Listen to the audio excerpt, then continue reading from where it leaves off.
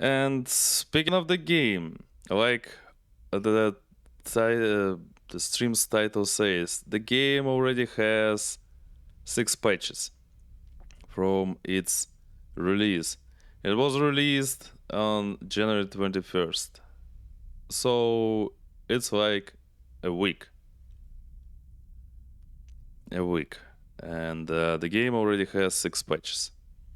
And that's okay. I read all the patch notes and they mostly fixed some bugs, errors, texts, all that stuff. Like typos and everything. And on the last stream, we started the game as a mechanist class. And we finished the prologue, the first station, then we completed some missions.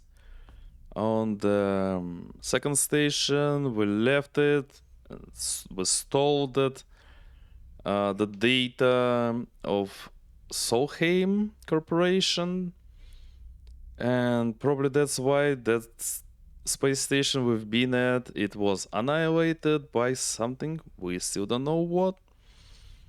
Then we went to the next station and oh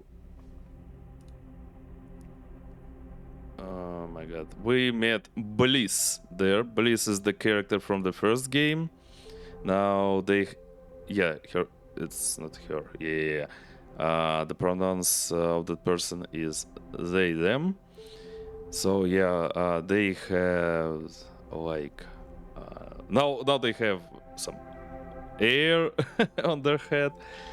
It looks really different, and they asked us to they want to help us, to be a part of our team, and that's how we try to complete the mission with that ice asteroid.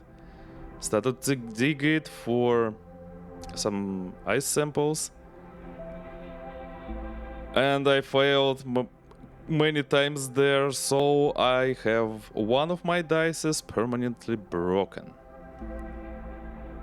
But at least and that main villain of the game started to pursue us again, so we need to run from the station.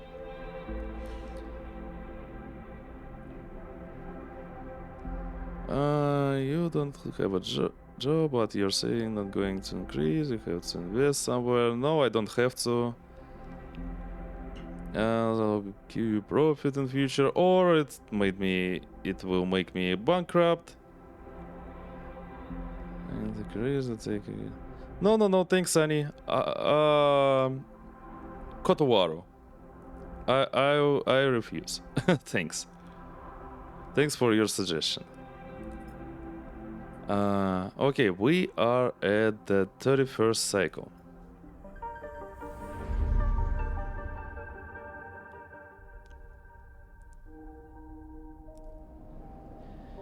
Yeah, as you can see, you see it, yeah. We have a red section in glitch. That means that this dice is gonna be glitching for until the end of the game. So I scuffed my playthrough a bit.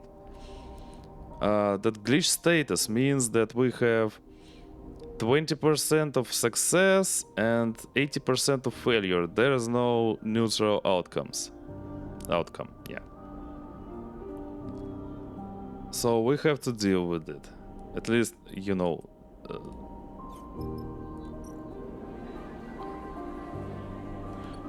Okay, let me check my... What can we do here by view? Oh, yeah. Yeah, we need to run from this station. What that guy's name? I forgot. Lane. Yeah, his name is Lane. Yeah, we need to run from him. How much money do I have? 320. So I need to buy... To travel, I need to buy...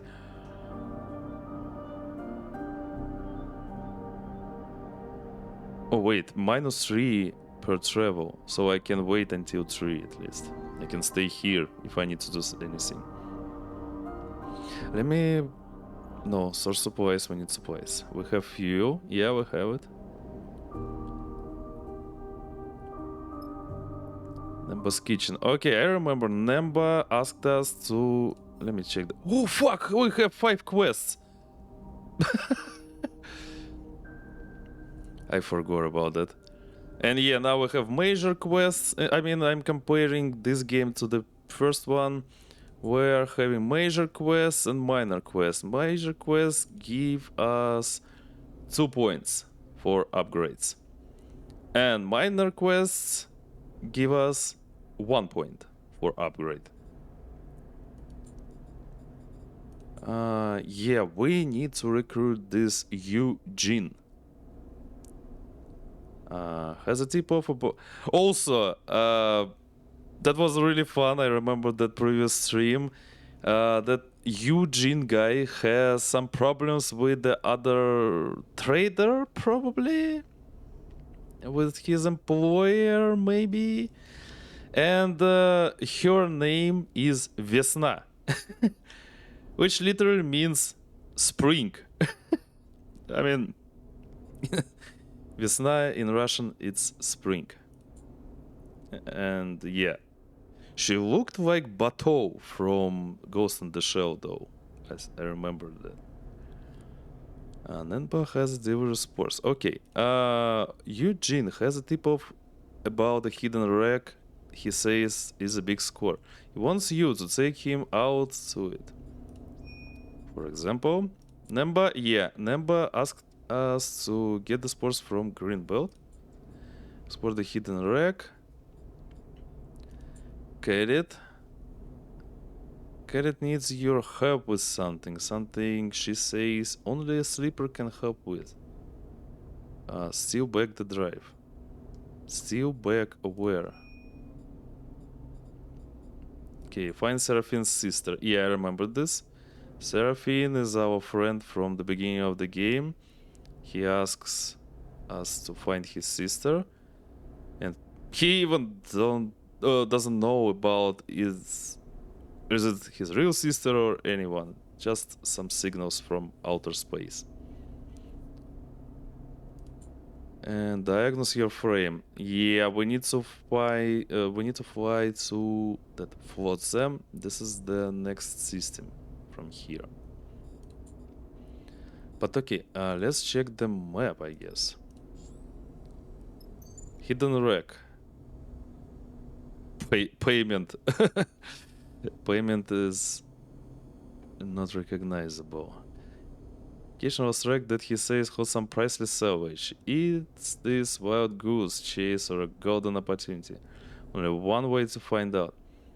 We have enough fuel, but we don't have supplies. And we already has a 1 cycle here. 1, 2, 3, 8. 1 out of 8. Let's buy some shit then. We have fuel. Yeah, we need to buy supplies. Let's do this. And let me check. Wait. Okay, I can see the quest here. Cut here we engineer. Yeah, I have an engineer quest. Dangerous drive. Danger. Can risk it at least once.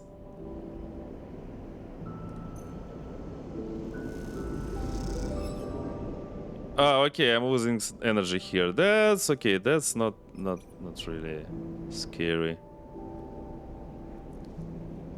Let's do this. Oh, nice, neutral. -1 energy. Okay, I don't want to die. Let me buy more. 23. It's great we have money though. And let's try to... Yeah, you can see we have 20% positive, 80% negative. Do you feel like you guys? Let's go. Oh, of course. But okay. This is okay. We will complete this quest a bit later, I think. We need this guy in our team, so we're going here first. Minus 3 hunt during travel. Oh, okay, it's even much more good. Let's go. Locked, yeah, and select. Yeah. Damn. I guess we can have a bigger team here, like 2 here, so 6 people. I think so, at least. But I think we can pick only 2 of them for a contract. Yeah, confirm, let's go.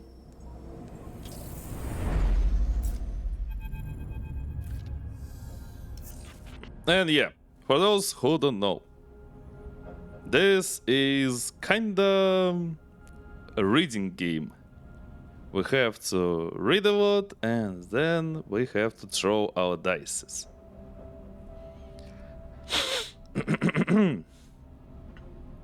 So yeah, you could guess I love visual novels.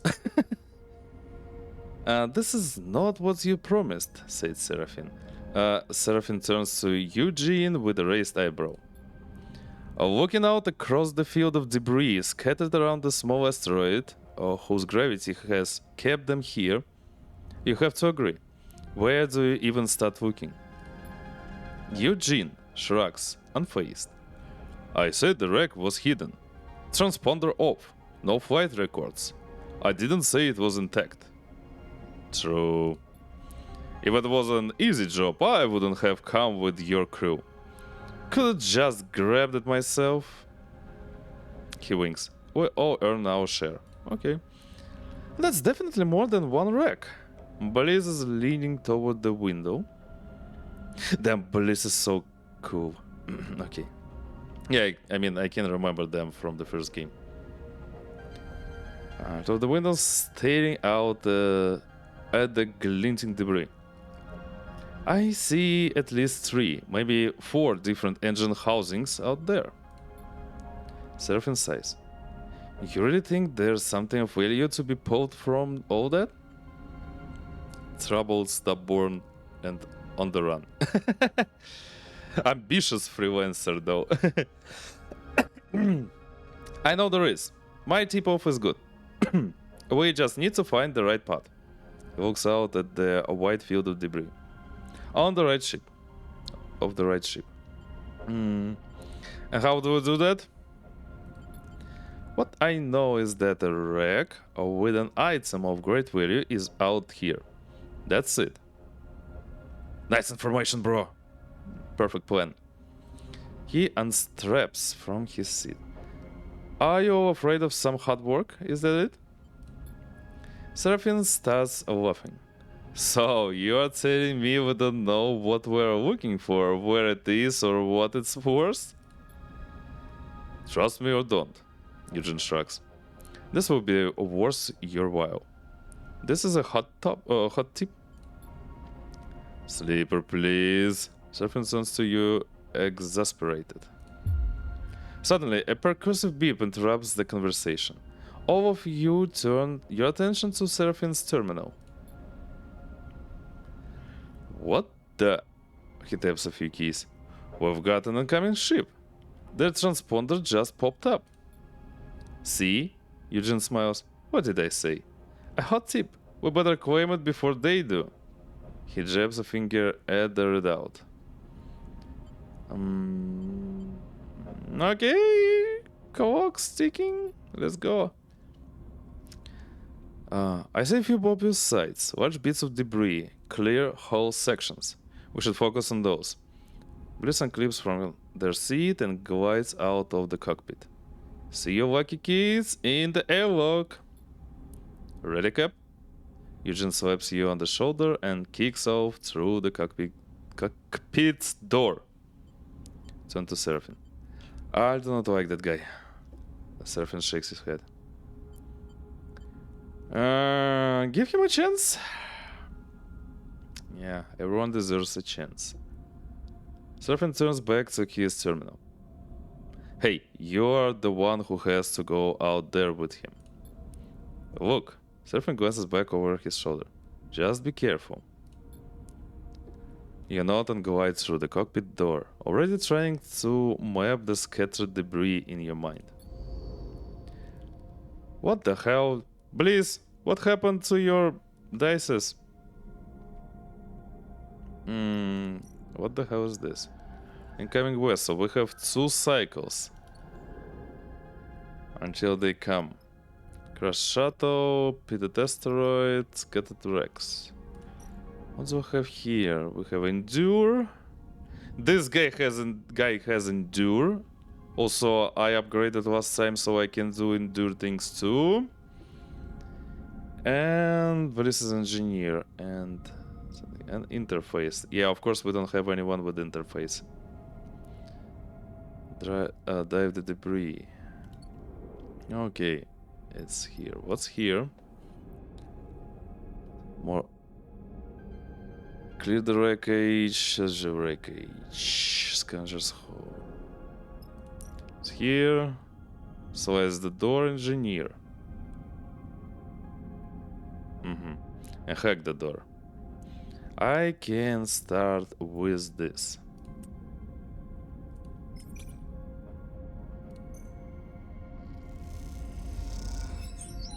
Oh, nice. +3. Oh, wait, I haven't... Give me that back. This is danger.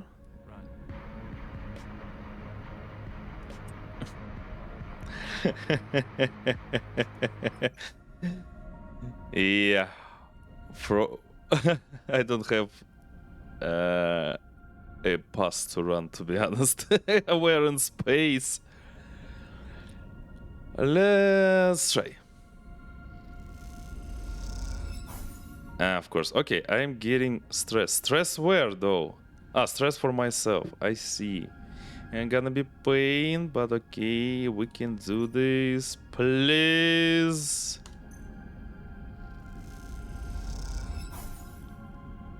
Oh, shit.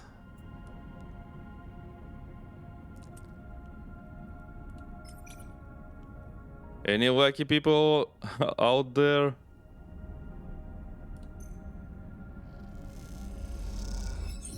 And positive outcome, nice. I needed 2 turns ago. But of course, so typical.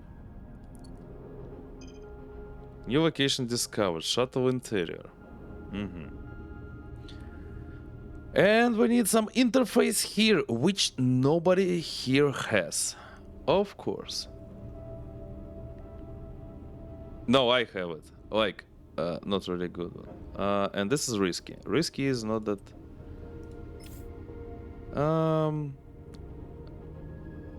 What do you like to risk, guys?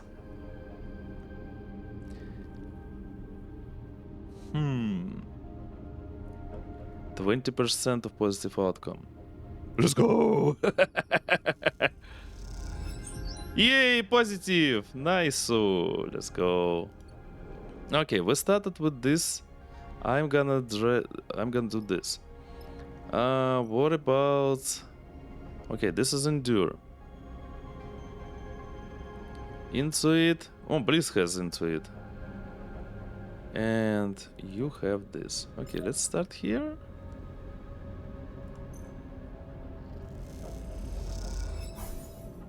How the fuck?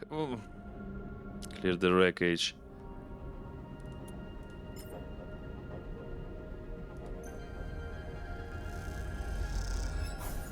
How? It's double. It's fucking double critical miss.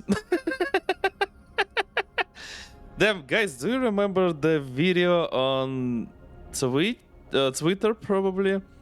Where there was a lady streamer who played Baldur's Gate 3 and she drew probably 6 or 7 or even more critical misses in a row. Still remember that. That was literally awful. Okay, start action. Let's try it. No throw. Oh, I did it. Yeah, I'm shocked, please. I'm shocked.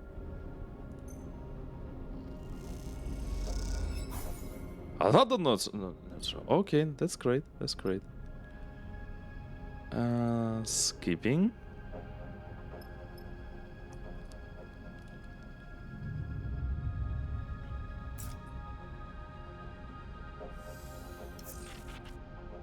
Yeah, freaking broken dice. And yeah, they're going here, of course.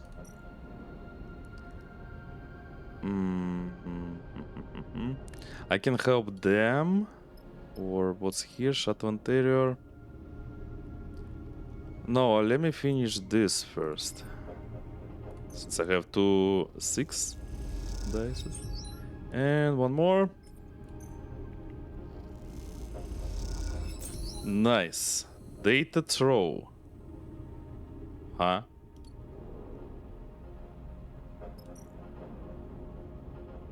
What the hell? Where is that clock? The data throw? What the hell? But never mind. Okay, endure here. Now I don't like it, but this guy gonna lose his mind here, I guess. Judging on the stress level. Oh, nice. Right, what's next? I got +3. Please, can you do the same, please? I guess not. Even though, if it's broke, I'll fix it. Let's not do this. Let's go. No throw. Well, better than nothing. Oh, one more time.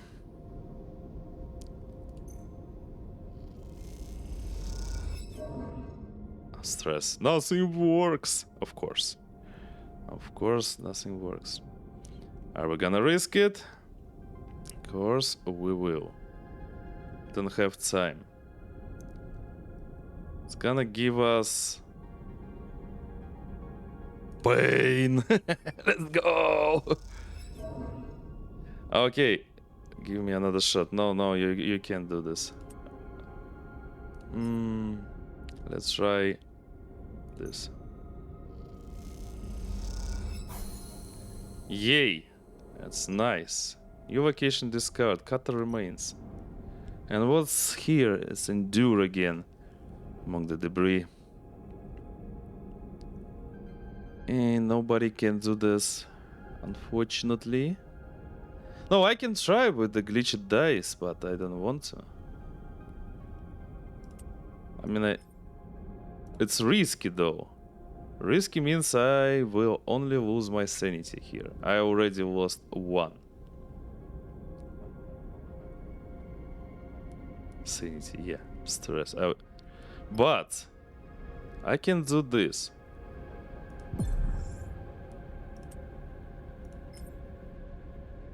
And if it rolls positive, I'll get a buff. And it rolls positive. Yay! I got a buff. Nice.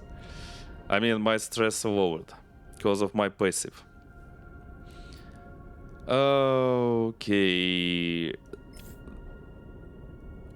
What do you think, guys? Should we risk it?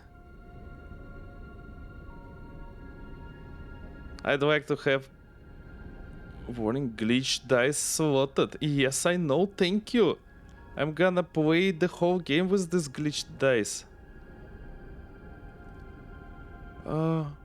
Let's try it. Of course.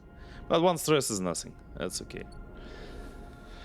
And now this incoming ship is going for our ass. Let's go.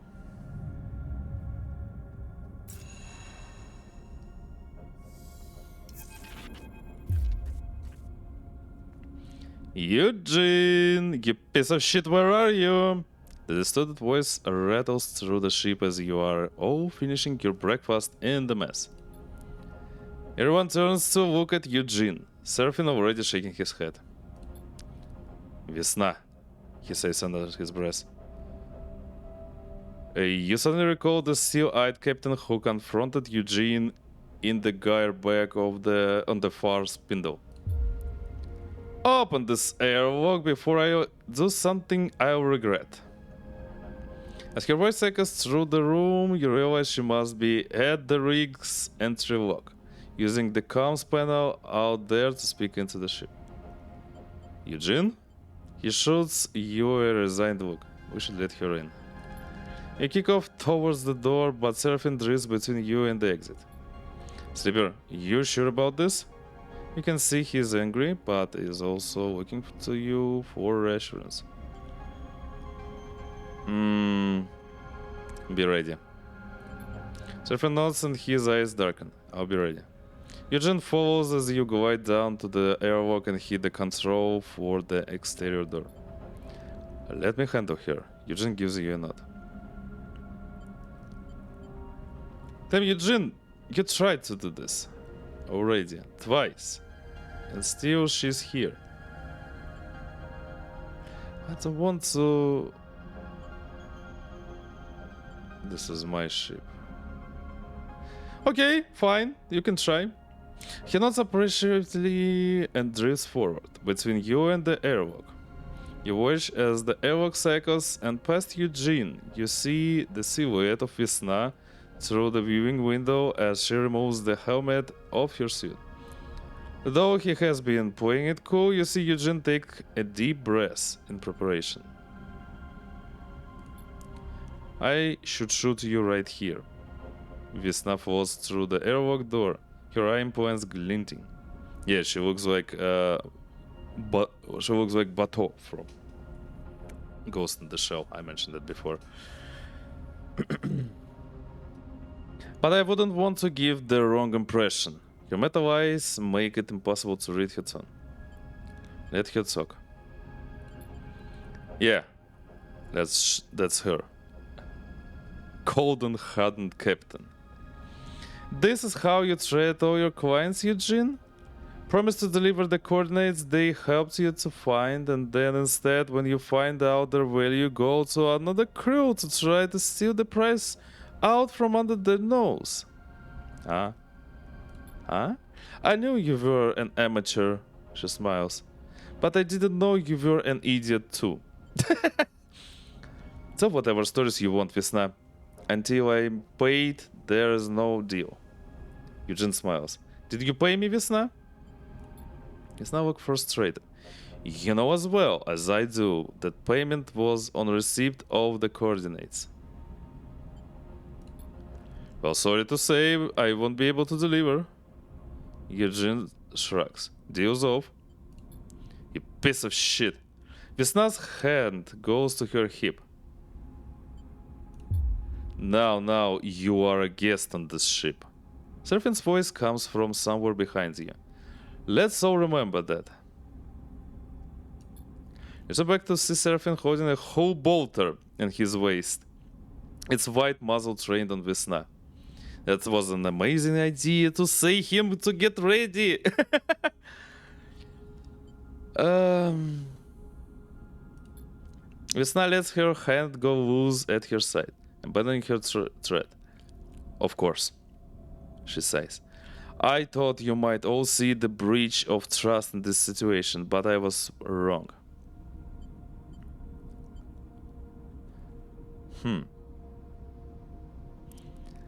Get off the ship, Eugene owes you nothing. No, probably that's wrong. Want to escalate this?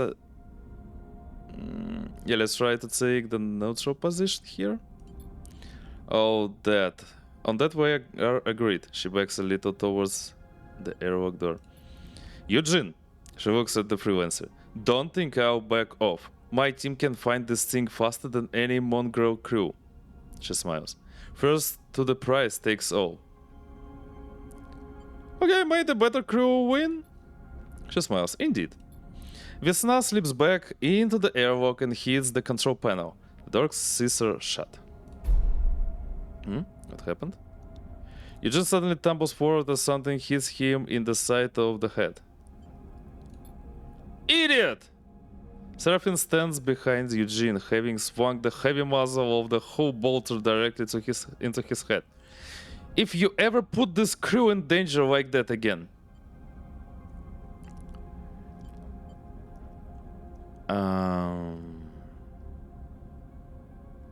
Damn, Serafin is right though, to be honest.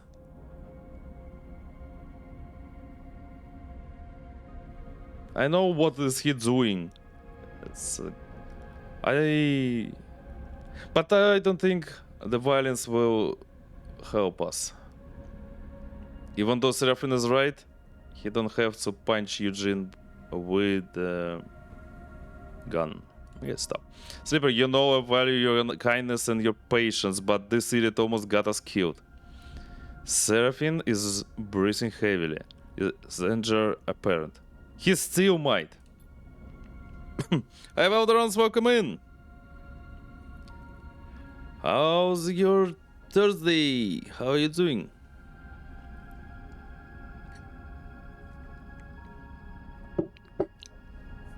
Did you fix all the stuff? I mean, OBS, mix it up. Don't remember if you told me before. But I haven't seen your stream today. Should be good for tomorrow. Yay! Amazing to hear. Congrats. Gonna be there because your schedule is really good for my sleep. I mean, your streaming schedule is really good for my sleep schedule. Yeah, because you didn't stream. Yeah, fucking obvious.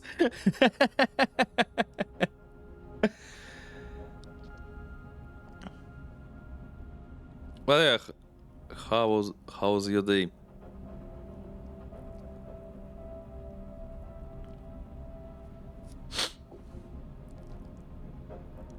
Eugene catches himself on the wall. It's okay. He wipes a little blood from his forehead. I get it. That was sloppy.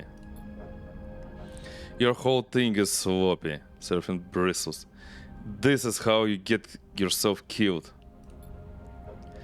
As much as I am enjoying this display of aggression and idiocy, Bliss' voice comes from behind you all. We still have a contract to complete. They push past to start suiting up. And now we have competition. We should leave. Serafin slings the hull bolter onto his shoulder. Cut our losses. Now wait. Eugene wipes the corner of his mouth with the back of his hand. All this and you are going to give up and turn tail? Nothing too interesting happened. Work mostly. Oh, I see. Damn. I wish I could have a work. Yeah.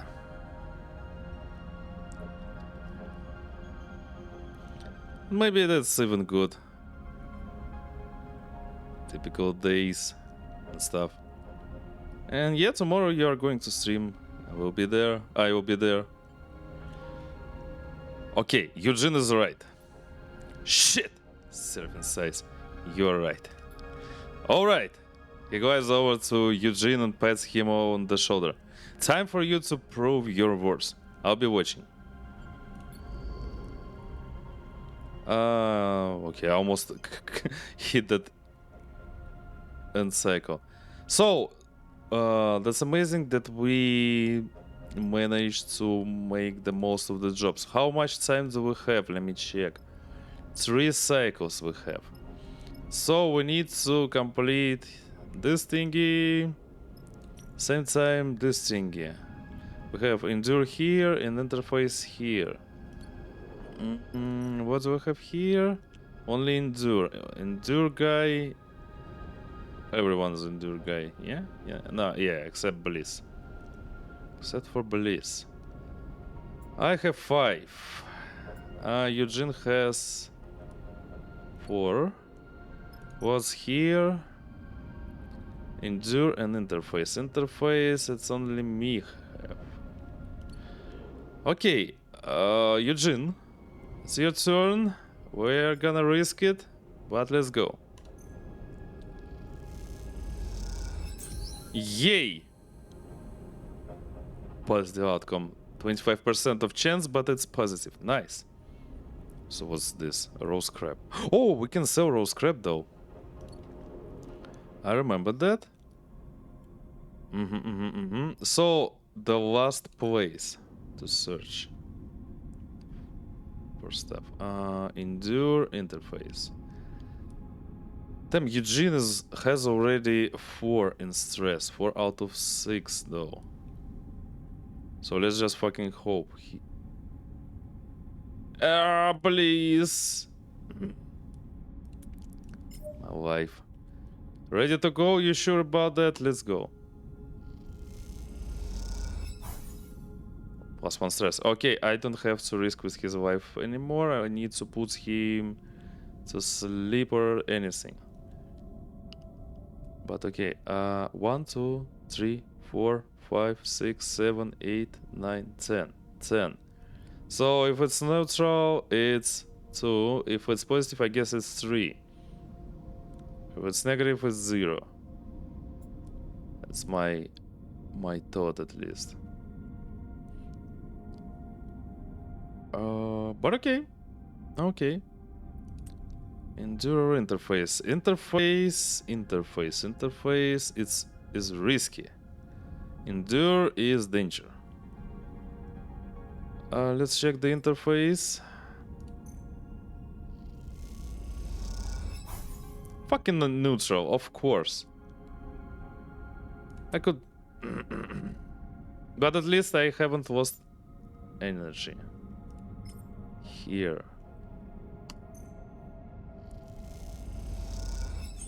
Oh, positive. Nice. Okay, half. We have already have a half. That's nice. Now we're risking again. And we're risking it here. And positive! Nice. And we are fucking push. Yeah, let's go. Okay, if it's positive, I'll have my stress lowered. If it's neutral, gonna be pain. The fucking neutral, of course.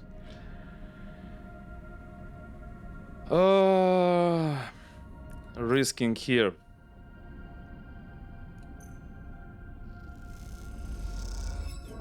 Yay, negative, of course. And what can we do? Save, recover, rest and recover. Action unavailable. Ah, I see. So it's gonna be pain, but we can manage it. I don't need any repairs. We have 3 more cycles though.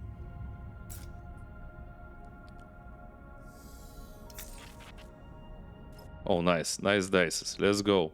We're gaming. We need... Okay, we don't risk Eugene. Here at least. Let me do it my way.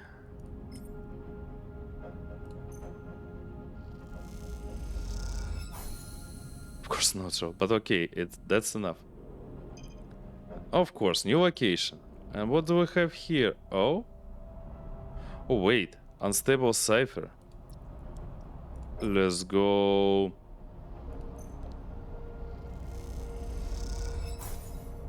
Wreck unlocked. Nicely done. Yeah, I guess that was from the other locations. That unstable cipher I didn't notice though. Red cargo bay. We have engineer here. We have more endure here. So we can use the help from Bliss. Let's go. Nicely done. One more time. And one more time. We're unsealing secrets, though.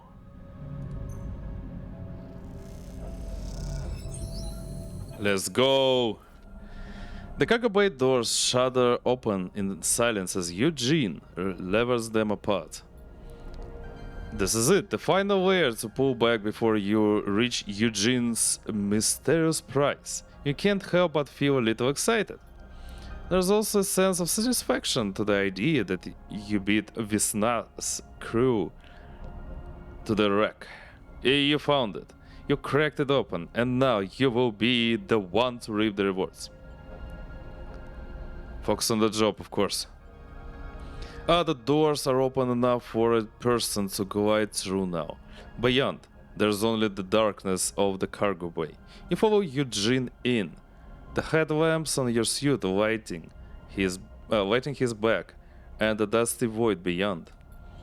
You see the boxes appear, as if by magic, out of the dark. Eugene glides past them. Does he not see them? You stop and take a look at the loot. A stack of 4 sealed boxes sit in the middle of the bay. Their armored exteriors caked in dust.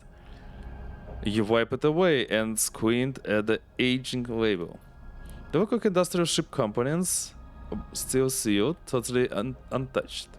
And the belt, where most tech has been through hundreds of hands, patched up and reconfigured. This is a solid hole, but not the kind of hole that gets crews fighting over it. Something doesn't add up. They aren't here. Eugene's voice crackles through the radio. What? Back wall of the bay. Come see. I kick off from the crates and glide through the dark until you see Eugene in the back wall of the cargo bay, and something that confuses you for a second. A black shape, a ragged circle around Eugene. You squint. Inside it, tiny lights twinkle. It takes you a moment, but you slowly realize that you are looking through a hole in the wall to the stars beyond. Someone beat us to it. His voice is flat.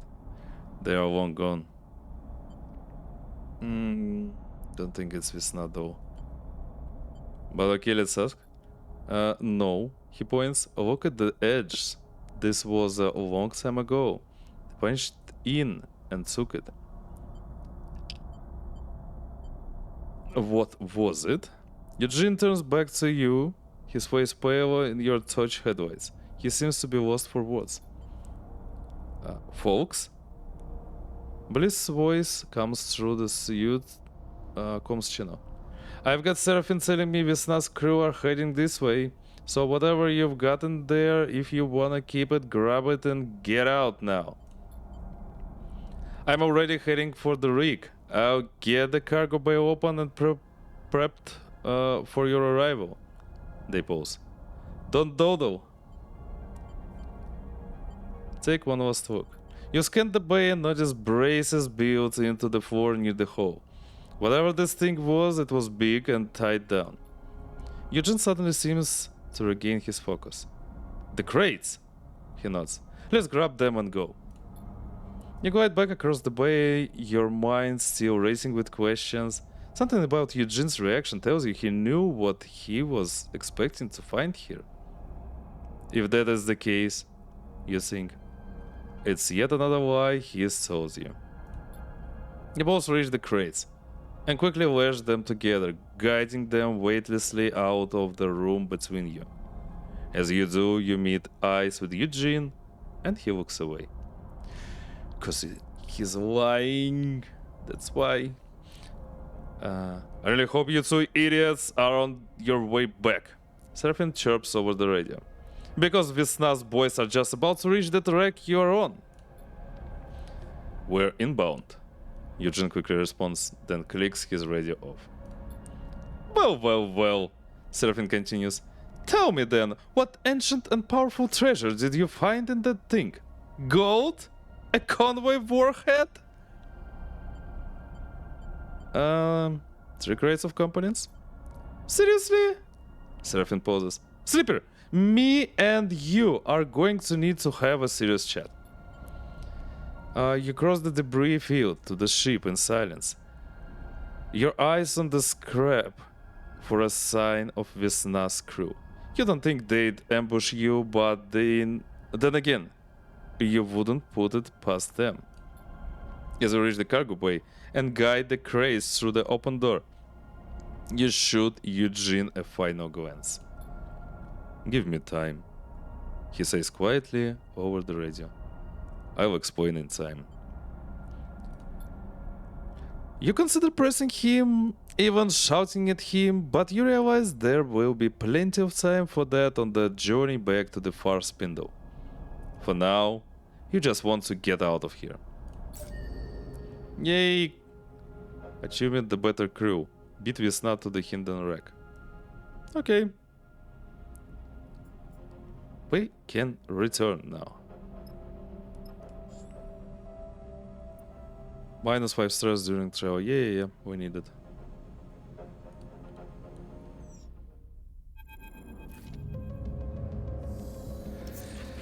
Damn. I remember the first game and that kind of characters. I remember only 2 of them. No, maybe 3.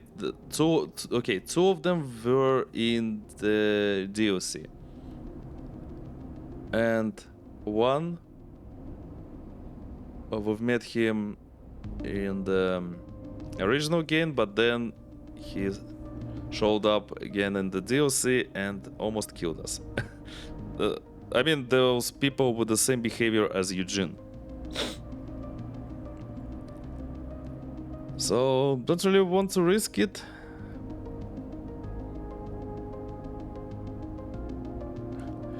Eugene has planned the journey back to the far spindle, avoiding Serafin as best he can. It might be that he is afraid, but you get the feeling it's more likely that he has been making himself scarce out of a genuine sense of regret. Serafin, however, doesn't see his behavior so favorably. Slimy shit! Won't even show his face. Serafin complains loudly as he finalizes docking. Put us in a spacer crew's sights, with no care for anyone but himself. Enough, Serafin. You can't change anything. Serafin turns to shoot you an irritated look, but as he does, you see his eyes jump to the door behind you. You hear the rustle of movement behind your head and turn to see Eugene in the cockpit's doorway, a rare serious expression on his face. I owe you all an explanation. His voice is low and steady. Believe it or not, this was not my plan. Yeah, your plan was to find the loot in that wreck and split with it. Wasn't it, big man? Serafin glares at Eugene. No. Eugene gives him a tired look. It wasn't. Hear him out, Serafin. Bliss cuts in from the back of the cockpit. Vesna has been searching for a ship. Eugene looks over your heads at the far spindle. An infamous ship. Seemed like she really had a ship? Serafin interrupts. That was a part of the problem. Oh, Mama Landy, hi. Hi, Mama Landy. Welcome in, Mom. How are you doing?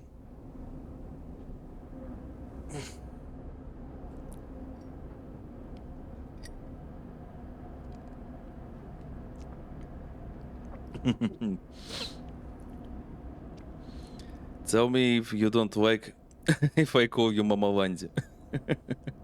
Feel free. Yeah, this is a long joke already.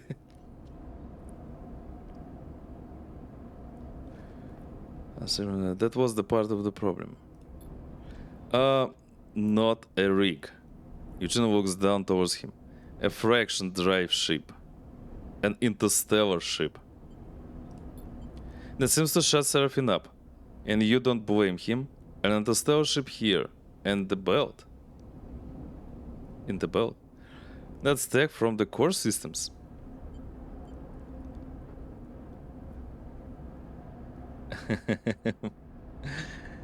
Why didn't you say? I shouldn't even be telling you now. Eugene frowns. Word gets out of... Okay, let me drink some tea.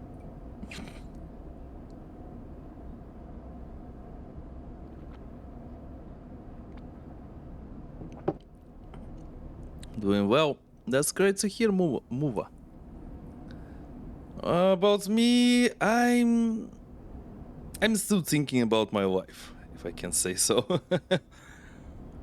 Because, yeah, we had our conversation today, and I keep, thinking about all that art stuff. And to be honest, I can't wait until my birthday. No. Because I really want to get that tablet.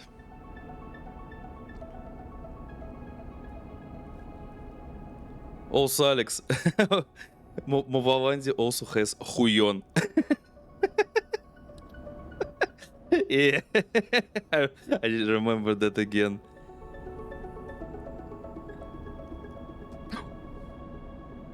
No, I can't resist. It's really a really bad word to a Russian ear. Huyon.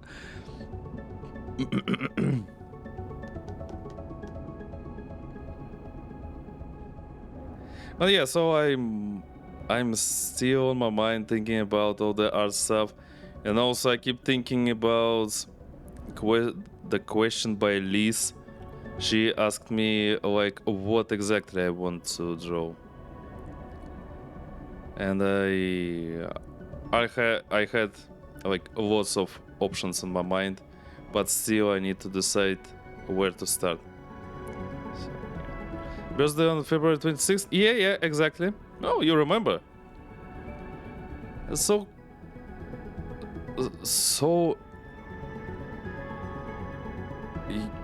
amazing to hear that you remember.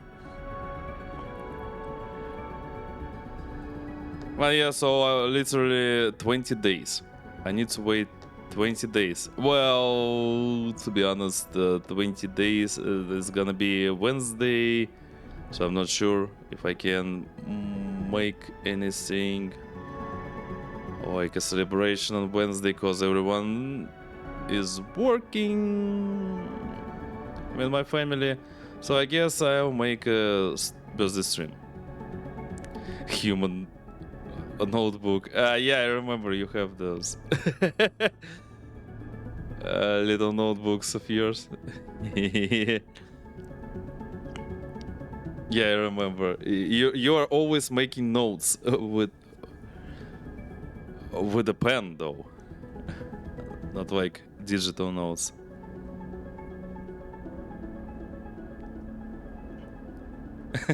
This. Wait. Ah, okay. At first, I thought this is your new emote move. And yeah, this is perfect. The main thing is to do and draw what you like. Yeah, but I need to decide. But no, the main thing, I guess, is to learn how. Because, yeah, also thanks again for the textbook you sent me today. I will check it out with my fresh brains. Yeah, and yeah, lots of, not only theory, but lots of practice await me.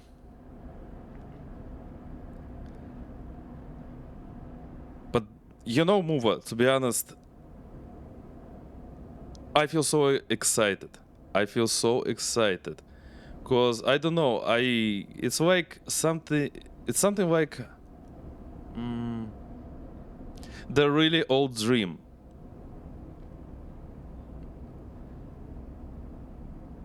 I was afraid of doing that. I was scared of bad results, you know, like of making any mistakes. But my current life situation made me switch my way of thinking.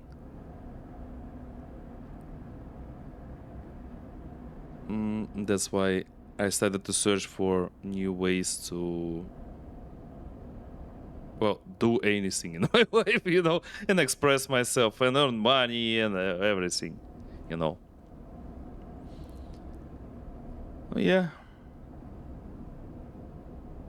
There's a local saying we have here. Let me try to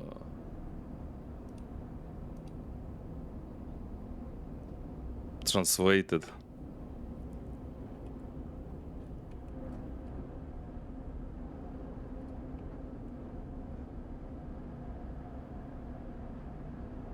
No.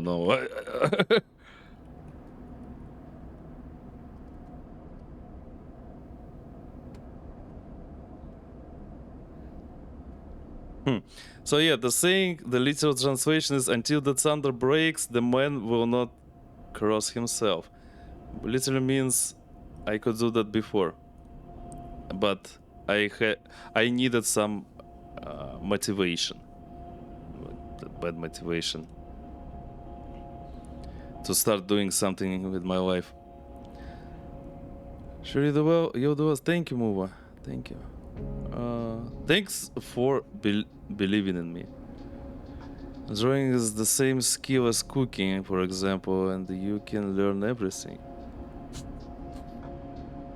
Well, my cooking skills are not really good, but I hope drawing skills are gonna be better. Side on term, yes, I decided.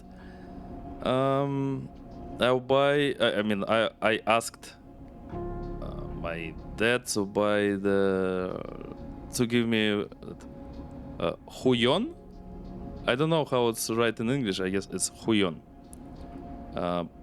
tablet. So I compared the prices and the tech specs, and I also asked for like reviews from other artists. I asked lots of people, I guess, and in the end, I decided that Huyon is really good for its price. I don't want to buy. Shit.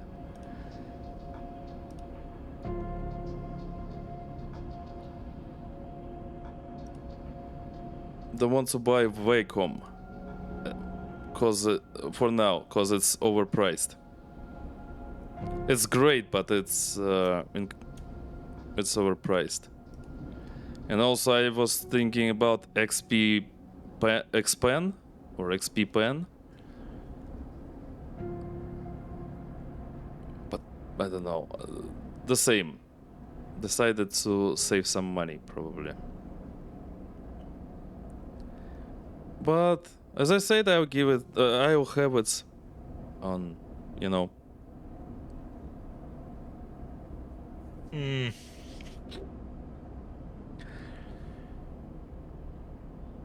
On the end of this month, yeah, in 20 days. But yeah, I'm looking forward to start drawing, start learning. I need to do something. I got tired of doing nothing. I want to do something useful in my life.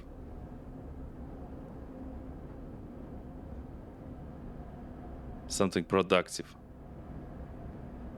Streams are good, but still, streams are streams. Where have like making content for a few people, and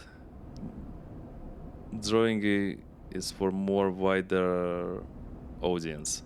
I guess. I mean, if I learn to do that, how to do that, and then I start to post my art. But yeah, this is all like my imaginations, my fantasy, and maybe even my plans.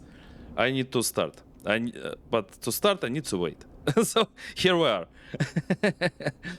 Yeah, I don't need to rush it. Like it so. I need to calm down and patiently wait, and maybe I even going to find a regular job. I don't know. I don't believe in that though. Judging on the current job market. But okay, will be great. Everything is gonna be cool. Everything is gonna be cool. I'm pretty sure. Need to chill, relax, and just do my best. So yeah, we are gonna be great.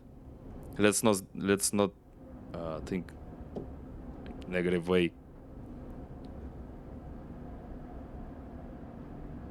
And give up. Yeah, let's not give up. Okay. Sorry. Yeah, I'm sorry. I had a lot of feelings and I have a lot of feelings inside. Like lots of thoughts. And I wanted to express it anyhow. Like to share my thoughts with you. I don't want to stay alone with all that stuff in my head. Probably that's why I'm streaming. In a case, it would be enough to take an inexpensive tablet for the first time. Yeah, true. True. You're right. And I remember, movie, you told me your story before, how you started and how you did get your first tablet before, and it wasn't expensive from what I can remember, but you raised your skill on that tablet, like to the heights of your current skill. Oh, that's cool. Yeah, that's an option. Understandable. You don't need expensive tools to start. Yeah, exactly. That's why I decided to ask for non-expensive, inexpensive one.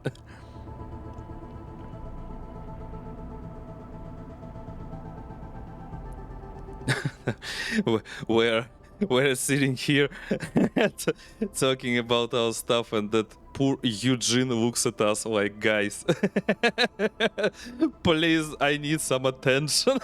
look at this dude. Also, speaking of this game has pretty interesting style. Like kind of cartoonish, but at the same time pretty detailed and interesting. I've noticed that. I look at the details of Eugene's like personality and suit and clothes and stuff. Like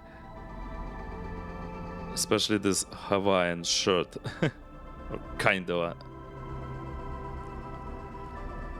Anything your head's gonna head? Of course, thanks, Mova. Thank you, Mama Wendy. Sending you some hugs. Lots of them. The head from a few people that screen tablets are really good once you start to get really into. Yeah, true, but the price is incredible.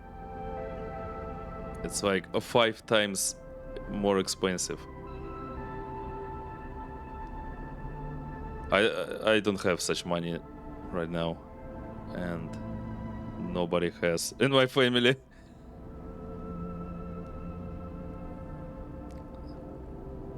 Thinking about the tablet with the screen, but they're very expensive. I have other goals. Yeah, true. I've checked that. I looked at the tablet that Diariku has, that Spooky has, the Italian artists, and some other Parasi also, and they have tablets like with screens, and the price for them is like from 35k rubles to 50k rubles, so it's like from 350 euros to 500 euros. Yeah, probably. That's why you start with an inexpensive. Yeah, true. Yeah, I get the logic. I get the logic. Yeah, I need to, get that muscle memory for drawing and like drawing skills, like physical ones, not only the brain ones. I don't know how to tell it. How to say it? Yeah, this is like what we have later. What I have, what I'm gonna have later. Maybe or maybe not. Who knows? It depends. We will see. Yeah, let's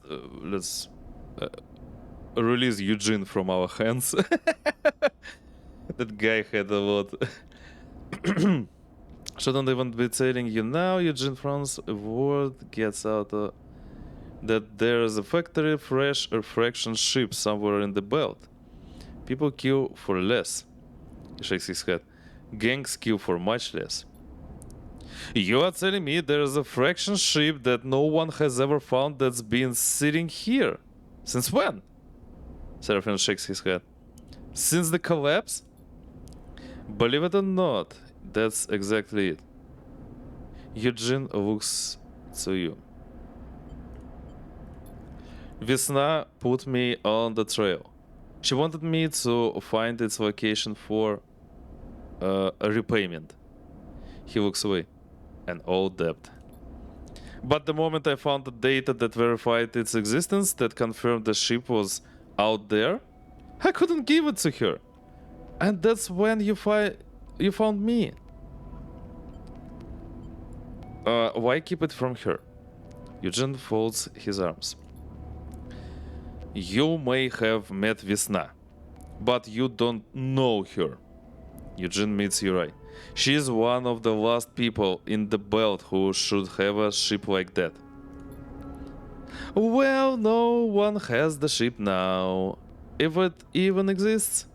Need I remind you that it wasn't there? Serafin shrugs. Your data was a bust. No. Eugene shakes his head. It was there. Once. Those wrecks?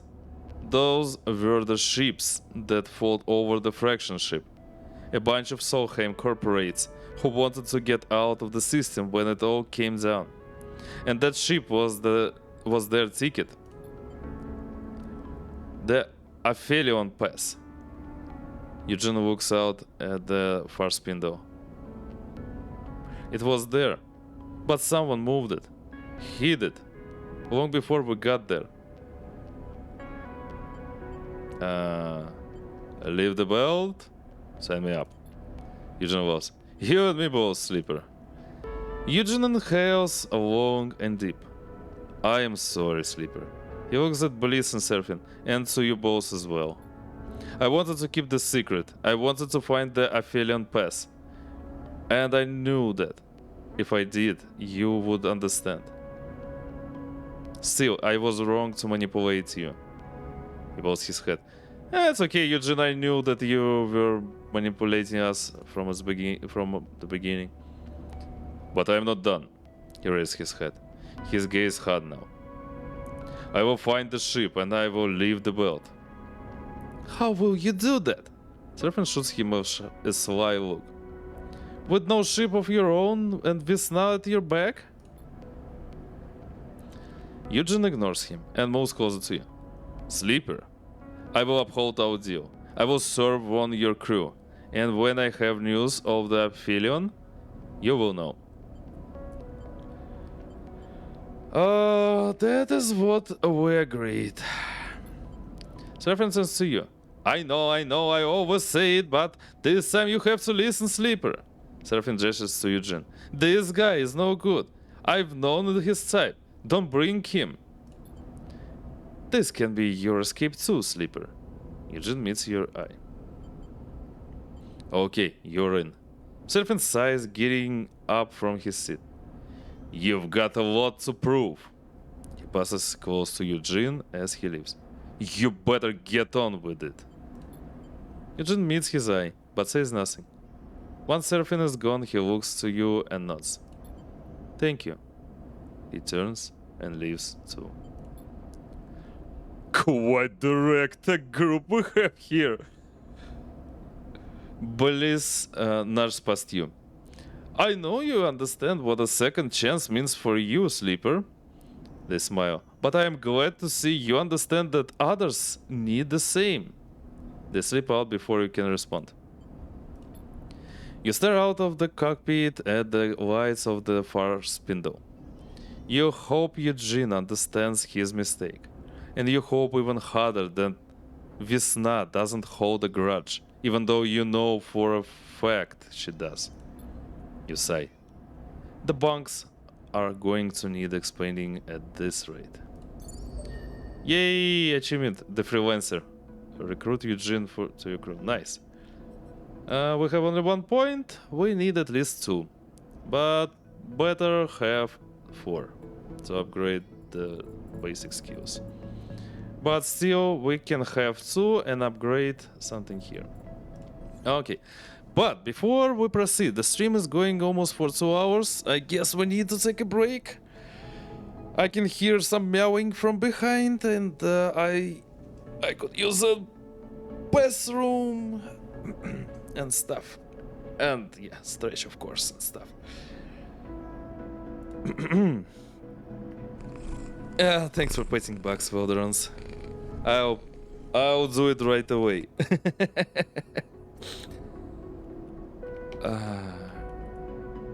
Okay, guys, I'm going on a break. 5-6 minutes as always, maybe 7, because I guess I need to feed this little bro. So yeah, I'll be right back. 6 minutes, yeah.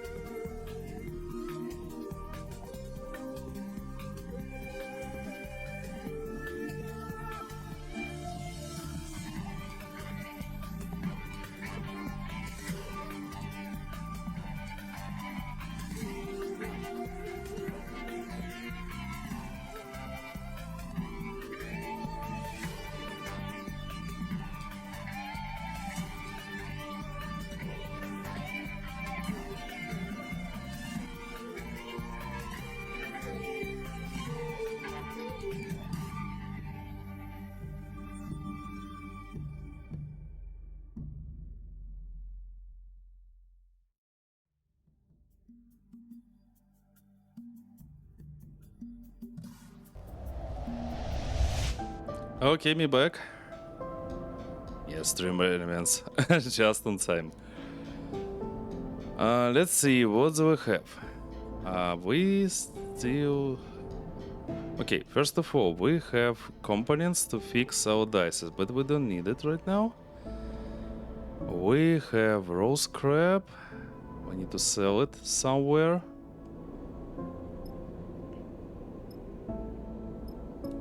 Was it here? Nope. What's here? Some other quests. Yeah. What's here? Engage you. We don't have engage you. It's for a later game. When I get the up. No. I can't. Yeah, I can't. It's literally locked. Can't unlock it.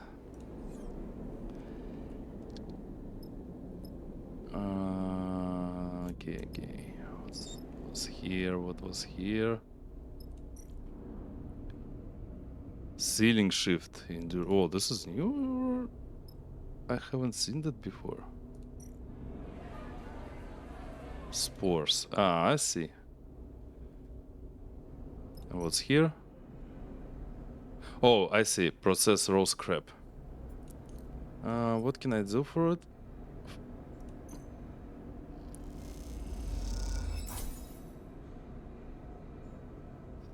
Process scrap.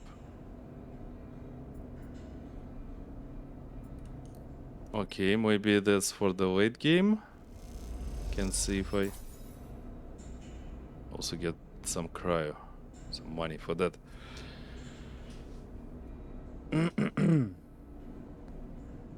Okay, guess we need to get more money. Have a nice stream, Woski. Going to eat and rest. Oh my god, can hear more meowing. Yeah, thanks for coming, Mova. Thanks for your words of love and for your belief in me. And yeah, enjoy your yummy food and good night. Sleep well. Gonna make this. Meow! I can hear you, bugs.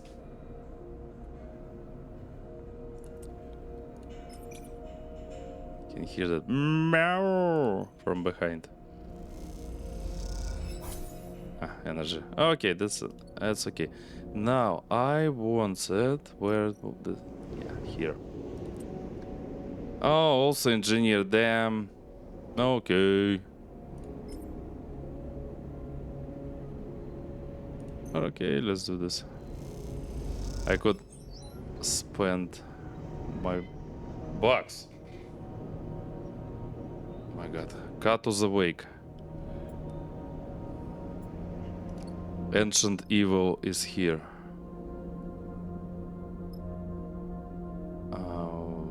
Okay. Yeah, I have one, and I have this random thing, which I don't trust. I mean, wait. What can I... It says danger, and I'm gonna lose my energy. But at least we can try.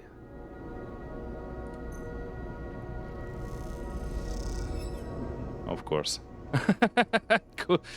The only thing I could do is to try. Yeah, let's do this. A little of energy. And let's try to use our glitched dice here.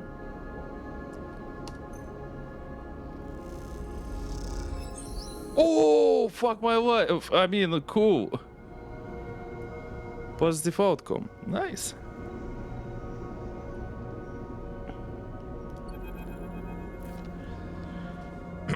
That was a bit unexpected.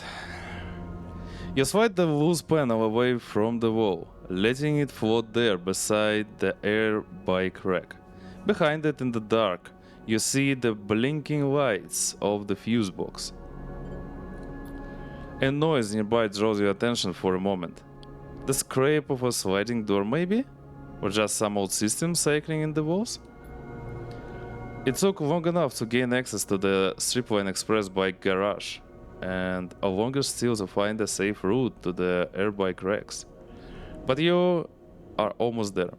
You have seen and heard the iron muscles searching and guarding this place, but have been lucky enough to not to come face to face with them yet.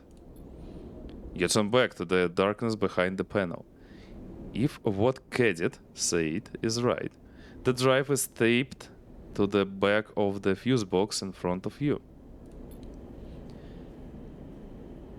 You reach through and around slowly, carefully, and your hand settles on something cold and metallic in the dark. It is taped firmly to the box.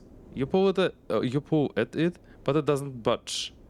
A quiet rattle echoes from the dispatch office next door, and you freeze for a second. It seems Kadet was a little too enthusiastic with the tape. So I can't engage, I can only do this. So we can only hope it's not gonna be negative. And damn, I feel like I made such a huge mistake. Again, like I decided to take this mechanist. Yeah, mechanist class is not really good in the early game, I guess. Okay, negative. Oh, negative. Neutral. You close your eyes and feel for the seams of the tape. Taking your time, you pick at it, working each piece away from the drive. You hear a clattering sound nearby as you peel off the final piece and the drive spins into your hand. Time to move.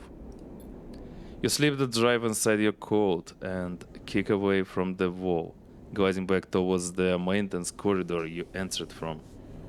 As you cross the bike garage, you hear voices in the dispatch office next door. Just as you tuck yourself into the cool darkness of the maintenance corridor, a screech indicates the opening of a door from the office next door. Voices rumble through the room, and you quickly and quietly push yourself deeper into the guts of the building. Too close. Barely daring to breathe, you carefully make your way through the maze of passages that brought you here. Their doglegs and dead ends now familiar. Eventually, you spot a thin slit of light ahead, marking the loose panel you levered open to gain entrance. You take a deep breath. Almost there. Oh fuck, of course. We need this fucking engage, we need it everywhere, and I don't have the skill like it, so I have it blocked, cause I am playing as a mechanist. It was a huge mistake. Okay, I need to calm down. I need to relax. Gonna be helpful later, maybe. As you reach the gap, you freeze. A voices rumble from beyond, and peering through, you see two figures in dark clothes searching the chaotic bay behind the strip line. Your eyes are drawn to the dark boxy weapon one holds at their side. Shit, you say silently into yourself, your eyes searching for a pass-through. Wait for an opening.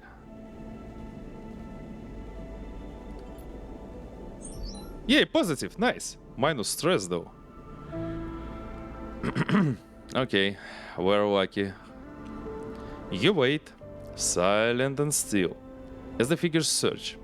They split and drift across the bay. You take the chance, sliding open the panel and slipping behind the scrap and boxes at the edge of the room. Tucked into the shadows, you make your way to the far side of the bay and the public passage beyond.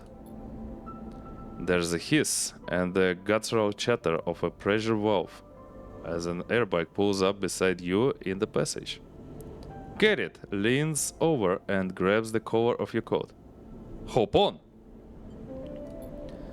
In a moment, you are on the back of the airbike. clutching the strap of Kadet's back as she guns it down the passage.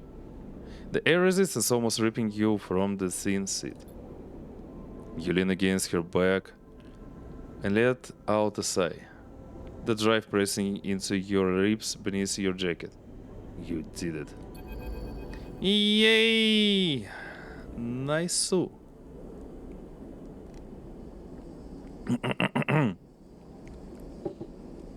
Still alive back there?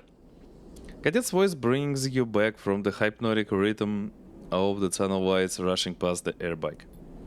She slows the bike with a rapid series of hisses, and you realize she has brought you back to the passage outside Bliss Bay.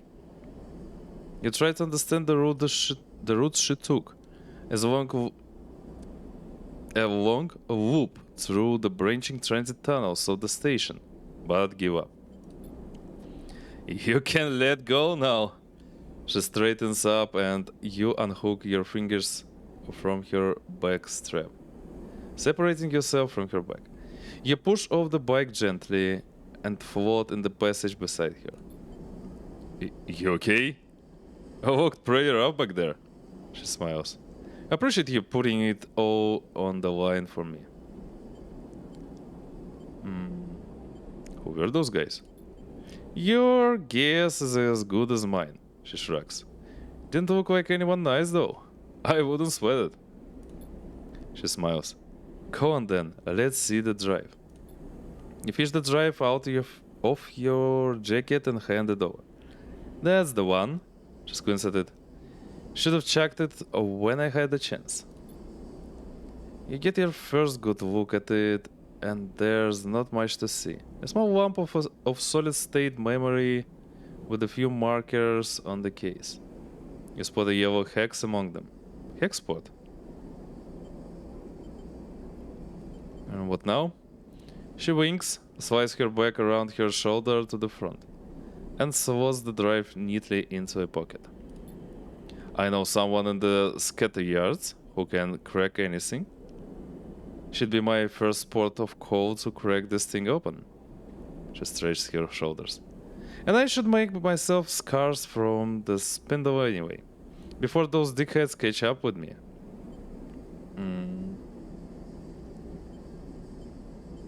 I'll meet you there, or come with us. I'll meet you there. Sure, you want to follow through. I get that. She pats the pocket with the drive. Got to be something tasty on this thing. I'd want to know what too.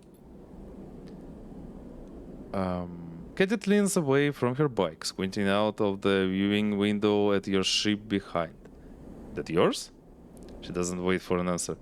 If I'm not mistaken, that old thing is going to struggle to reach the scatter yards. Unless you've added a Hasnev suit? Hasnev? Yeah, but between here and scatter yards is drawing in debris. Worse since Hexport. You need hazard navigation to make the crossing safely. Robotic Syndicate created the tech to help their tankers cross the belt. Common knowledge. Kadet nods at your ship. Maybe if you head up to Wellspring, you can butter or steal a suit. She adds casually. Here, Kadet unties a bag lashed to her bike frame and holds it out to you. Not enough here for a refit, but maybe you'll find some use for them. You take the bag and something clanks inside it as usual. You open it to see a couple of engine components. I was gonna use them to boost her. She taps the frame of the airbike. But you deserve them. She meets your eye and then walks away. Not like I'll be doing any runs for a while anyway. Thanks.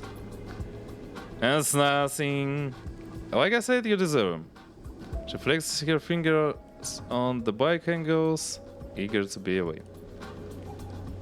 Kadet's airbike shudders and purrs, trailing in the air like an arrow ready to be loosed. See you around. She winks and guns the throttle, zipping off down the passage with a pulse of air that ripples through your clothes. You stare after her as she goes. The bag of components still hanging from your hand. You realize as you look down the passage that you never asked how Kadet plans to get to the scatteryard. That question, like a score of others, will have to wait until you run into her next. Although you have a feeling she will find a way to slip away before you can ask them next time, too. You head back towards your ship to stall the companions, idly wondering if you could justify buying an airbike to Serafin as you do so. Drive minus drive complete. Okay, nice. We have 2 points now. Push causes glitch, not stress. Aha. Minus stress effect on neutral and post outcome.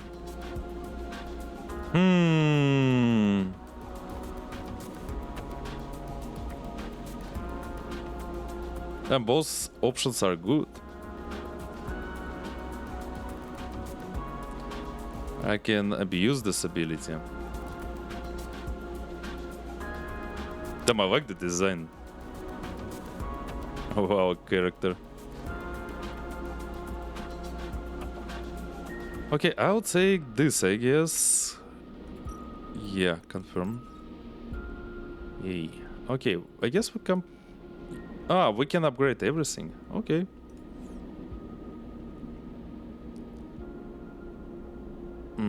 So, what's the plan? Let me first check the map.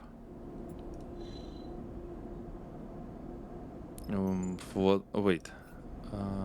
Investigate Hexport. It's major. Minor. Irradiated zone. I see. I can't go here.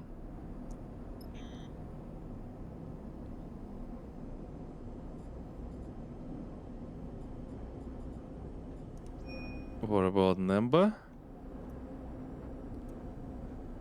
Greenbelt. Wellspring, Holmes Rock, Helen Gate, Flotsam. Greenbelt is here. And also Darkside. That's where we started the game.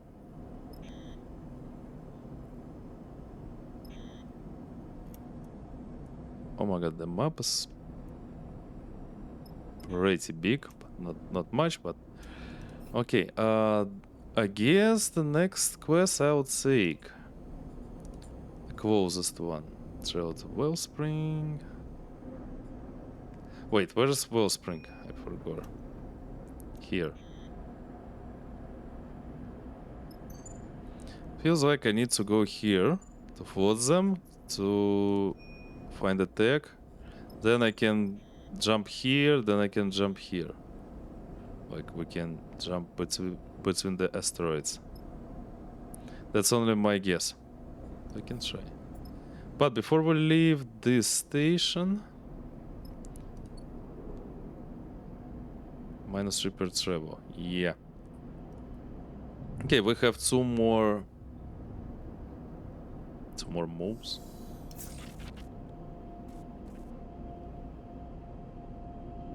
Two more cycles, yeah.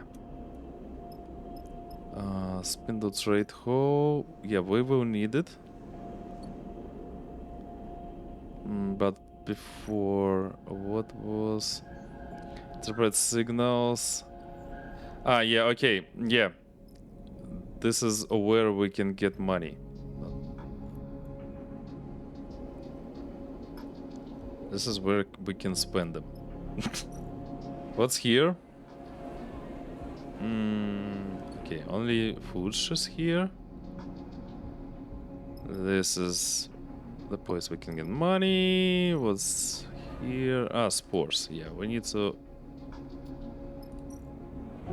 bring spores here. It's gonna be later.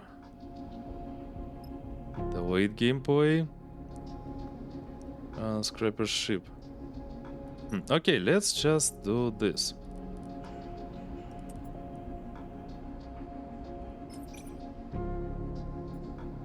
engine components though. Yeah, I remember those from the first game. But they called just components, not engine components.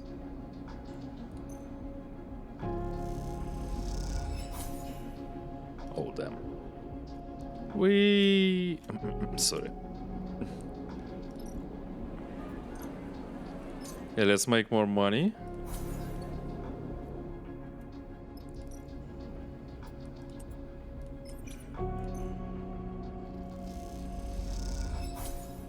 Oh, fuck my life, of course.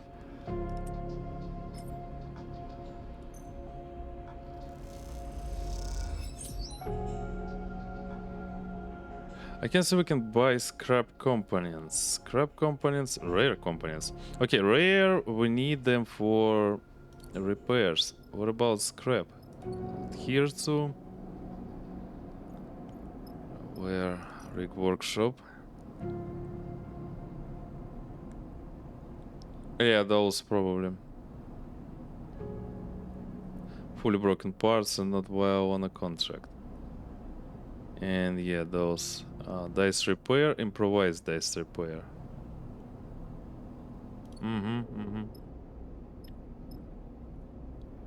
Okay, let's buy more stuff.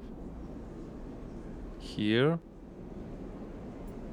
Money. Money. Yeah. This. And this. And we are leaving the station.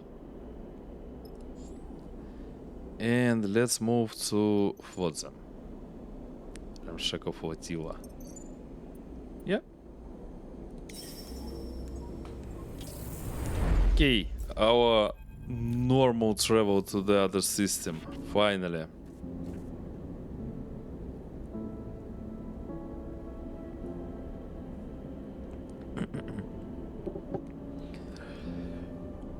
It's hard to tell where Flotsam ends and the ship's park at its many docking bridges begin. As Serafin docks with the station, you realize that the rig now looks like just another piece of accumulated technology.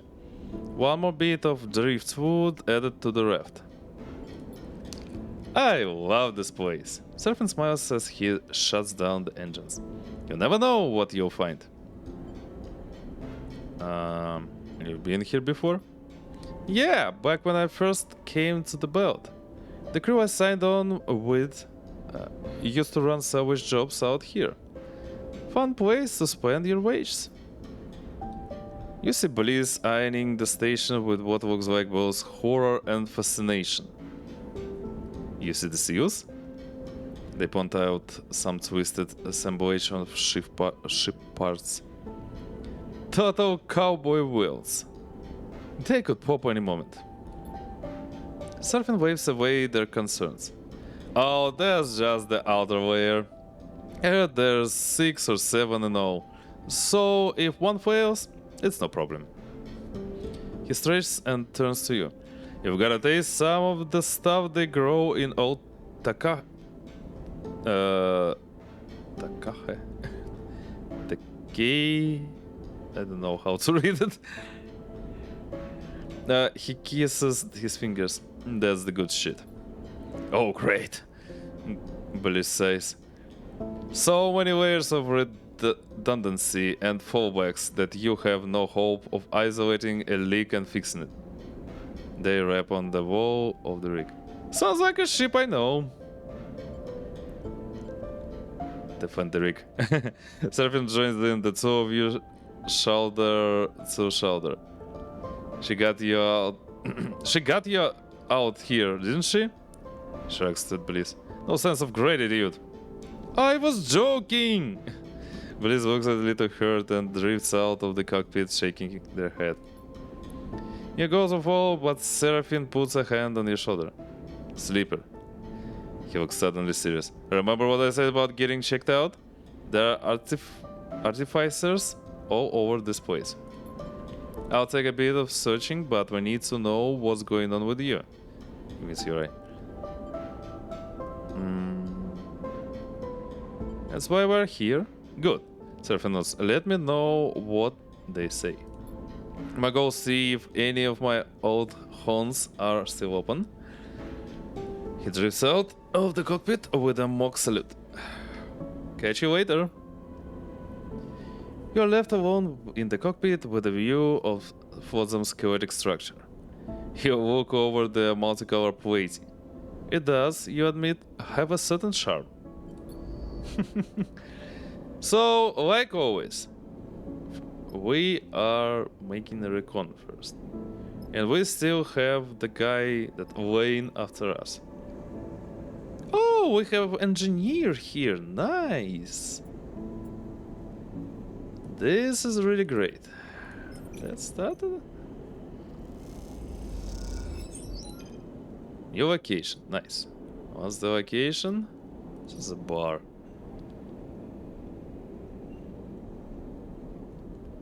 Stranded rig, Elma, save. My rig's blown. Oh, this is a contract. Okay, let's buy a contract. Yay, we need more contracts. My rig's blown its propulsion and I'm stranded on some godforsaken rock. Repair crew needed. Will split hole. Not some wasters or thieves. I'm armed. Okay. I'm gonna there later. First, let's check what we have here. One more time. New location.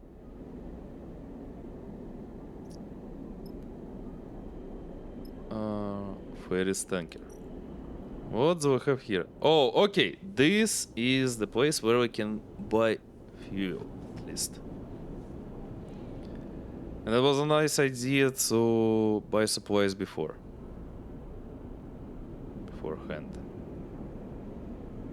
You can buy scrap components. I see. Okay, next.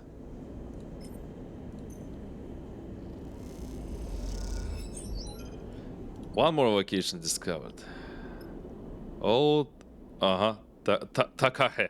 I don't know. Takei. Let's pretend it's Japanese. Work with hydroponics. Takei is the oldest ship in Flotsam. Now serves as a huge hydroponic farm, keeping the station alive. Sheets are always available. So basically, oh, we can buy supplies here. I see. I can see. I believe I can fly, and I can do this.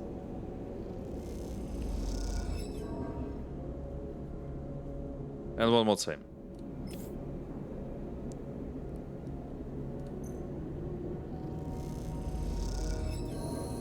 Yeah, that's enough. The chaos of Flotsam intrigues you. Passage to passage, it is the most incoherent place you have ever visited. Plating, cladding, and cushioning of all kinds of conditions hides a forest of wires and ducts, interfacing in ways their manufacturers would never dream possible. Sorry. Rooms are crushed cargo bays, flipped bridges, and eviscerated engine rooms. Patchwork corridors are lumping with massive wells, bending boringly along their length. It is, to put it nicely, a total mess. It's not that you don't like it, but finding an artificer among this chaos has been more than a little challenging. The cycle, searching this winning passage once more, seeing only scrap merchants and junk shops, you have begun to wonder if Serafin had any idea what he was talking about when he advised you to come here. A sleeper!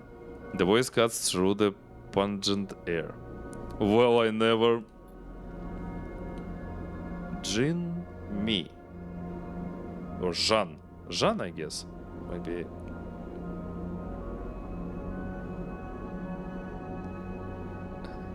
It's late, Annie. You're late. I don't know how...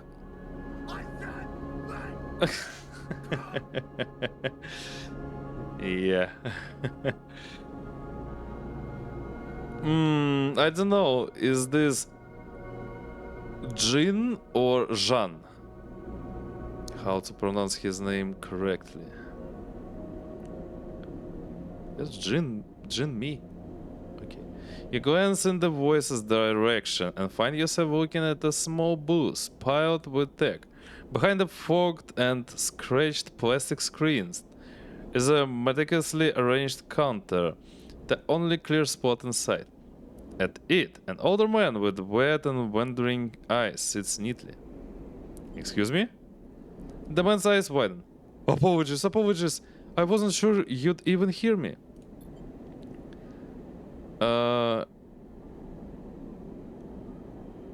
Let me check it, to be honest. How to...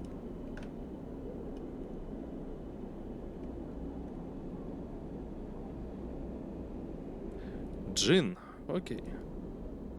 English version says it's Jin.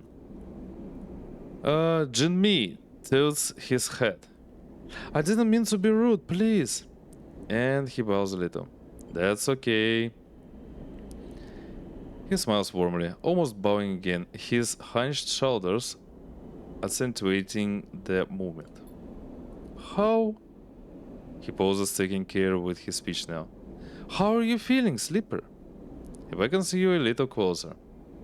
I am Jean Michael. Oh no, okay, it's Jean-Michel. It's literally a French name, I guess.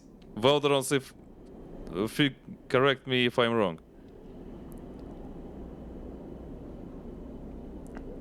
Yeah, thank you. Nice. Okay, I'm not stupid. I'm happy. Also trying to sing good. I guess so. You haven't showed me, so the only thing I can say is good luck with that, Annie. But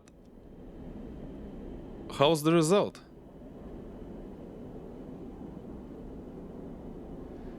Okay, I am Jean-Michel. Though please, to you, Jean-Mi. I work with machines. He whips a hand above his counter where you see configurations of tiny parts. Mostly small ones, he smiles. I'm not great. Of course. He chops with his hand to indicate a stool with a leg bar, meant to perching beside his counter. And such is the clarity and persuasiveness of his movement that you obligingly sit. Obligingly. Okay. Your presence is a rare honor here. He smiles and looks down into his lap. I'm sorry if I make you uncomfortable. I am just very pleased to see you. That's okay. Looks up. Very kind of you to say. Yeah, good night, Annie. Sleep well.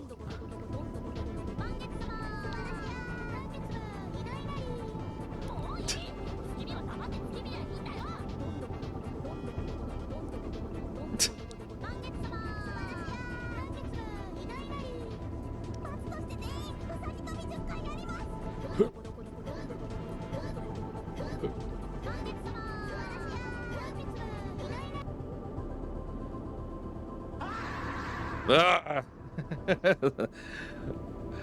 Damn. Annie, why? Why? Why did you do this to me? At first, you suggested to party and now you jump scared me. That's rude, Annie. Well, the reason I see. Yeah, I guess. I can guess. But yeah, good night, Annie. Sleep well. Have a nice dreams. Some nice dreams. It was very kind of you to say. I can see your journey to me has not been easy. He says with genuine concern. You track his eyes across your body, noticing the scuff marks on your thick, vinyl-like skin. Same for you, good in the morning. Yeah, of course. Well, thanks for coming. Have a good and nice rest. Good luck tomorrow with your gym. And with your stream as well. Guess I'll wake up at the beginning of your stream.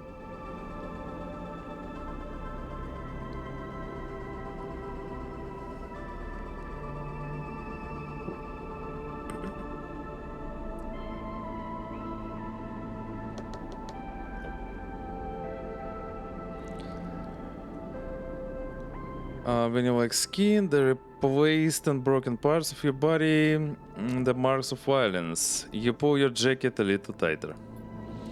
Jean-Mi folds his hands one over the other and places them on the counter.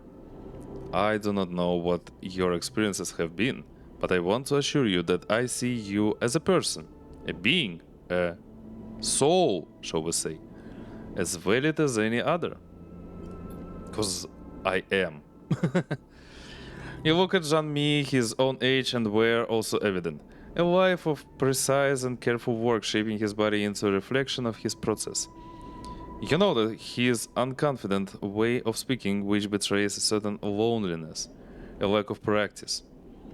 It is his turn to feel observed. You expect me to respond? I'm so rude. I understand. You're kind. The frankness of the remark takes you by surprise. Of course I am, Jean-Mi. You don't know me. He looks down at his counter and begins to take apart a tiny piece of machinery that sits there.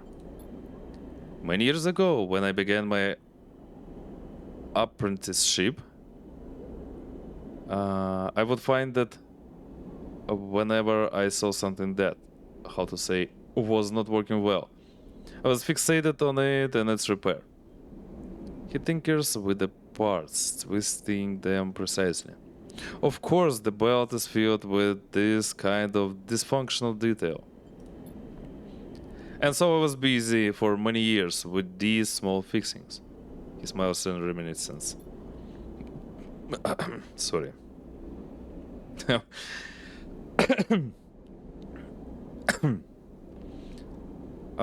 But now, I find that when I'm interested in a thing that is not working as it should, he sharply twists one of the parts between his fingers.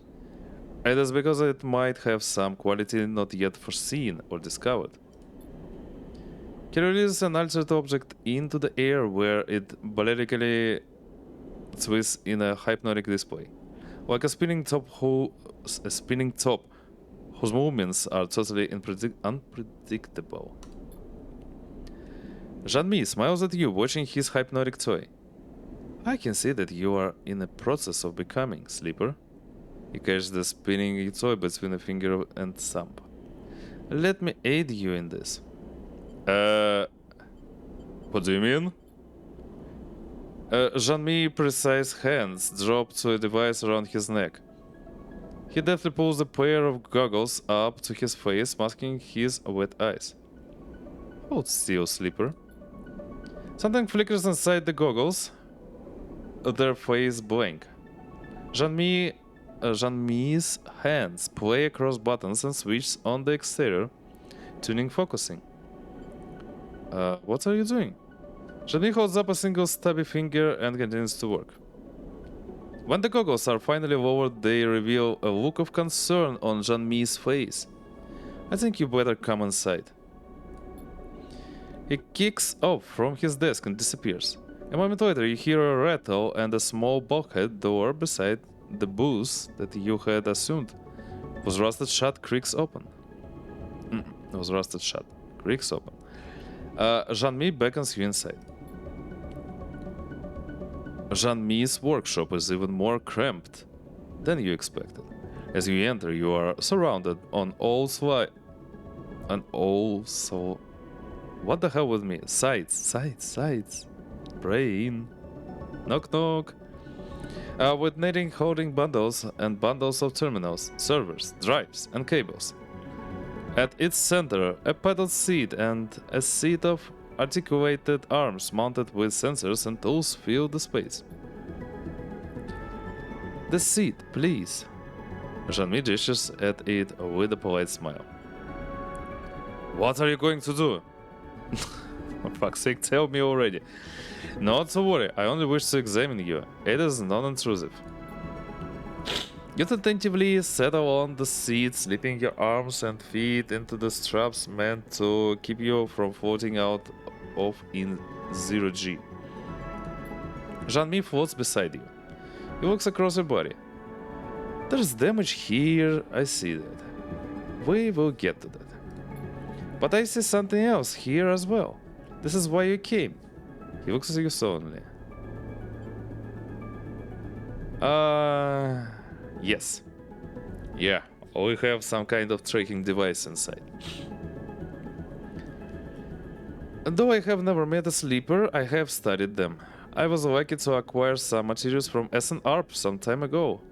Yeah, the SNARP Corporation are the inventors of sleepers. In the interest of my own endeavors, he begins arranging a series of sensors around you on articulated arms. You are pleasingly distinct from those materials. His eyes flash with excitement. Am I right in thinking you have been modified? I rebooted myself. Why do you ask? I reboot myself, yeah. Yes, I see that your dependency on stabilizer, on the immune recording portion of its makeup at least, has been broken.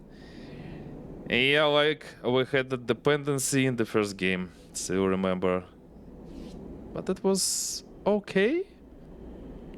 Gives you a precise look. But that is not all. You are physically modified, not externally, but internally. He carefully positions the final sensor. Your tracker is disabled, which makes it impossible for SNARP to find you. Congratulations. He smiles broadly. But this is not all. You have been modified. Yes, but you are also being modified as we speak. You feel a strange claustrophobia at Jean-Mi's statement. Modified? Serafin rebooted your system, ran and recorded recoding protocol. But that shouldn't have physically changed you. It only removed your planned obsolescence. How? Jean-Mi goes to terminal and flicks a switch. Through the back of the translucent screen, you see a nodal web in the vague shape of a sitting body. Your body. These changes appear to be complex, subtle, but consistent. Jean-Mi goes silent as he taps at the terminal. The representation of your body rotating and unfolding in unsettling motions. What changes? See here. He points at the flickering representation of your spine tracing a line towards your head. Your nervous system is growing additional nodal points, here and here. Meanwhile, your emulation interface is growing an umbilical access port. The hell? Wait.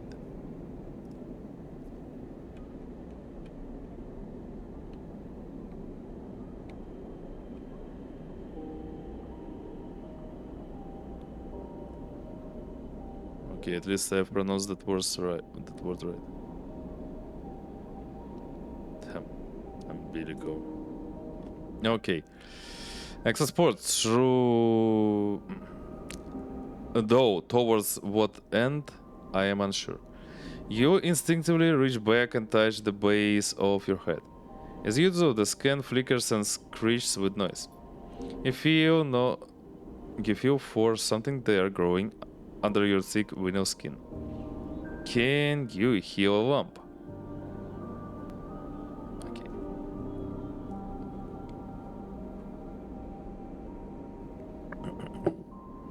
Can you feel a lump? Or that just your imagination? You pick at it. Jean-Mi sighs and shuts off the terminal. The changes are partial and, in all honesty, he gestures sharply at the sensors. The resolution is too poor. I need to run a full diagnostic, but for that I would need Drifts over to another terminal and brings up screens and screens of text and diagrams. Yeah, some kind of medium to hold your suspended emulation. The access jack I can build myself, but we will need to breach your emulation. Jean-Mi speaks quietly, almost to himself. A ship mind. Oh, fuck my life. Again. Ship mind would be ideal for this. I remember those ship mines from the first game. They are so difficult to build. Not have to be high capacity, a prime ship mine, Solheim in origin. Perhaps Helion Gate might hold the records of any that were in the system. There's the terminal. Jean-Mi turns back to you. Also, I've just understood. I just understood one thing. There was another layer in the first game, like basic layer of action. I mean the map, and there was that hacking layer where we needed to hack things and sell the data. Okay.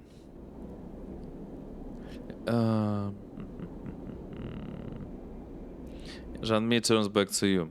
Yes, the prime ship mind is essential if you wish further investigations to be done. I will need this above all. He sums the terminal off. I am sorry to say, Sleeper. Can't you tell me more? Accurately? No. He meshes his fingers in front of his chest. It is clear that the process has begun, but has yet to complete. Jean-Mi busies himself with taking down the sensors and folding away the articulated arms. As he does, you try to calm yourself. You feel as if you have worms under your skin, and it takes all your focus not to peek at it seems. Jean-Mi suddenly but gently places a hand on yours. Please, remain calm. He puts a carefully restored rare component in your hand. This can help you. Jean-Mi waits for you to fall still. Then he leans back a little, relieving some of the strange intimacy of the moment. For now, our work is concluded.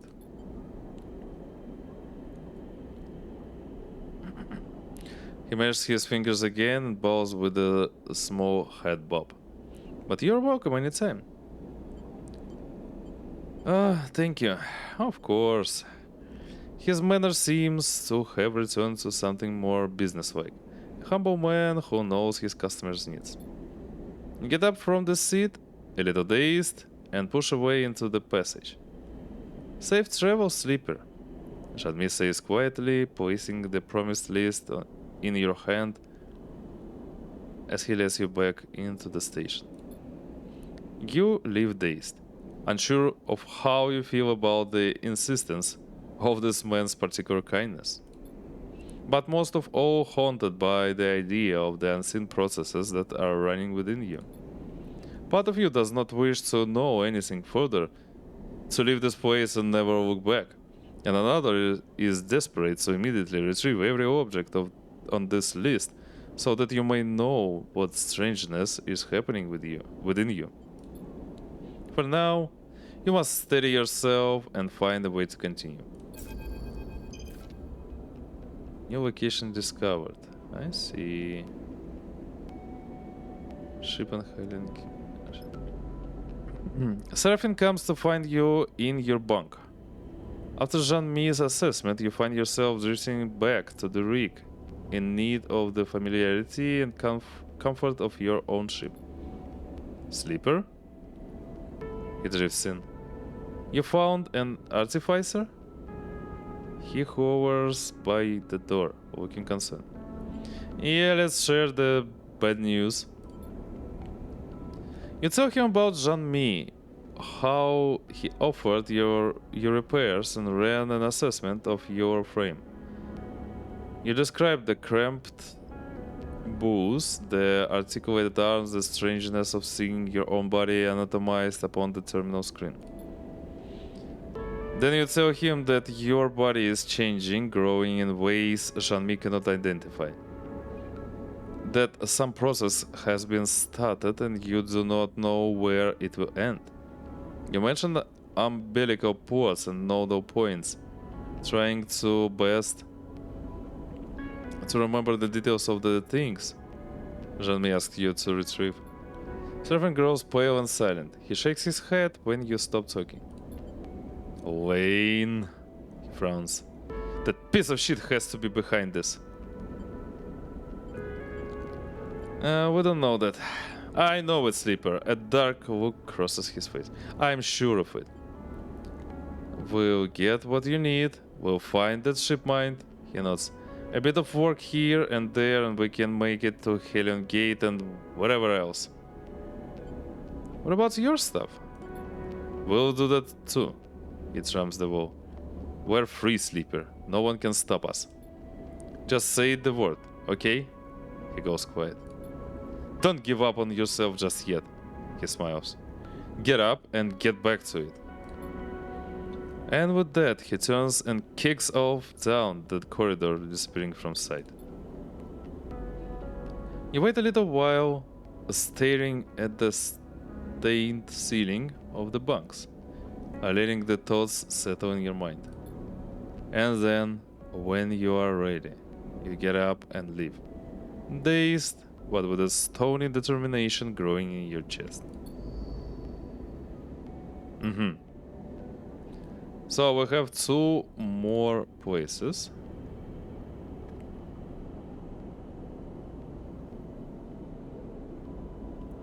This is a place where I can earn money, I guess. And Jean-Mi's booth. Yeah, we need the ship mind, prime ship mind. So the only thing we can do here is the contract. Okay, ship at Helion Gate.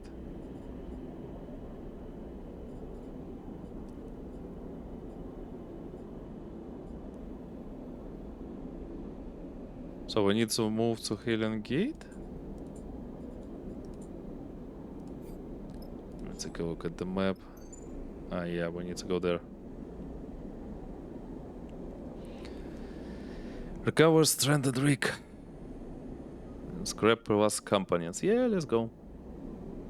Have enough fuel for that. And enough supplies.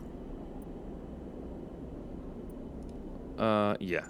Let's do that instantly.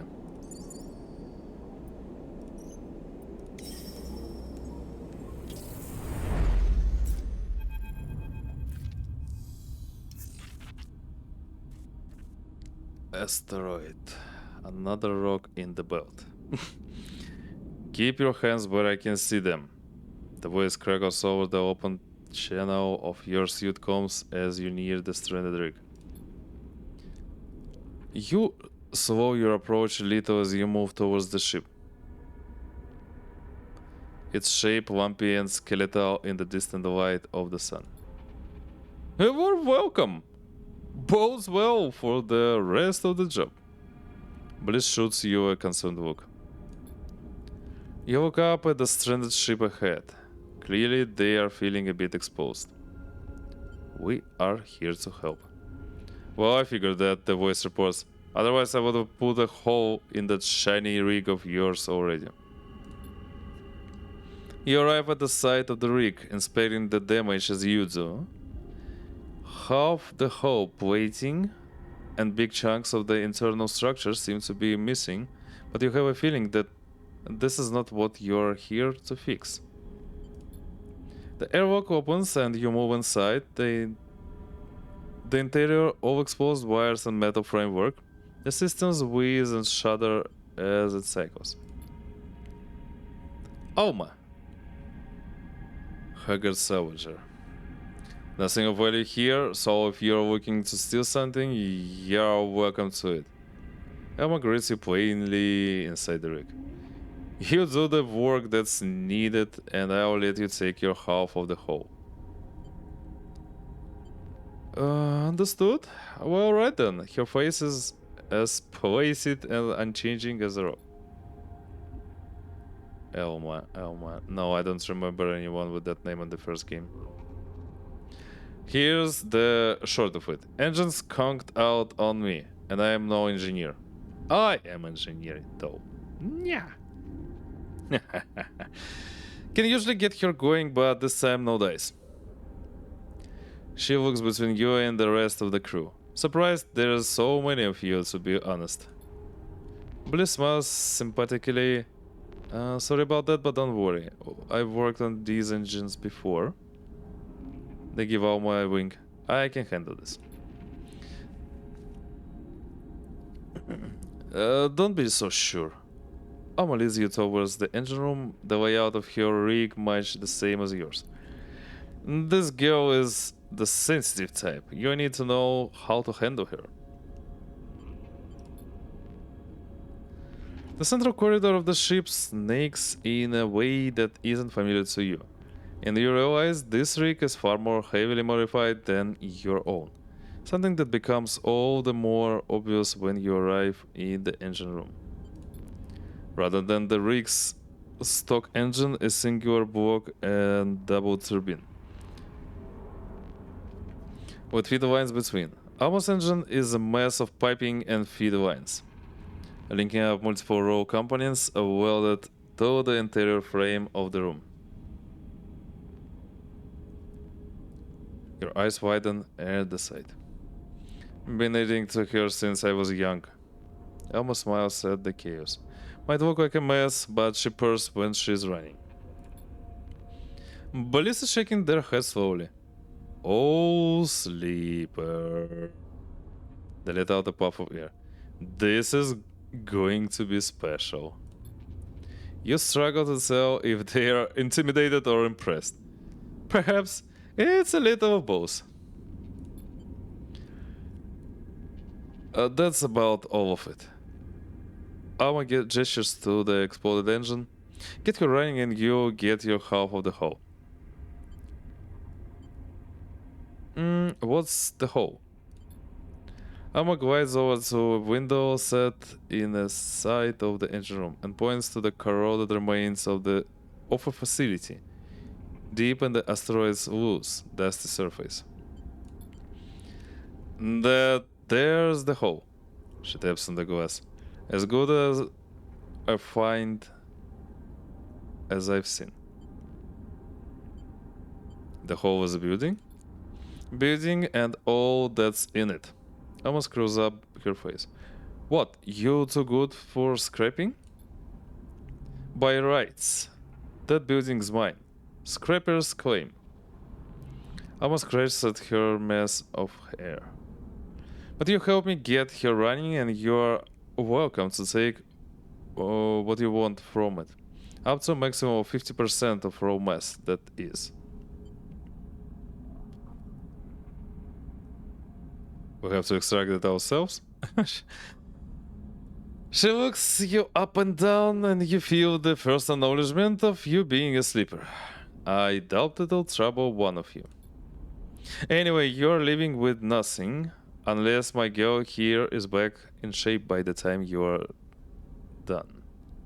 She folds her arms across her chest. So get to it. Get on back to the engine, your eyes tracing the madness of the interlocking systems. You're starting to have a horrible feeling that this contract is some kind of elaborate joke. Can't read. Let's see. Oh yeah, thanks Stream Elements. Yeah, we might need to make a break before we start this mission. Endure and engineer, nice. We have 2 engineers here, so it's gonna be okay. Ruined facility. Endure and into it. And we need this endure everywhere. if someone's gonna play this game, and if you want an easy mode, I guess, choose the sleeper with endure. The third class. Yeah, the third class is like an easy mode. I feel it. Like the second class, I decided to not take at all. This is like normal mode. And I decided, for random reason, to take the first class. And it's like a hard mode. Hard mode, it feels like, at least. But of course, raw material, hidden treasures.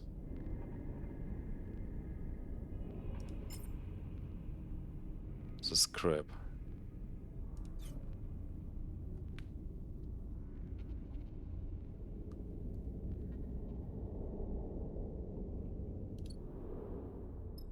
Okay, I will do both things at the same time.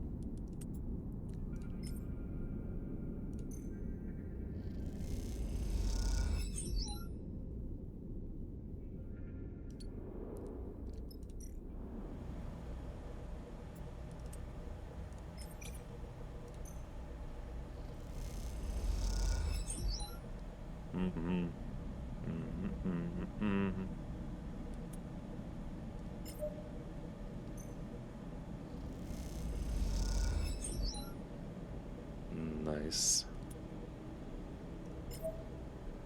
Oh, she's just an engineer. She doesn't have a skill for that. But... okay.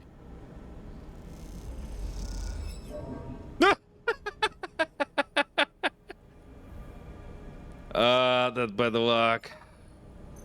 Try for the second time. Okay, now throw is better. This is danger.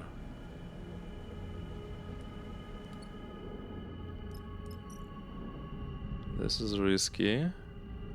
Risky is better than danger. Raw material. Okay. And...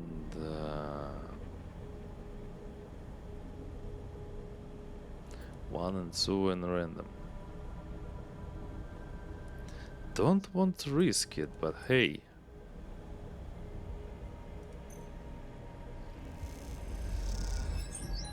Oh, positive. That's good.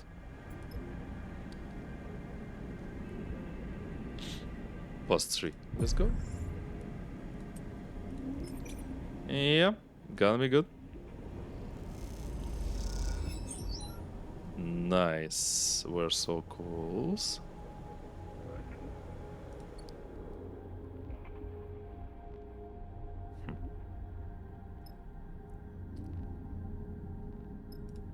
Oh, no. Wrong one.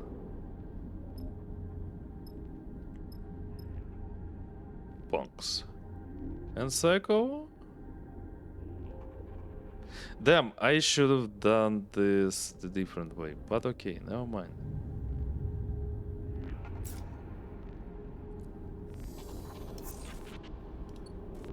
Shit. Eugen. What the hell?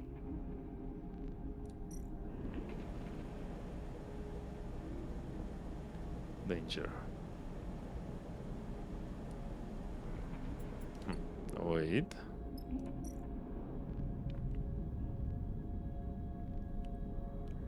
Into it. Do this.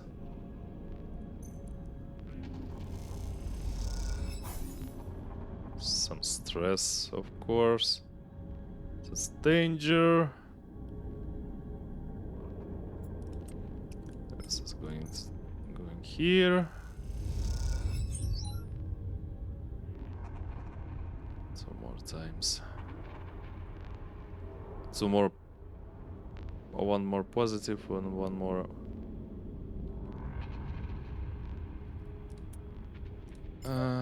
Try.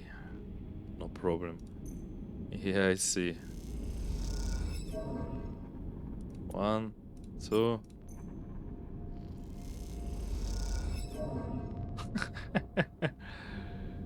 Not easily stopped. You sure? Okay, let's do this.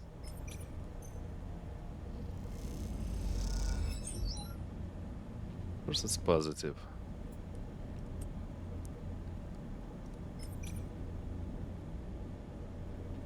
I feel like we don't need to help here this fast, but okay. Positive, nice. You gather in Alma's rig to see the engine tested.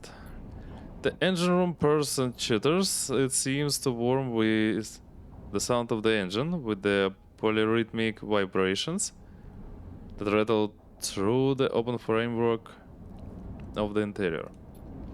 You walk over to Alma and you see her eyes are closed, a small tremble at the corner of your mouth. You look at the engine, Alma's engine, an object that you have come to respect over the past cycles, even if you haven't necessarily grown to love it. It is, as you see it now, a difficult thing to love.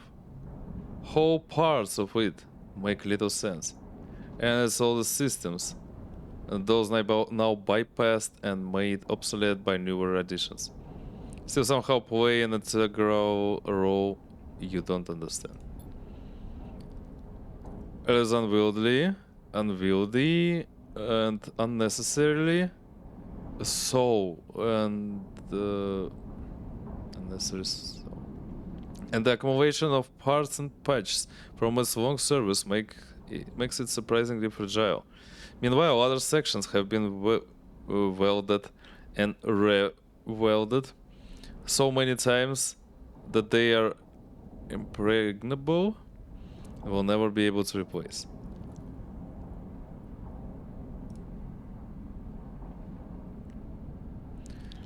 It's uncooperative and prone to sudden outbursts of cooling, fluid, or even fuel. It is restless and will begin to leak when left idle for too long. It is always too cold or too hot. Thanks to the coolant and the fuel, and it is hard to predict which it will be at any given moment.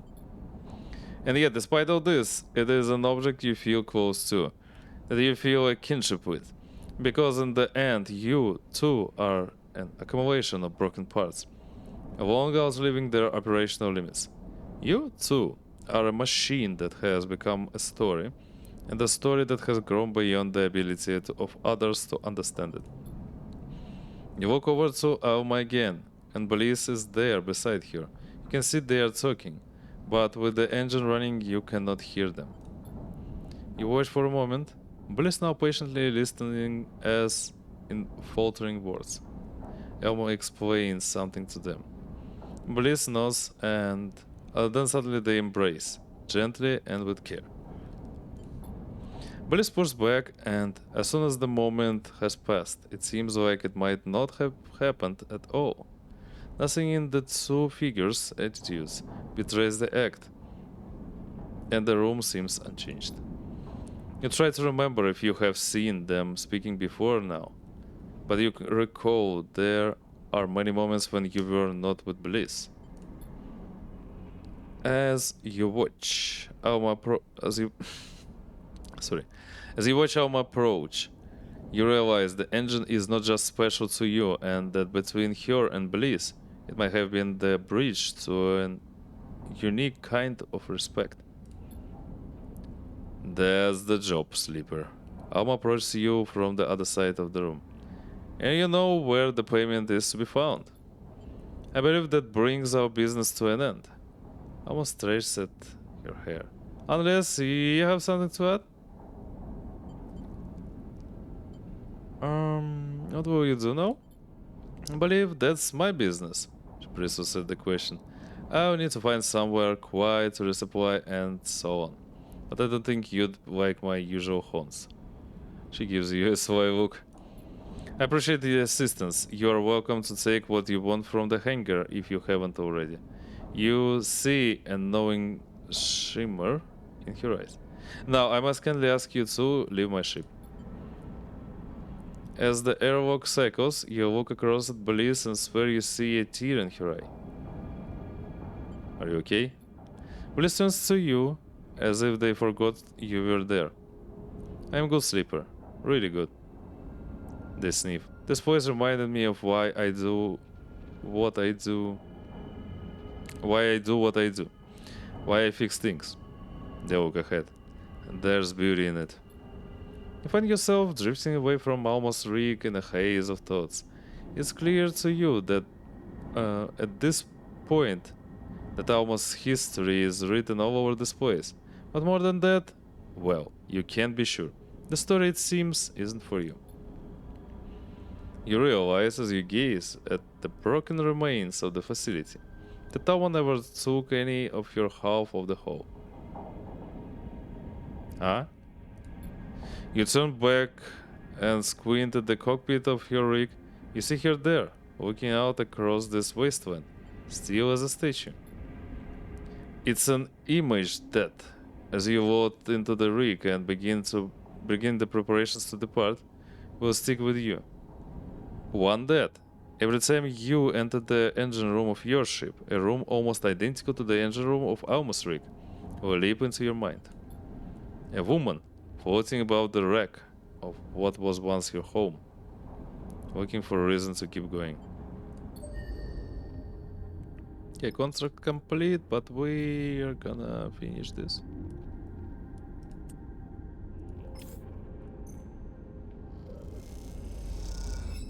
Yeah, who could guess?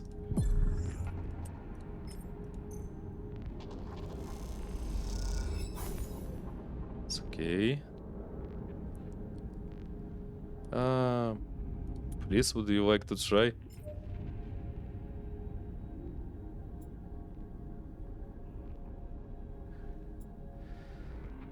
Can we risk it? Yes, we can. Okay. Finally, some good luck. And Psycho.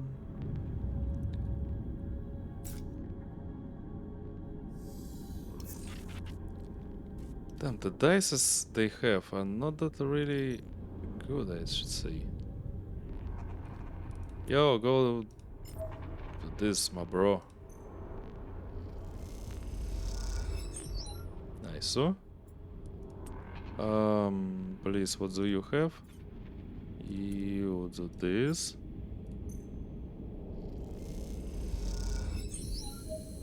Yay. There's the hiss and a rush of stale air in the sealed bay. Okay, you know what? Idea is starting. Let's make a quick break here. So, to not interrupt anything. Yeah, I'll be right back real quick, like 2-3 minutes.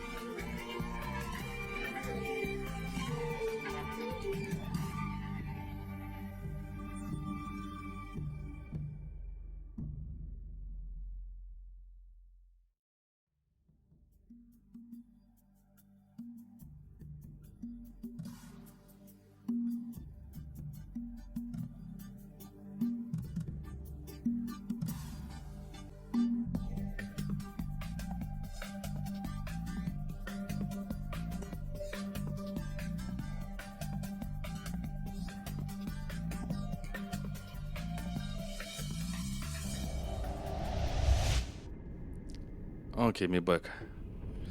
I was thinking, why the hell they made such different classes this time? Like you have a locked skill tree. I guess that was made for the reason of like if you want to replay the game. For example, as the other class. So you can do the different actions in game. Good idea though, why not? Also, yeah, I brought some peanuts, so I'm gonna chew. Don't mind me. There's a hiss and rush of stale air as the sealed bay deep in the facility's tunnel opens for the first time in years. The beams of your suit lamps reach into the dark, picking out waves of dust and debris. They reveal a small bay big enough for a shuttle, but not a rig like yours. As you glide inside, those same beams catch on the frame of something that sits at the center of the bay. It is wide and flat, with a cylindrical central section that runs its length. As you move around, looking at the sections of plates and open frame, you realize it's a ship, or at least it was. This frame, filled with rusted components and partially covered with old hull plates, suggests a fast ship, and arrowheads designed to cut through debris and even atmosphere. You float up a little to see into its central cylinder, and your lamps reveal a cockpit outfitted for two people, one sat behind the other. The seats are carefully upholstered, and you realize this was a labor of love. The whole ship, in fact, seems built by hand, a custom model with a little function out here beyond looping around asteroids for the thrill of it. Looking closer, brushing away the surface corrosion, you see flames painted on the hull plates in curling patterns. The brush strokes, visible even after what must be many years. As you inspect the half-finished ship, a sense of quiet wonder keeping you silent, you notice a glint toward its rear. You approach it and see an engine, all interlocking tubes and flared bands. It is unlike any you have ever seen, but the holes in its sides suggest it may never have been finished.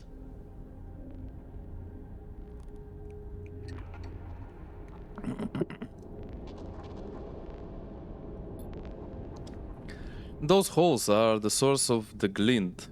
You reach in and pull out some strange looking engine components, each pristine and complex. You hesitate for a moment, suddenly feeling like you shouldn't be disturbing such an intimate object. But it occurs to you that nothing would please the person who built this ship more than seeing these handmade components put to use. You secure them to your suit and push away from the ship. As you leave the bay, you turn and take one last look at the treasure inside. It's possible that it never flew, or perhaps it was in the middle of an extensive refit when this place was abandoned. Either way, its flying years have long since passed, and now with the bay open, it will corrode much faster, melding with the anonymized scrap displays in merge cycles. You suppress the shiver and then start the journey back up to the surface, aware of the components dangling at your side. Yeah, we have 5 engine components now. It's great. And let's finish this as well.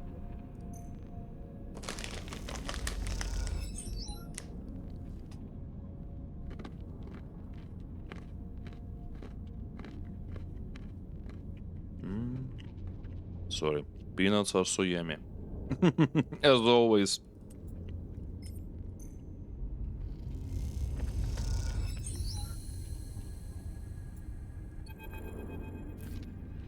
You rest a moment, taking a break from dragging the plates you've cut across the asteroid surface. You find yourself looking up towards Alma's rig, still there on the edge of the crater. You wonder if she's watching. With your engine fixed, you have expected her to leave immediately, but she remains there, on the horizon, able to leave this place. As if in response, your comms channel buzzes. A nice pile you got there. Alma announces herself on the open channel. I will make scrappers of you kids yet. That scrap will earn you a pretty penny of you. If you know what you're doing, she continues. Holmes Rock, always a good place to offload. I'll give you that for free. You look at the stack of wrecked, torch-cut plates as they are loaded up into the rig's cargo hold. And you have to admit, you do feel a little pride at the work done. Thanks? You earn it. You glance over your shoulder at the cockpit of Alma's rig, where you can see her watching. What is this place? There's a click on the open channel as it closes, and Alma seems to take a moment to consider her response. She clears her throat.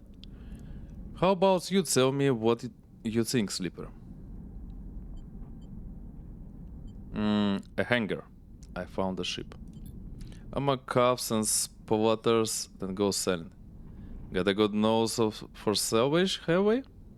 She sniffs. Not just a hangar, though. A home. Her home, I guess. Alma goes quiet for a moment, but you wait, getting the feeling there's still more to be said. Yes, her and maybe her husband.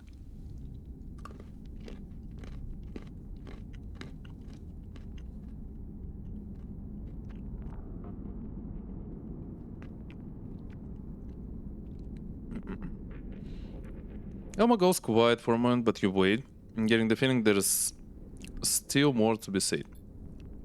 See the old arrays on the far side? You turn and look up the rock towards the broken frames and panels you can just make out in the dust, catching the sun's weak light. Those were the first priority. Get power running.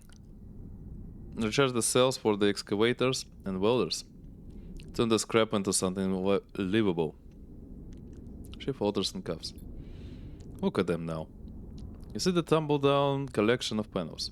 They look like they were scattered by a careless hand, discarded without much thought. The comms channel clicks off. You see the distant silhouette of Alma drift from view out of the cockpit of her rig. You turn back to see that the scrap has been loaded into the ship. You're half of the hull. Though you suspect this place is more than just a hole to Alma. Yes, probably. Okay, nice.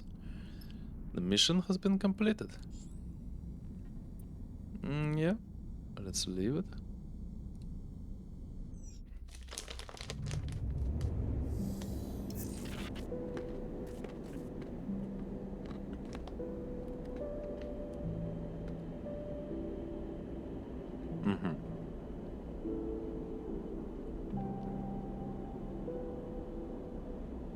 Okay.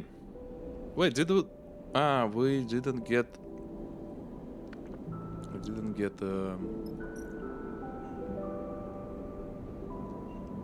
point for that mission. But at least we have a lot of stuff here. Can I sell it?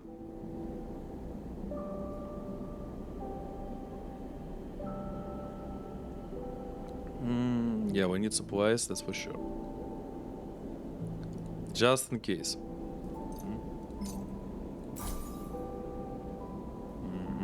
At the same time, we need fuel. Yeah, we can only buy scrap components here. Can't sell it or anything. Can I earn money here?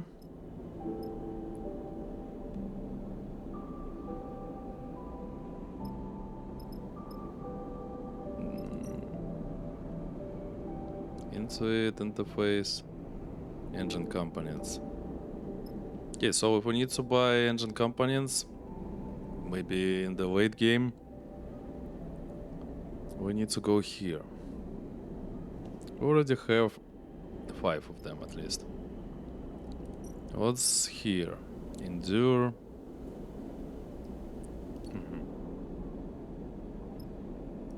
For gore.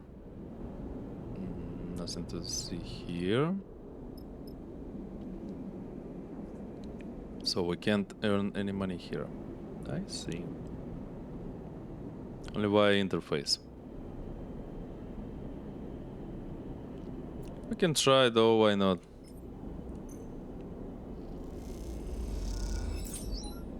Oh, roast crab. Nice.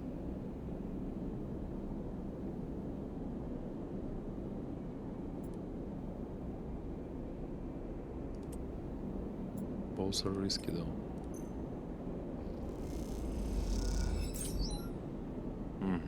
More roast crab. Wait, where is that roast crab though? Ah, here. Yeah, remember the second station? We could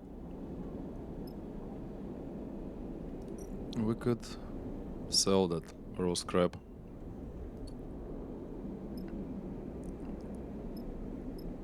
But okay, nothing to do here anymore. Helion Gate.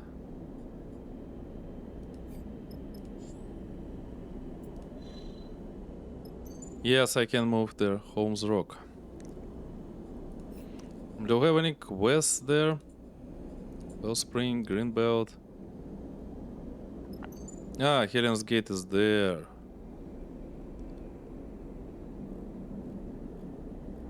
Scatter yards.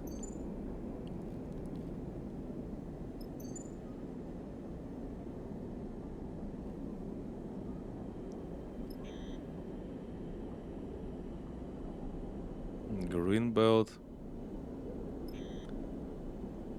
So much for you. Oh.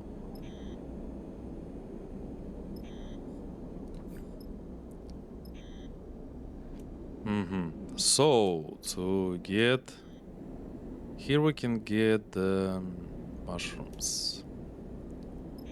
Wellspring. I remember we have something in Wellspring. Do we have anything on Holmes Rock? Guess not. Greenbelt, Wellspring, Helion's Gate, Scatter Yards. Wellspring, Serafin's sister. Okay, we're going to Holmes Rock. I got so much for you.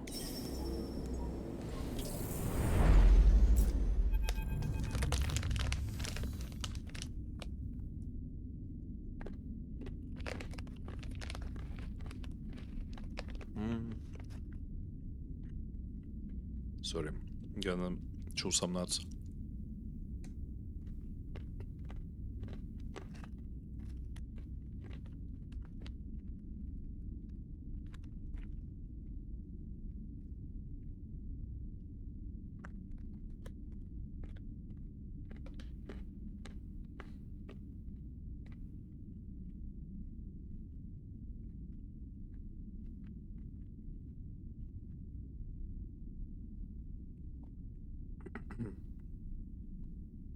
Troubled repair technician.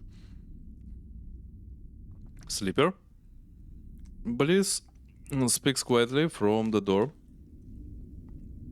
at the back of the cockpit. Can we talk? He glances over at Serafin, his head back and eyes closed while the rig cuts through empty space. Don't seem to be needed here. You unclip from your harness and follow Bliss. How are you doing? Bliss glances over their shoulder as they drift towards the back of the ship. The question takes you back. You can't remember the last time anyone had actually asked, with real intention, how you are.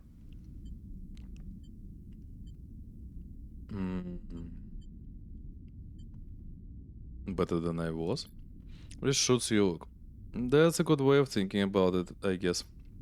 But to be honest, Sleeper, I'm not sure how you are still standing. Breaking out of Darkside, then again in Hexport. Those things take a toll. Bliss turns the corner. It's okay to give yourself space to feel that. Bliss leads you off the main corridor into the workshop. They set up when they repaired the ship. It is small, but its neatly arranged tools and swapped walls helped it feel cozy and tucked away. You saw improvements everywhere, your tools and equipment. Let's notice you looking at their upgraded setup. I told you it'd be worth taking along. Never adopted. Let's raise an eyebrow. Well, that's a lie. They smile. Feels good to hear though. Anyway, I did not bring you here to brag. They pause. Or at least not just to brag. They suddenly glance away, the atmosphere in the room shifting. I can see your body is showing the strain, Sleeper. Eh? Really? I brought you here so we could do something about it. They beckon you towards the workbench where you both settle onto stools. They flick on a small light and aim it at your arm. Let them look. Bliss gently cradles your arm, turning it to inspect the underside. You see tears and holes in the vinyl skin, and dark moving things beneath. Watch Bliss work. You look as Bliss brings the light closer to the biggest tear, and glints off the metallic tendons in your forearm. Below them you see something more fluid and wet catching the light. You know you aren't the first sleeper I've met. Yes, Bliss, I know. Bliss talks while they inspect the rest of your arm. I should partnered with one at my old Reaper Bay on the eye. Yeah, remember that. Feels like 100,000 cycles ago now, but I remember them. Their precise work, their quiet enthusiasm. There was something calming about their presence. Bliss swaps to your other arm. They were different to you. Just like one person is different to another, I suppose. But I can't help but remember that time. I was a different person then, that's for sure. They meet your eye. I'm going through something of transformation myself. What do you mean? Bliss lays both your arms down and leans forward to inspect your upper chest, adjusting the light. I was pretending before, I think, and to be the person I was expected to be. They press along the hard protrusion of your clavicle. Yeah. There were so many calculations, I was making so many corrections. I held myself, how I spoke, how I reacted. They push gently against each of your metallic ribs, one at a time. I didn't realize how tight I was until They stop and sit back. Until I gave up. I came here to the belt with someone else. And when I did, I realized this was my chance to become something new. So I let go of everything. They walk away. It was messy, ugly, and the person I came here with, I let them go too. I was punching out at everything because it felt like everything was holding me back, stopping me from the change I was owed. Don't worry, they smile weakly. I'm calmer now. I am not about to explode on you or anything. It's still a difficult process, but it feels like shedding 100 suffocating skins that you spent half your life putting on one by one. They meet your eye. It was like an escape. They lean forward again and check the skin of your shoulders, where it's worn and faded. I let them, the atmosphere quiet but calm in the workshop. A feeling of solidarity glowing somewhere in your frame. Not bad, Sleeper. You are holding up well given everything. Bliss folds their arms in front of them protectively. But I'm still concerned. There is some decline to your system functions. Let's keep an eye out of components. Yeah, thanks, Bliss. It's not a problem. They release from the stool and drift towards a rack of tools. I owe you, but I owe you for jolting me out of whatever my life had become on the far spindle. You leave Bliss to their workshop, feeling reassured that you have them here on the ship. As you do, you think of your relationship to your own body, this frame that you were forced into, that has never quite felt like your own. You realize that this feeling is not unique to you. No one gets to choose their body. Everyone has a content with the entropy of their flesh. And in that realization, you suddenly feel less alone.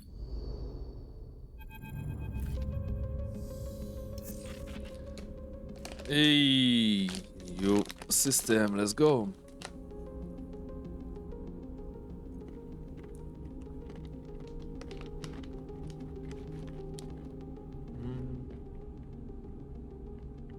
We're not rushing it at all.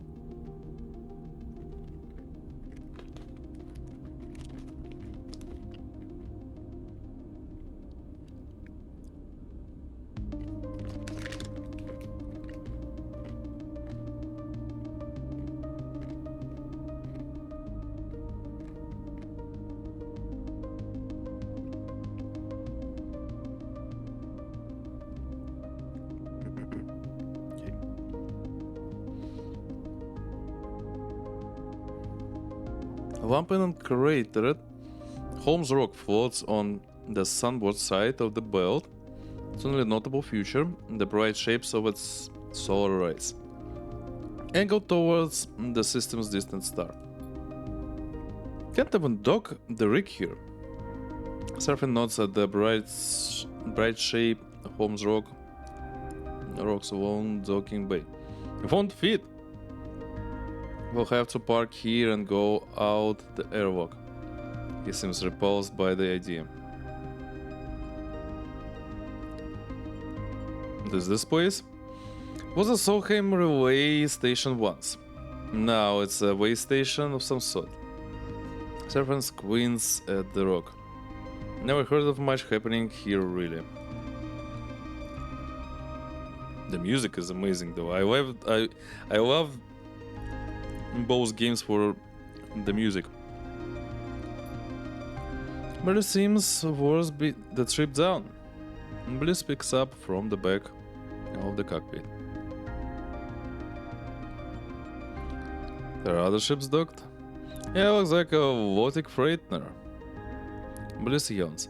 I guess they might be up for trading. I'll come down later. Don't feel like squeezing into a suit right now. Bliss gives a lazy wave as they glide out of the cockpit. Eugene pokes his head into the cockpit. That rock down there got a bar? He looks between you and Serafin. No idea, Serafin says. Looks dead. Eugene squints out of the cockpit windows. I see a few warm lights. He shrugs. I bet there's a bar. He disappears in the direction of the airlock. He gazes out over Holmes Rock. Certainly doesn't look very exciting. But there is refueling to be done, and maybe more besides. You might even be able to scare up a hot meal. You know, Sleeper, that Lotic freighter means we aren't far from Wellspring. Serafin gives you a sideways glance. Your sister and I haven't forgotten. Alright then, Serafin smiles. Appreciate it. I heard the pressure of the war in the inner system is having an effect on how the Lotic syndicate is being run. Just want to get there before something big goes down. Turns back to his console. You look out at the Lotic freighter, painted the same distinctive yellow as the springtide back on the far spindle. If your day supply most of the water in the belt, not exactly an organization you want to collapse. A light catches your eye beyond the rock, a warm flash that is gone as soon as it appears. You are at the sunward edge here. Beyond is the inner system. Holmes Rock might look sleepy, but it lies on the shores of a corporate war. Something residents will be painfully aware of. Time to search. Do engage. Nothing new. Let's start with this. New location. We have here. Fuel. Yeah, we need it. More endure stuff.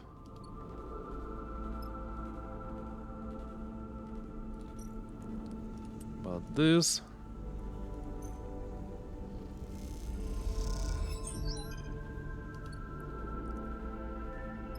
Oh, some fudge. Oh, we can sell engine components here. Nice. Do we even need them? Not the best use of these valuable items. 35 query is a pittance, but Senna will broker a sale to a passing crew in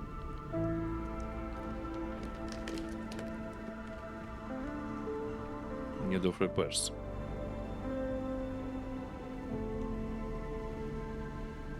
Buy meal, buy supplies, fuel supplies. Now we have supplies.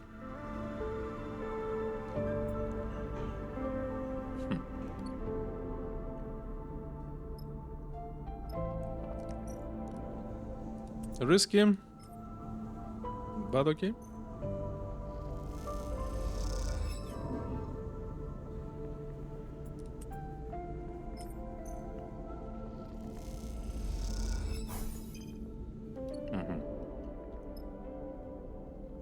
I see.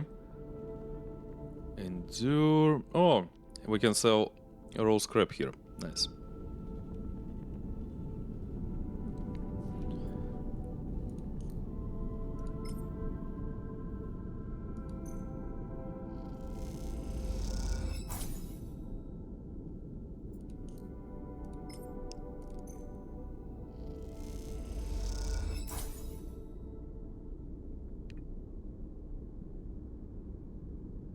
Debug array systems.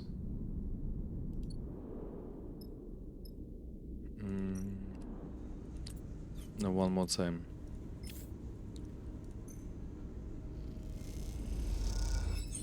Yay, positive, nice.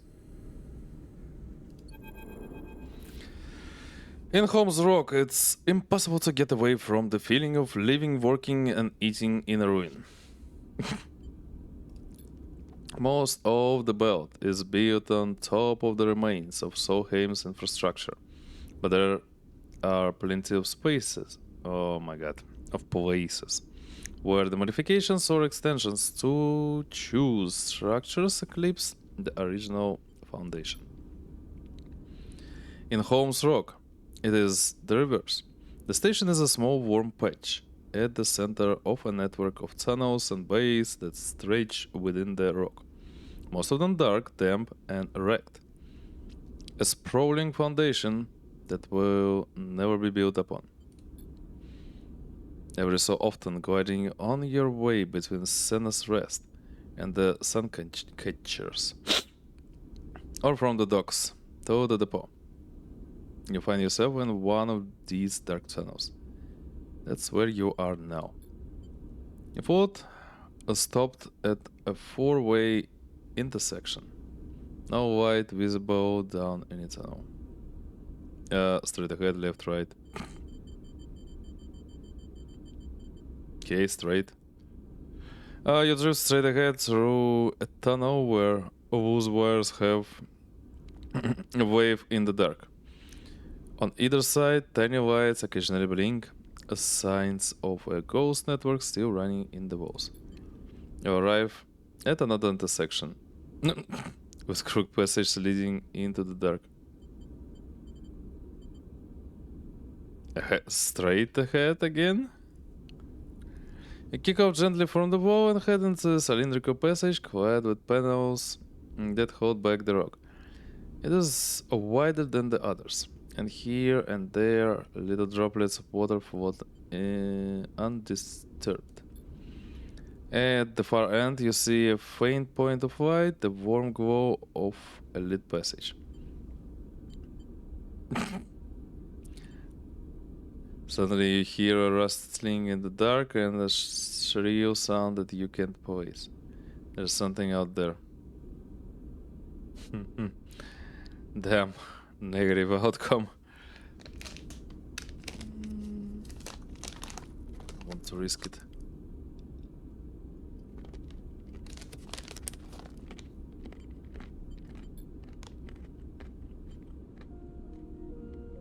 This has gone far enough. You turn right hard out of the tunnel. It doesn't take long to reach the well-lit passage again, as if they were waiting just behind you. Though you can shake the feeling of being followed as you are sent back up through the station. You go the long way around. New location. Ah, this one. Sealed Bay. Oh! Nice. We can use it.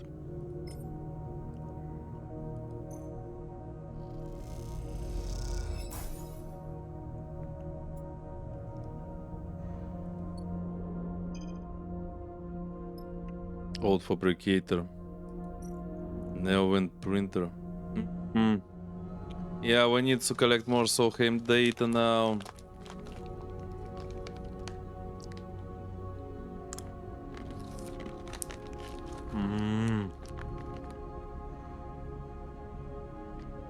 But okay, at least it's something.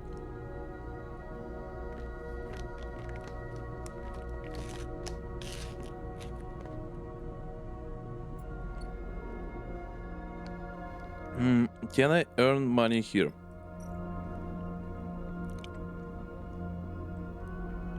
Interface and endure. And Serafin scrap.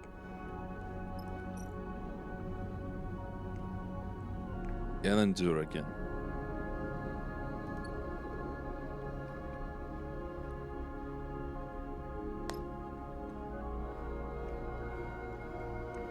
Okay. Let's try. And the cycle. Let's earn some money and buy some fuel.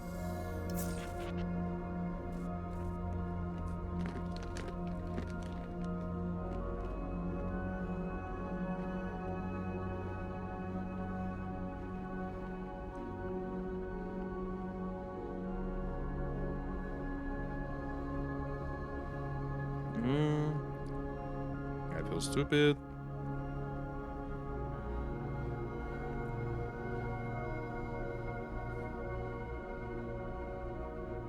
Let's put this skirmish fuel.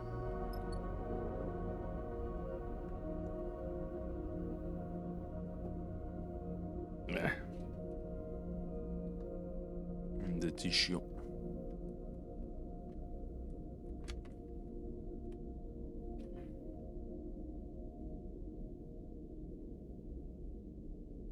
The peanuts are so fat.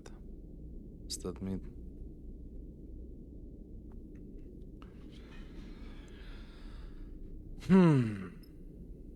What can I do?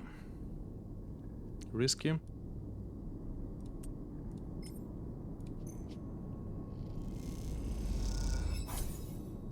Nine cryo. 9. About this?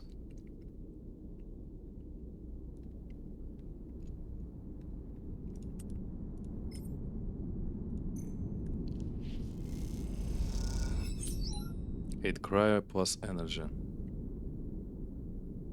Okay. How much energy do we need? 6. So 3 more.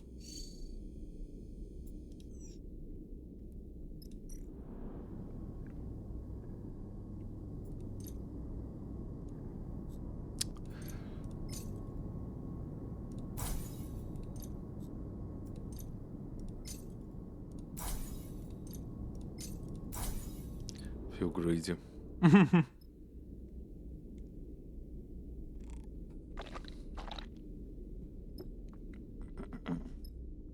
So we need to find more Solheim components somewhere. Okay.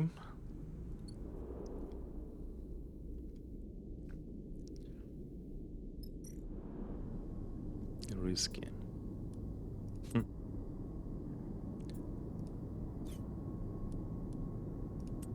The chances.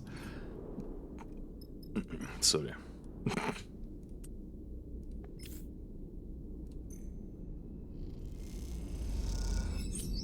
Oh, positive, nice. More money. Try again. I could guess. Yay. That's amazing. Now we are going to the next. Wait, I haven't checked. To Sinus Rest. Anything here? No.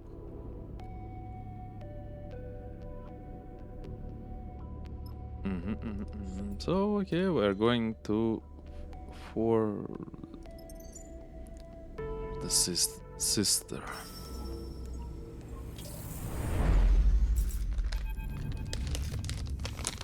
Serafin.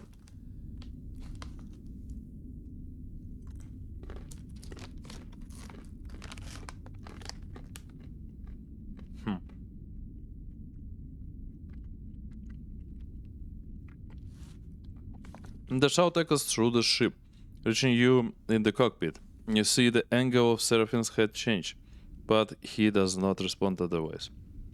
Did you hear that? Serafin says, "Yes, I heard." He looks back at you. "How about you go see what they want?" "They called you." "I'm busy flying the ship." Serafin, recognize the voice now. It's Bliss. Moments later, they come into the cockpit.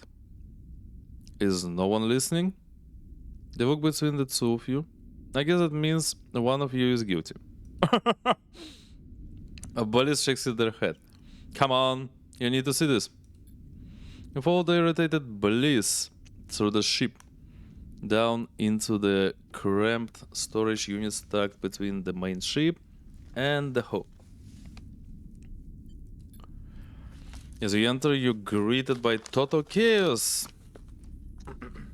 Amber globs of liquid ration float in the air and cling to the walls, while chunks of dried food spin slowly, breaking into crumbs. Oh no.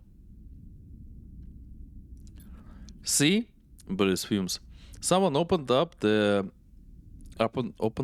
of the supply crates and left it like this. They point to a crate in the storage needing with the lid pushed open. You look at the mess spilling out from the crate. Who could have done this? Inspect the remains. Yay, positive, nice.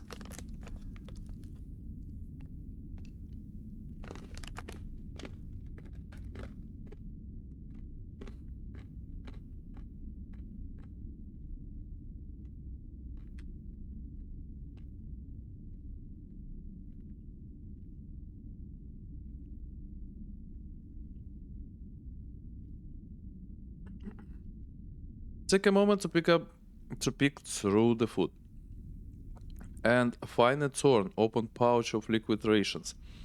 Turn it in the light and see a set of evenly spaced gashes at the edge. Are those claw marks? Bliss puffs out their cheeks. Need a break from the ship? They look at you.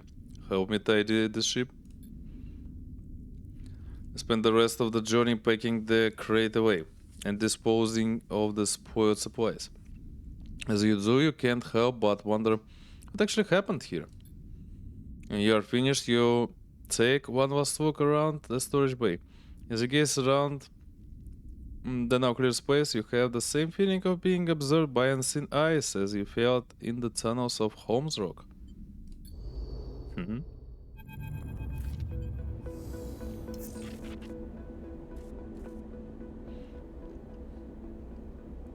As he brings the ship into Wellspring's docking ring, you notice a rare tension in Serafin's piloting. He jerks the stick a little too hard while the docking bridge extends. The proximity alarm goes off. He curses under his breath. You okay? Just fine, Sleeper. Keeps his eyes on the monitors. Now get Bliss to look at the weight row thrust control. It's a little sticky. It's not what I mean. Servant doesn't respond, but you see him grip the rig's control a little tighter. As the ship stops, the docking bridge connected. You lean forward and look out of the cockpit windows, trying to get a good view of the icy surface of Wellspring below. The harsh gleaming ice gives you the steep sides of the cut. The asteroid's one city. It goes and steams with worms, and peering down into it. You cannot see the bottom, and beyond, along the horizon, you see the terraces of the pithead, where the current extraction effort must be taking place. Serafin runs the shutdown sequence and unclips from his seat. Turns back to you, a flinty look in his eyes. I'm going to head down into the cut. I've got a few leads to follow up on. I get the sense he isn't asking for permission. Let me help? You can check out the city if you want, but I am not following along, Sleeper. This is my trail to follow. Before you can respond, he pushes past and glides out of the cockpit. You turn and watch as he pushes past Bliss in the doorway. I missed something? Bliss shoots you a look. He seems even more irritable than usual. It's his business. Fair enough. Bliss says, looks like a stopover at Wellspring for a bit then. They zip the jacket. I'll be in the markets. At least Wayne's unlikely to come out here to pick up fight with the Lotic Syndicate. Bliss shrugs. Oh really? That's cool. They turn and head towards the airlock, whistling softly as they do. Eugene comes out of a side door as Bliss passes. He stretches and squints at you. Permission to find the bar down there? He grins. Just joking, I know I don't need to ask. He winks and follows Bliss. Wellspring, the base of the Lotic Syndicate. As you look out across its icy surface, you remember Malik, the captain, whose ship you saved and from whom you surveyed the ice asteroid. You also remember how he promised to repay you for your actions should you ever cross paths again. Perhaps Wellspring is a good place for you to make that happen. After all, if Serafin's sister's here, surely the Lotic Syndicate would be the best place to find her. Okay, a big map? Or not? Cut. Wellspring Pithead. Oh. Now we need the Lotic pass. Okay. So we're going here. Interface and engage. Oh fuck me. It doesn't engage. I feel so bad.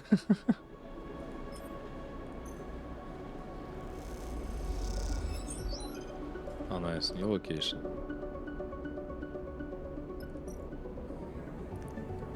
Cut with the shift, engage, of course. Then the machinist class, mechanist was I feel like I have some regrets.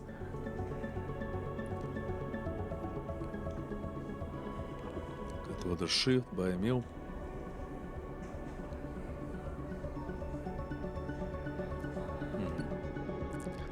One more time.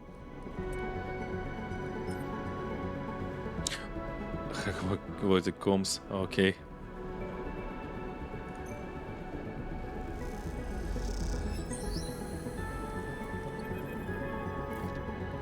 Amazing to think this place supplies most of the Bell's water. Bliss looks across the cutwater at the workers in their distinctive yellow gear. No wonder the syndicate runs it like a corporation. Look at those gathered in the low sitting bar. Gathered around cushioned couches and low magnetic tables. Their voices bouncing off the metal walls. All of them wear votive clothing, a mark of their status as contractors for the Bell's most powerful syndicate. At the far side of the bar, you spot Eugene, perched at the magnetic table with a bunch of miners. He appears to be playing some kind of local dice game, although given the amount of alcohol involved in it's hard to tell if gambling or drinking is the focus. You look back at Bliss, who is watching another group quietly discussing something serious in the opposite corner.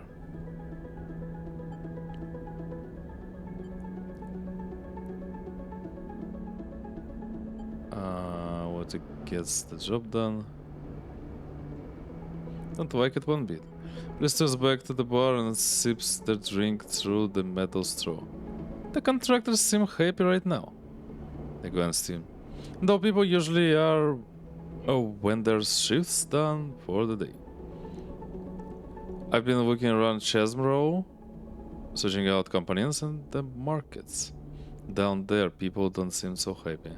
Bliss meets you, right? There's a lot of talk of contracts. It seems Votic's been working down its workers, giving the war in the inner system as an excuse.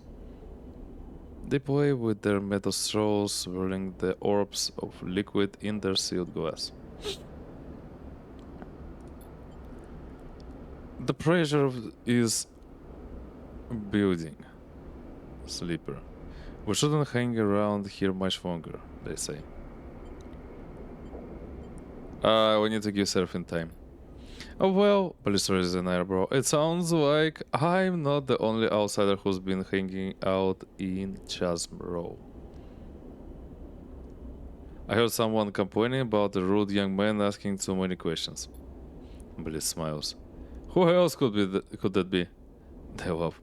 That's the place to start if you want to find our boy. They said he was asking about the rye market, but I have no idea what that is. Alice walks out across the bar. Definitely a touchy subject for locals, though. Okay, I'll head there now. Bliss nods. I'll finish my drink. They smile. Let me know how it goes. Leave the cutwater, shouldering your way through a crowd of bustrows, contractors. There's a conspirational mood in the conversations. Now that Bliss has mentioned it, and you wonder what all the talk is about. You hear a bowing low from Eugene as you slip out of the door. Better leave him to it. You feel the sudden cold as you leave the streaming... yeah. I leave the steaming bar and enter one of the icy passage cut into the asteroid itself. All this water in the hands of a single syndicate. If something goes wrong here, the belt will die of thirst long before the war reaches it. You turn up the collar of your jacket against the coat and head for Chasm Row.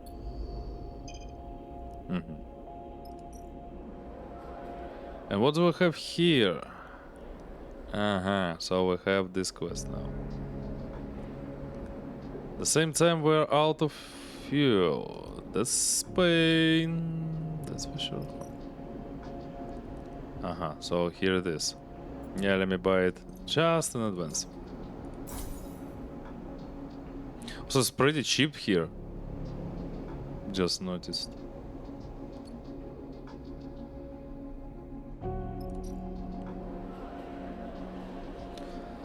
It's risky. We can try at least.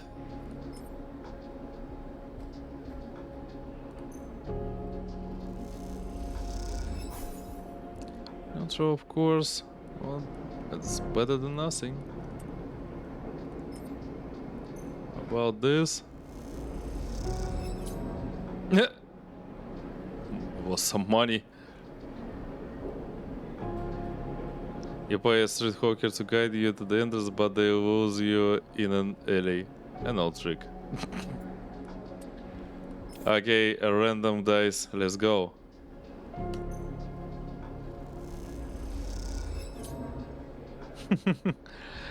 Nothing new. Okay. What can I do? This time... Oh, you know, I know what to do.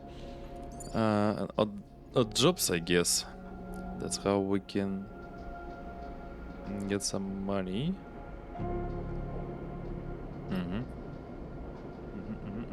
So,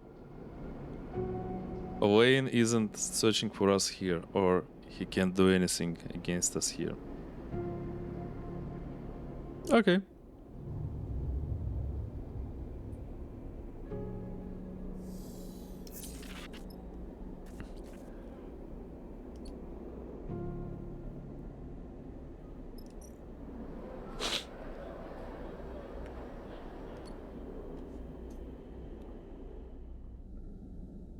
Yeah, we need a pass to get here. Damn, it looks so cool. Must admit.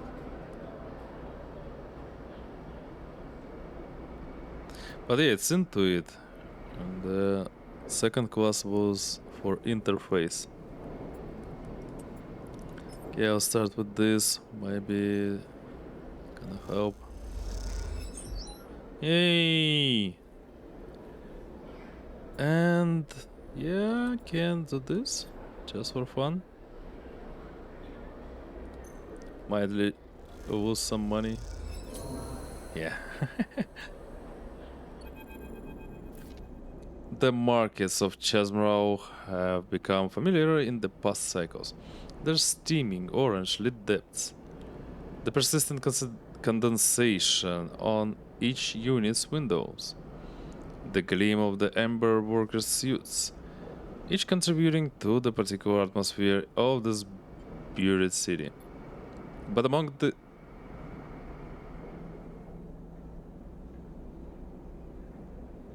fuck? Fucking Siri activated.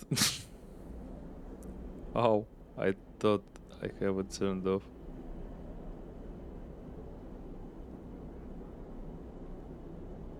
Okay.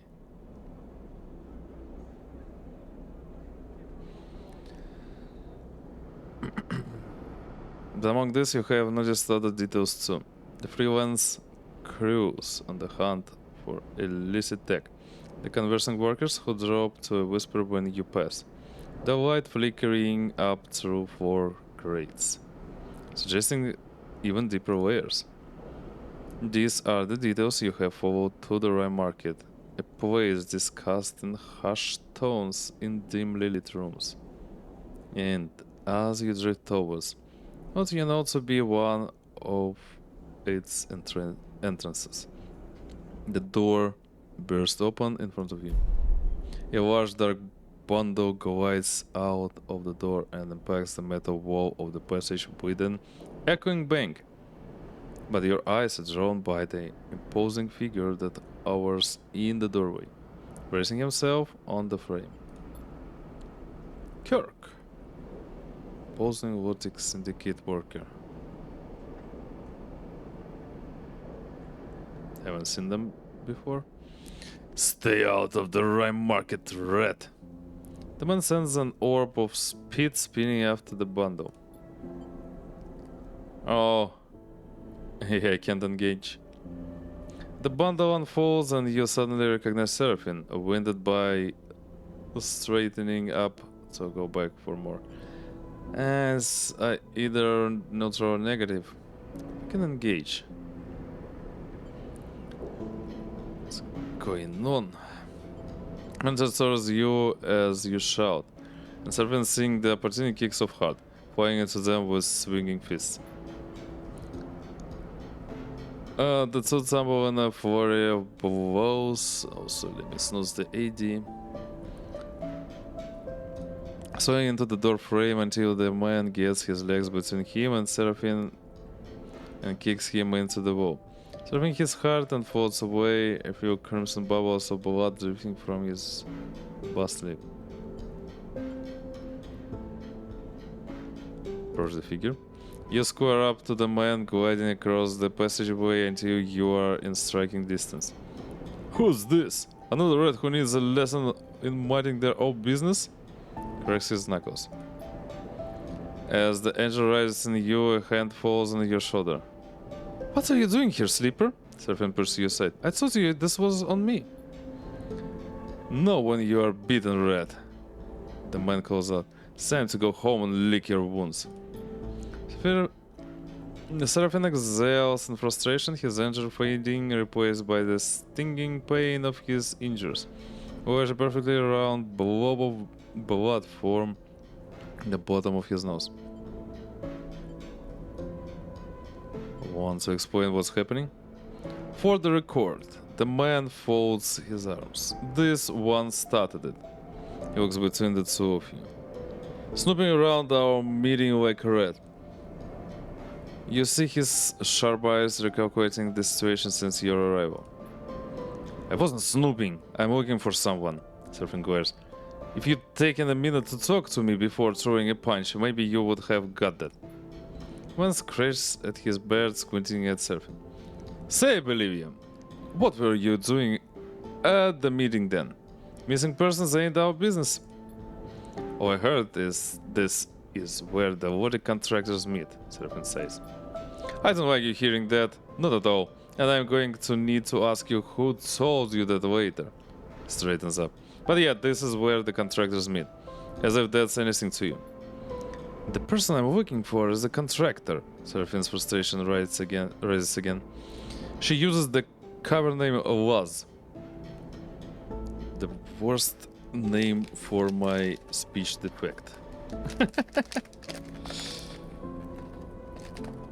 He poses a desperation entering his voice. Please, I think she might be my sister. Something changes in the man's stance. Holds up a massive hand to silence Serafin and looks down the passage in both directions. Not here. He retreats through the door. Get in. As you both enter, he reaches past you and slams the metal door behind, spinning the wagon wheel with one hand. I'm Kirk. He grunts, pointing at himself with a thick thumb. Contractors are my concern. But if what it catch us discussing contracts out there? He shakes his head. He turns and leads you down the passage. You pass an open door and you glance inside to see a group gathered in a circle. All of them in workers' clothes.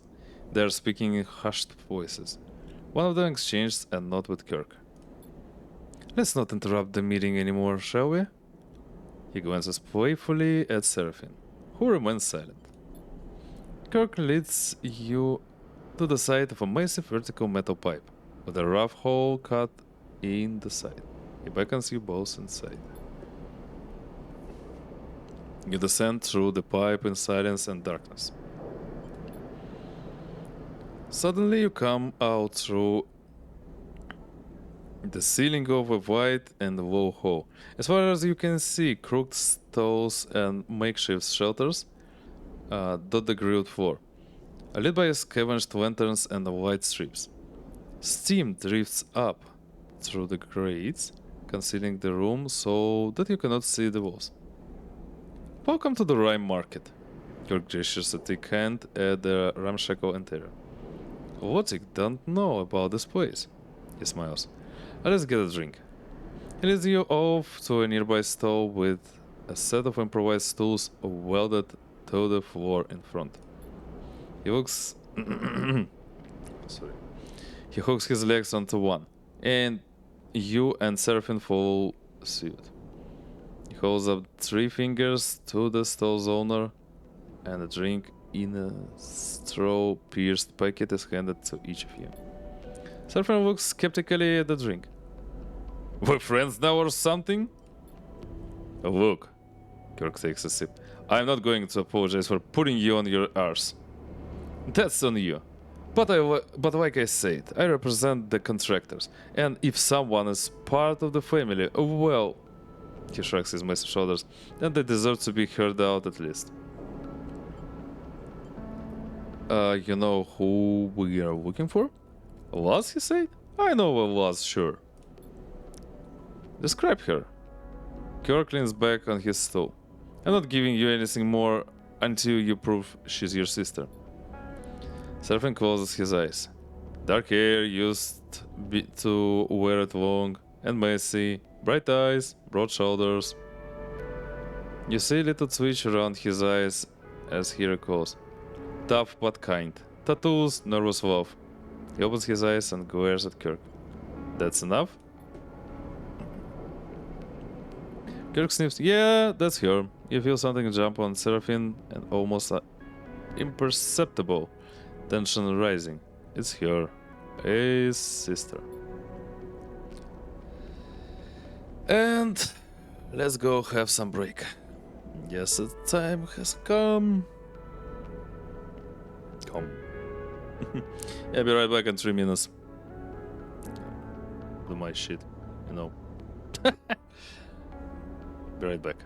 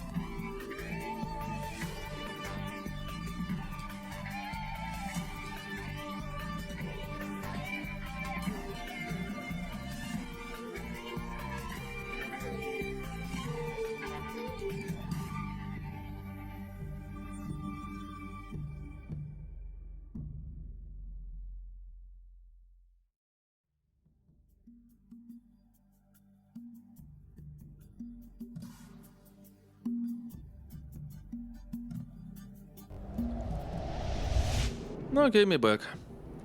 Yes, so.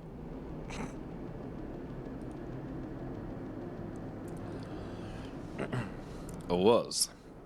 Kirk speaks slowly, drinking between, or whatever her real name is one of the contractors here. She is part of the most recent contractors of Votic registered. That means? Just tell me where she is. Serafin demands, his impatience getting the better of him. As I was saying, Kirk gives Serafin a pointed look. Those new contractors are restricted to the pithead. In fact, that is what we were discussing when you interrupted our meeting. Serafin looks away in frustration but holds his tongue. Since the war, the Votic Syndicate has been trying to lock down Wellspring. They went from a loose association of mining groups to an autocracy, and started enforcing contracts with some seriously overreaching terms. Your sister? She's on one of those contracts. Votic are acting like they own her and the others because according to their contracts they do. Which is exactly what we want to do something about. The cycle, he forcefully taps the bar with that finger.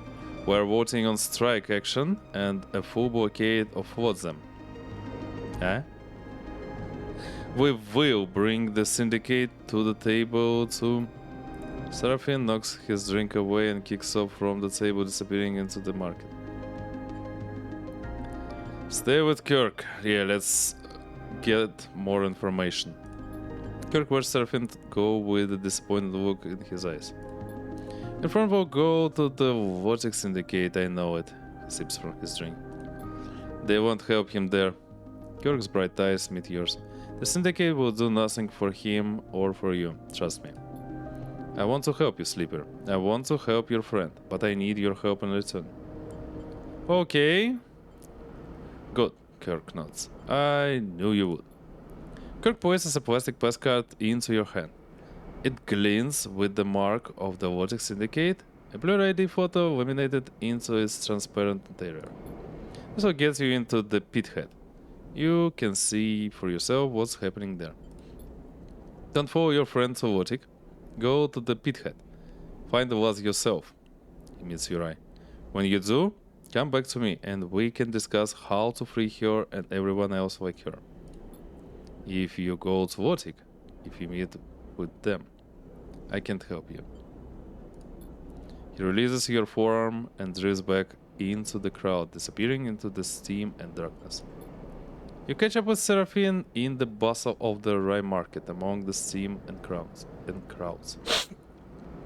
Sorry, no, my nose is stuffed for some reason. I can't have been the only one who saw his pitch coming a mile off. Serafin is bristling with anger. What kind of idiots does he think we are?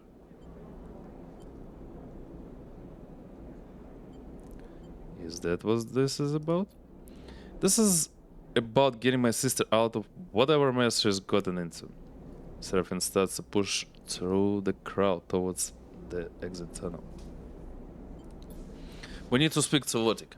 Forget these clowns. He shows his way forward. We don't need to get tied up in this. We just need to get her out.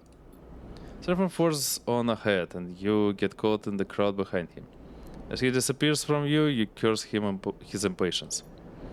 Fought there for a moment, buffeted by passing people. Catching onto the Votic pass, trying to decide what to do next. Rye Market. Buy scrap components, buy rare components. Okay. Chesm Row. Supplies. The only thing... Oh wait, we're full on fuel. Ah, okay. But... Negotiate a meeting? Oh, I don't have engage. Yeah, fuck this shit. Yeah, we have this now. Electric pass. Yeah, I guess if I do a second playthrough of this game, I will take this guy with engage. And it's gonna be much better.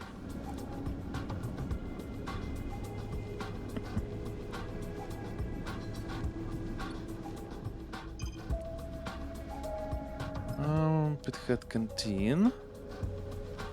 Into it. Sneaky meal. Sneaky meal, wait, what?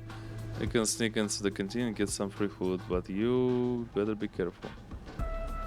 No, we don't need it, at least right now. Spring Shaft, Ice Mine. Search for was. Into it and endure. Join the work crew. The best way to find a was will be to infiltrate the work crews and gain access to the deep parts of the mine. So it's gonna get me more points here.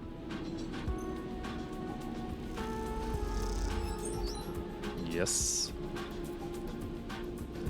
Let me check the risk outcome. Okay, this was okay.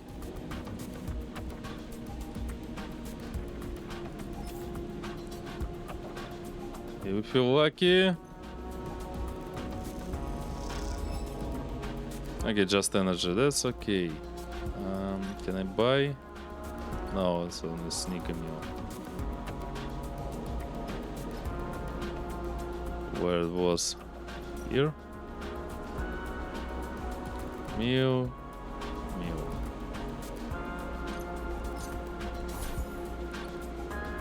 Oh, damn, I'm dumb. Oh, never mind. Yeah.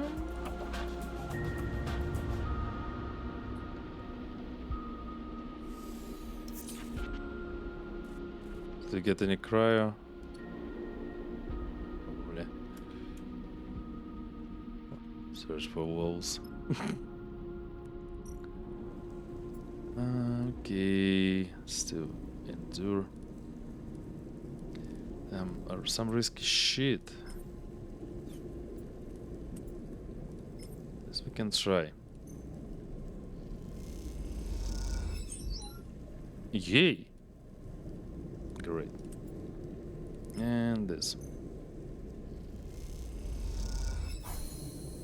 Yeah, perfect.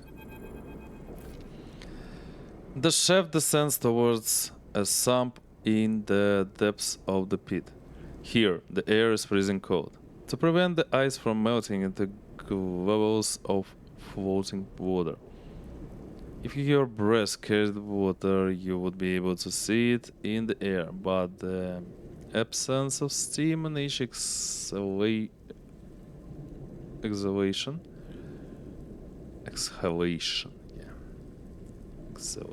Sorry, damn. Only serves to remind you of your own strangeness. Not that anyone else noticed, the workers' heads are low, their eyes fixed on their work, shedding chunks of ice and toes up. Toes up and down the shaft. At the end of the nearby tunnels, you see the bright sparks of ice cutting in progress. Slabs hanging in the air in that strange way they do in 0G. Some lose memories of the time before Darkside, before Wayne, before freedom come to your mind. The familiarity of the cold, the sparks, the endless toil, it chills you more than the packed ice on either side of you ever could. You reach the bottom of the shaft, a metal grill marking the terminus. It squeezes as you push open the barred door set into it, and safety lights flicker on, lighting up glittering ice, particles all around in their hard beams. It is as if all the stars are held here in this cavern. As your eyes adjust, the massive space comes into focus. It seems to have no up or down, just countless dark shafts and raised pits cut into its side. All around silhouetted by their work lights, contractors cut and haul and gather. This is where those locked-in workers are being held, caught in a contract clause that permits an endless shift. The atmosphere is grim. At the center of the cavern floats a construction welded together habitation units. A heavy twist of cables stretches from this improvised structure past you and up the shaft behind, tethering it to a central power source. On each of the 6 sides of this strange apartment block, a set of struts project outward, bracing the construction against the cavern walls. The block itself was wrapped in insulation, clad in protective plates. It glows with small apertures and lights. You approach the nearest entrance. Everything is bitten by rust, by decay. If the bars on the entrance weren't a clear enough indicator, it's obvious now that this place is a prison. The door scissors open, letting out a blast of warm air. You quickly duck inside and it seals rapidly behind you. The cramped interior passage glows warmly, but its wrecked condition keeps it from feeling cozy. You follow the corridor, ducking beneath hanging wires and loose insulation. This is where you were told you will find Luz, or whatever her real name is. You come out into a communal mess. Counters and food preparation units fitted into the walls. Cushioned stools and couches scattered around. A couple of contractors are stretched out in the space, one of them snoring loudly in the corner, another sipping from a food packet on a stool. Oh, hello there. Suddenly, a door in the far side opens out to the cavern, letting in a flurry of ice shards that quickly become scattered orbs of water. You watch the figure as they glide into the warm light of the interior, with their dark hair and bright eyes, and know this is who you are looking for. You meet his... Sorry. You meet eyes with hers, and something sparks in the dull and cawing room. It's as if she recognizes you. Sleeper? She looks in a haze, her hair stuck to her forehead with sweat, her eyes still adjusting to the interior. Luz? She nods slowly. You see her scan you, taking in your clothes. The way you hold yourself, your face. For a moment you feel exposed, aware of your damaged veneer skin, your industrial markings, your doll-like features. You feel the familiar sense of being objectified, but also something warmer below it. A recognition of what you are. She blinks, exhales, and shakes her head, realizing she's mistaken. Give me a sec, alright? I just finished cutting 100 cubic meters of ice. She pulls back her hood. I haven't seen you down here before. They just contract you or something? The tension drops, but you get the feeling she isn't quite looking at you. She crosses to a food unit and pulls out a packet, loading it into a warmer. She thumbs up it on. First sleeper I've seen in a long while. Doesn't take her eyes off the slowly warming food. You'll do okay down here. I know your folks are tough and stick with the job. That's good. The rest I can show you once I've eaten. Pause a little to yourself. Not here to work. I know the feeling. But if you are on contract, they've got you. She pulls her eyes, not leaving the warmer. You'll get used to it. It's a little difficult at first, but you will. Stop. We need to talk. Turns to face you, and you see a wet shine to her eyes. What are you going on about? You realize what you need to tell her. Serafin is on Wellspring. The warmer comes to let her know the food packet is ready, but she doesn't seem to notice. Serafin? She takes a wrecked breath, then steadies herself. Here?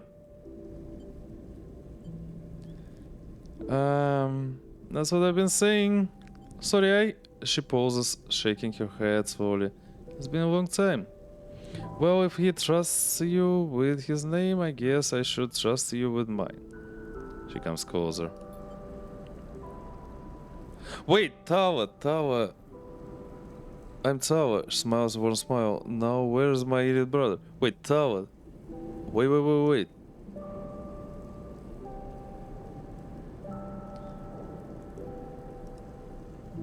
Yeah, it's her. She's from the first game.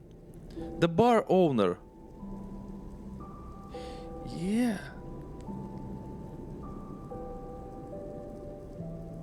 Owner of the Bantayan.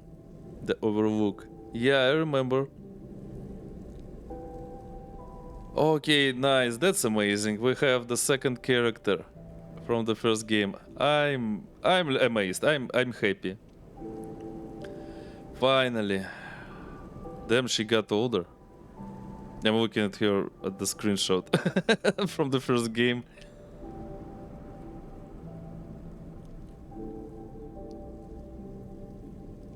Yeah, well, we constructed the whole freaking bar there, I remember. Oh my god, I'm so hyped to see you, Tala. Or Taylor. Taylor, probably. I'm Taylor. She smiles a warm smile. Now, where's my little brother? I'm not sure. Take it. She was, well, that sounds like Sarah. Been missing for years, and even when I find him, he still doesn't want to be found. Taylor suddenly seems to take on some energy. She glances towards the corridor behind you, and the door at its end.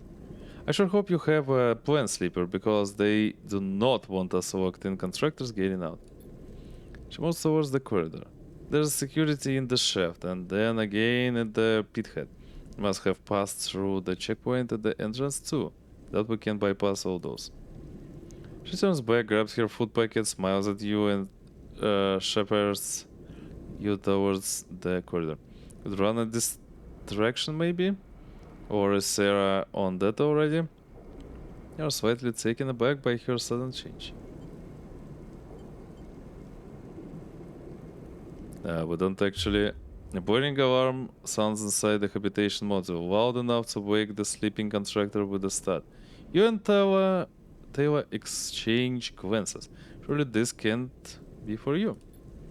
Taylor rushes down the corridor and tears open the door at the far end, with you following close behind. Wait, she called him Sarah. Damn, Taylor.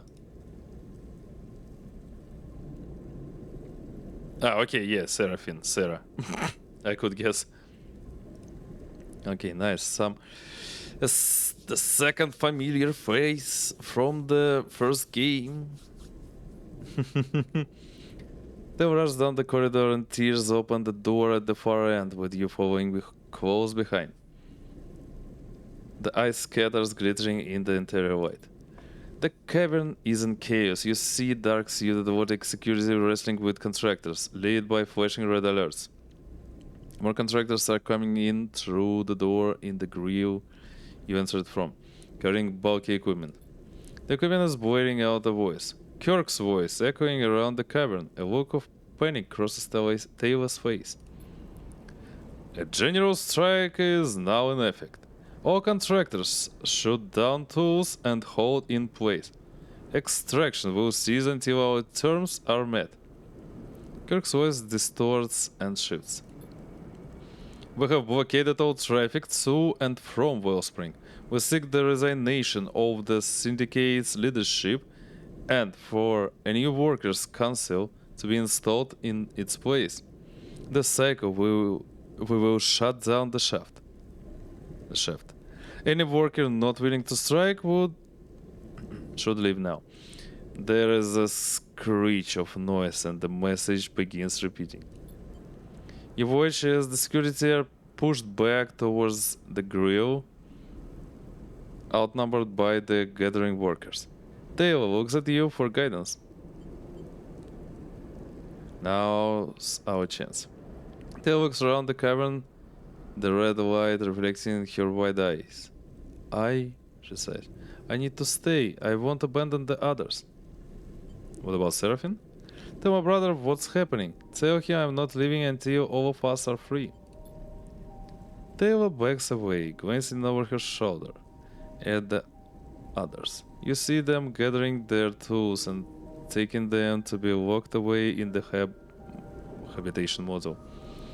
I need to see this through, Sleeper, and you need to go. Find Serafin. Do what you can from out there. Help us change this place. And with that, she turns and glides off towards the others. You turn and head for the grill as quickly as you can. The way now cleared by the contractors, the handful of overloaded security pushed back up to somewhere near the pithead. As you ascend, other contractors shooting you dark looks as you do, you realize you have to speak with Kirk. Find Kirk at the pithead, directing contractors to barricade the entry points to the mine. So you took my advice, good. Kirk smiles. We're glad to have you as an ally here, Sleeper. You could have warned me. The entirety of Wellspring is at stake here. Kirk shakes his head. This is not about individuals. The Syndicate was arrogant. They did not believe we could do this. Kirk gestures towards the contractors waiting across the checkpoints. But we far outnumber them. Their monopoly ends here. How can I help? Kirk leads you a little way away from the contractors. If you want to free those like Serafin's sister, I will need your help. We have ships, but not many. And the Syndicate still has tankers in operation. Our blockade is not complete. The debris field between here and the far spindle remains open. We need another tanker to occupy it and dissuade the Syndicate from trying to pass. All of our ships are in use, but your ship and your crew could help us take a tanker and secure the blockade. You want me to storm a tanker? This will not be an assault. Kirk puts a hand on your shoulder. The tanker, the Headstream, has been held outside Wellspring for many cycles. The crew is tired and sympathetic to our cause. We'll just give them a nudge.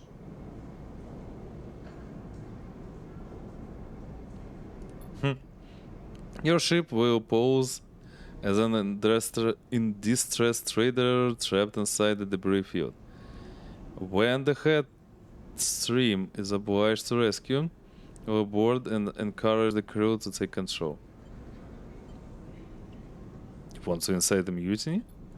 Trust me, when I say that their captain does not deserve his charge, this is a liberation. Kirk folds his arms across his chest. Will you do it? I don't have a choice. Yeah, well, I know you would. I'm glad to have you in our cause, Sleeper. Suddenly, Kirk puts two fingers in his mouth and blasts out a shrill whistle. A contractor quickly approaches with a large box, the front marked by screens and dials, and the back by loose cables. You'll need this nav unit to navigate the debris field. Oh, nice! That's where we got it. He nods at the contractor. The gents here will install it in your ship. Consider it a gift from our cause to yours. Nice. We needed it. He nods once more and Jens passes by you, heading for the lift to the docking ring with your new module. I'll provide the Headstream's coordinates. Moves away towards the contractors. Still working on the checkpoints. And I will wait for your word. You leave the pithead behind. Your mind racing. You do not know how you have ended up in the middle of all this. But you know that it will be up to you to pilot your way out. Sleeper! Serafin comes up the passage towards you. What's happening? I heard the pithead is being taken over by Kirk's guys? This, you realize, will take a lot of explaining. Your crew available.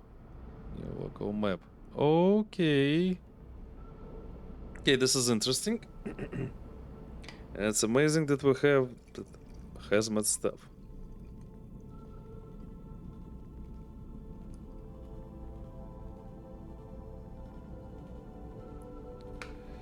Okay, let's do this contract, and I guess it's over for today.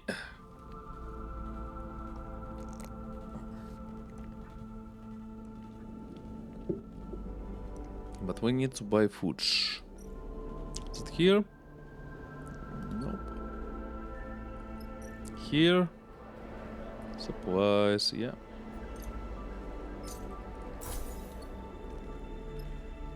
And rare market. Rare components, scrap components. Can I do anything here? Let us shift. Engage you. I can engage. Should endure.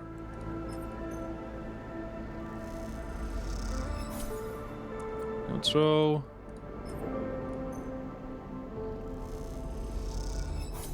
Neutral.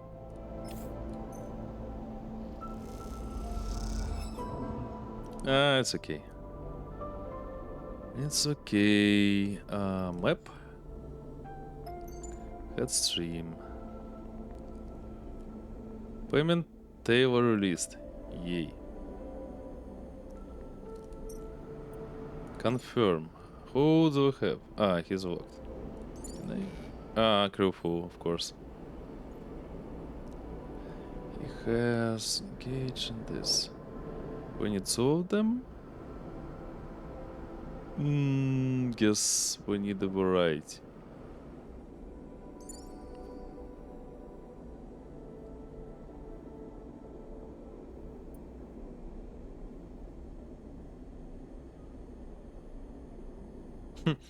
I could only guess if Bliss remembers Taylor.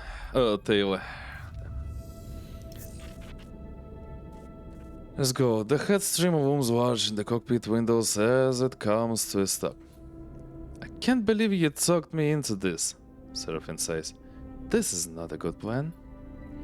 Convincing Serafin to take Kirk out to this Auroric freighter wasn't exactly easy. But with the pithead on lockdown, there really weren't any other options. A voice crackles over Serafin's terminal.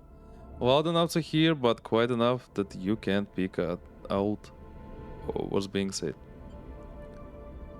What is they're saying? Serafin glances back over his shoulder at you. They're telling us to prepare for docking. He swallows nervously and turns back to the console. Good. Keep them talking. You took behind you to see Kirk floating by the doorway. Serafin flicks the comm switch and begins speeding to the loading ship, thanking them for responding to the distress signal, trying his best to play the part of the nervous traders suffering an engine failure in the debris field. Kirk jerks his head for you to follow him into the corridor, and you unclip from your seat and float out behind him. If it's okay with you, I'm going to play the captain on this one. His flat stare suggests he is asking for permission. It's going to work. Kirk shrugs. If we keep calm and take it slow, there's nothing to worry about. Let me tell you how this is going to go. He starts moving down towards the airlock, and you follow as he talks. The headstream has been holding here, cycle after cycle, while Wellspring tried to quash our little rebellion. He smiles at the idea.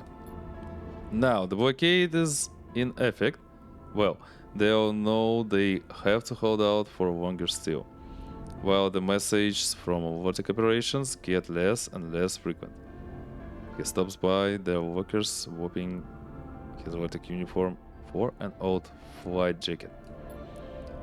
This is a ship full of tired, unhappy, underpaid, and underfed workers. You both arrive at the airlock. We just have to nudge their engine in the right direction. There's the keys as the airlock cycles. What a car coming aboard. Kirk catches your eye and gives you a wink. The Lambert. Cold water captain. Okay. The airlock doors sits are open, revealing a drained-looking water captain flanked by security officers. Lambert, captain of the Headstream. He presents himself immediately, but with little enthusiasm. We have been in communication with your pilot and are docking as requested to provide support. He walks between you and Kirk, his eyes lingering on you a little too long. No doubt, taking in the strange vinyl skin, the glowing eyes, and doll-like face of your frame. He directs his attention to Kirk. How fares your crew? Thank you, Captain. You notice the immediate change in Kirk, his deflated posture and softer speech. We're surviving as best we can, but now that you have come to our rescue, he sighs and holds out an eager hand to Lambert. We're very grateful indeed. Lambert limply shakes Kirk's hand. Not to worry. The Vertex Syndicate takes its stewardship of Wellspring and the surrounding environs seriously. It is our duty to offer aid to traders and travelers alike. I'm afraid we don't have much to offer by way of supplies. Our stores have been depleted by our long posting here, but your crew is free to enter our ship and make use of its facilities while you make your repairs. Kirk continues playing the submissive captain, nodding enthusiastically and uttering a stream of thank yous. I feel like he's pushing it a little, though Lambert only seems to be paying the minimum of attention to him. Suddenly, he turns a sharp eye to you. Your pilot didn't mention you had a sleeper aboard. What of it? Homer flinched almost imperceptibly when you respond. Nothing at all, just observing. He glances suspiciously towards the corridor. I don't suppose you have any other surprises tucked away in here? Oh no, not at all, Kirk jumps in. Apologies. Our sleeper is a hard worker and a quiet one too. He shoots you a look. Perhaps if your ship is in need of maintenance, you can borrow them for a few cycles? Lambert eyes you more brazenly now, taking Kirk's lead as a permission to indulge his curiosity. Yes. His eyes trace a tear in the thick skin of your forearm. Perhaps it could be of use to us. Kirk smiles. I will send them to speak with your crew. I am assured they can direct the sleeper to appropriate tasks. Oh, they'd love that, Lambert jokes. They're a work-shy bunch, this lot. I'm sure they'd be eager for a slave. The word sets you on edge. Stay silent. We're happy to serve, Kirk bows. After all, we owe you our safety. Very good. Lambert seems suddenly bored or tired, or perhaps both. Tell your crew they are free to cross the docking tunnel then. He pauses, but remind them that no funny business will be tolerated. He smiles a sharp smile. Serious guy. He reminds me of Ethan from the first game. A little. I have matters to attend to, Lambert turns. See you later, Captain.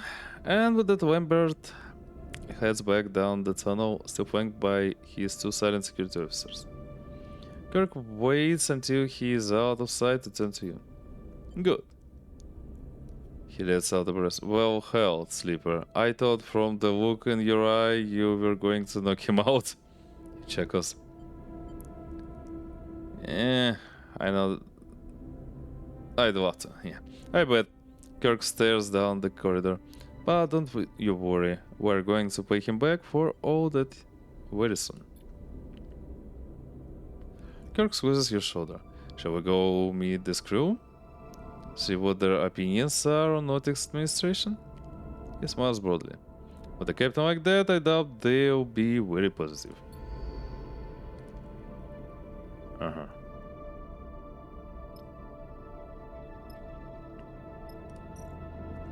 What's here? Engage, endure. Of course. Discuss the war.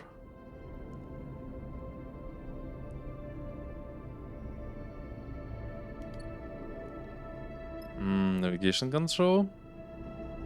Into it. And interface.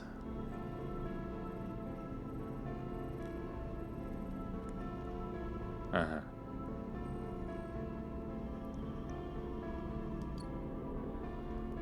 Here. Oh, engineer, nice. So that was a good idea to take Bliss with me. Sabotage engines. So I can start with this.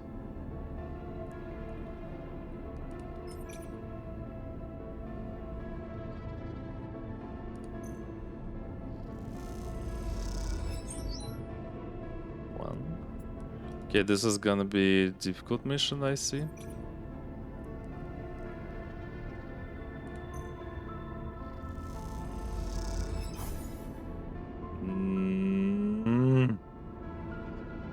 Security lockdown.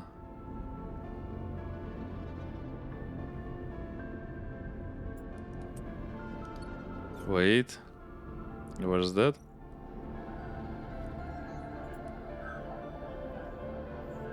Come, Scott.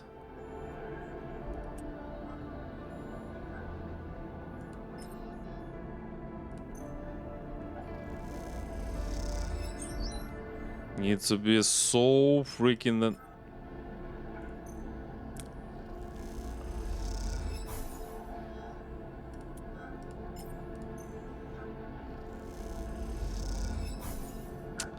Of course.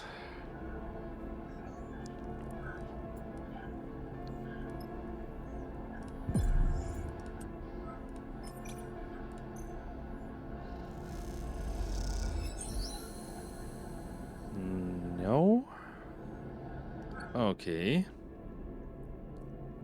Had to do this, unfortunately. Okay, engine room.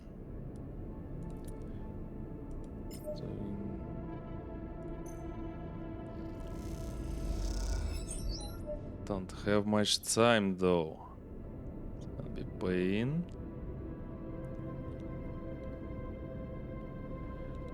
Okay, we have 1, 2, 3, 4. Wait. Uh-huh. No, we have a right. We have 1, 2, 3, 3 rights for mistakes. Mistake. But still, I don't want to risk it.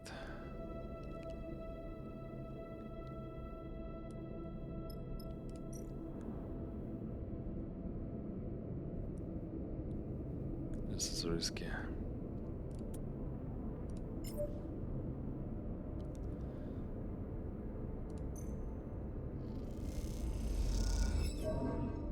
Fuck. Okay. And Psycho.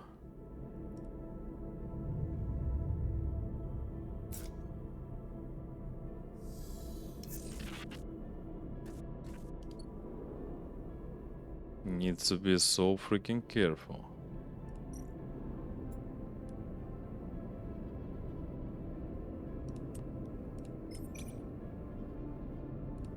One. Two.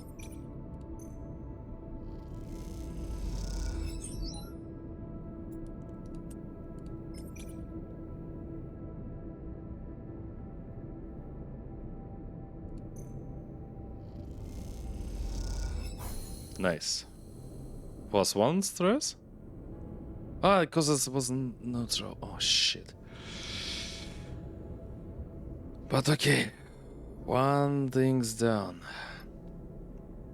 We have 2 attempts.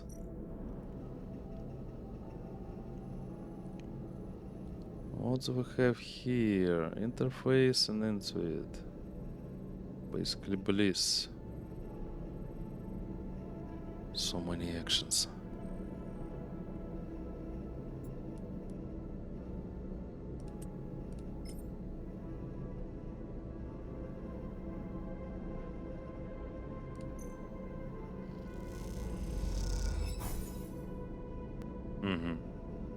Okay. Wait, what?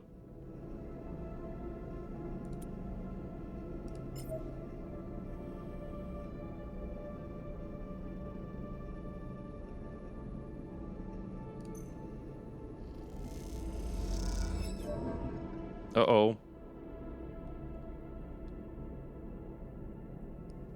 Gonna be pain.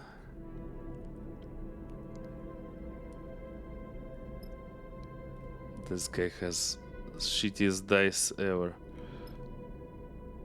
I can push. And I don't have anything to push. Because of the freaking...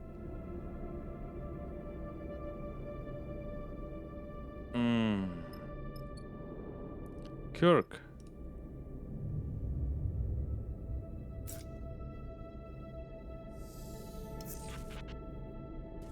Now I have the bad dice. But I can do something with that at least. Gauge. Started here. How much here? And this is such a painful mission.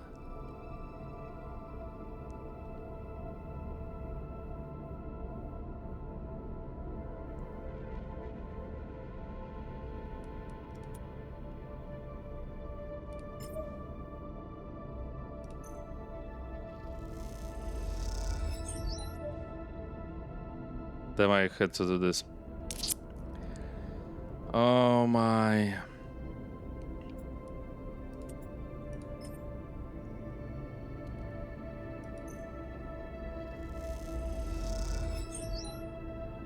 Ah, still the same.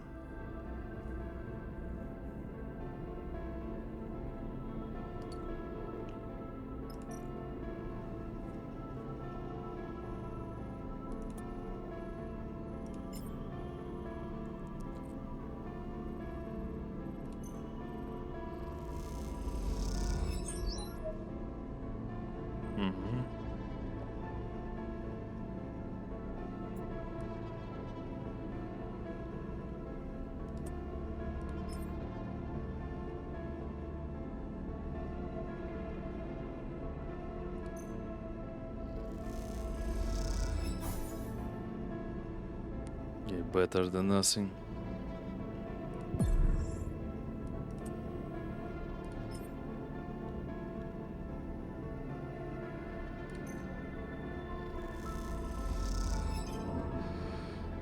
Fuck my life.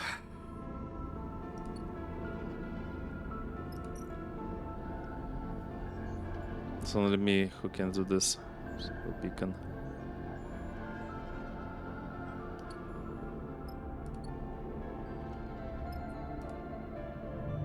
I feel like I'm gonna lose it.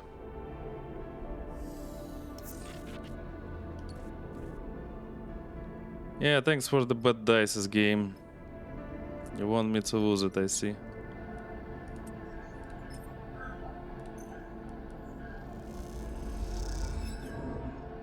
Are you fucking nuts?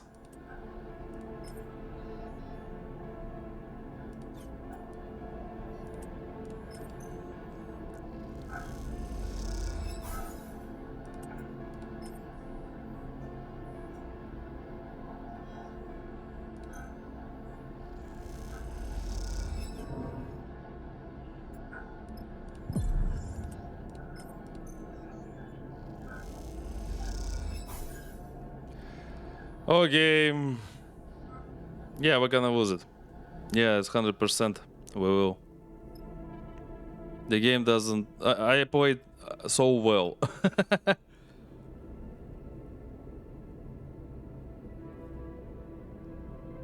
Oh fuck.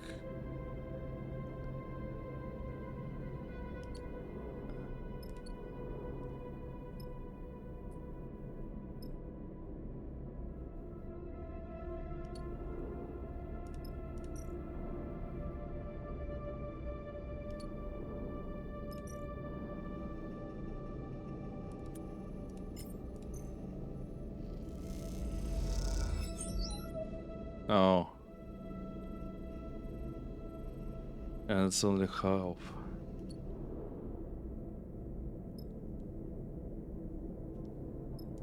Nah. Game, give me some good dice, please.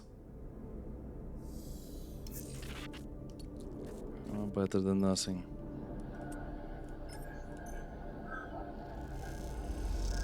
And of course not, I see. Neutral! Fuck you, game.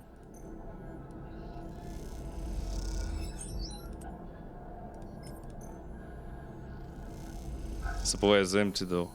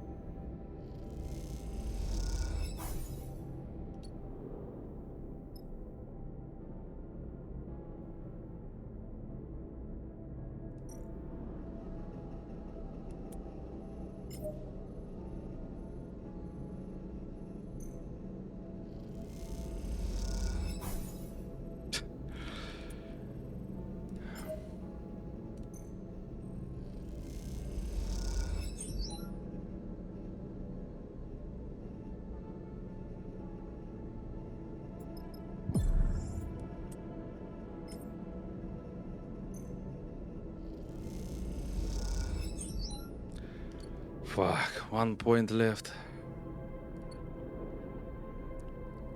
And we're out of food. So we're getting some stress.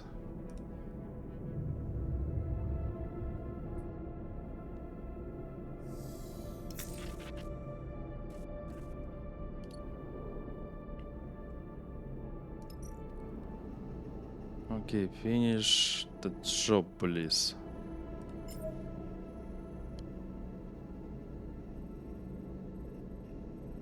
Wait, can she? No, she can't do anything here.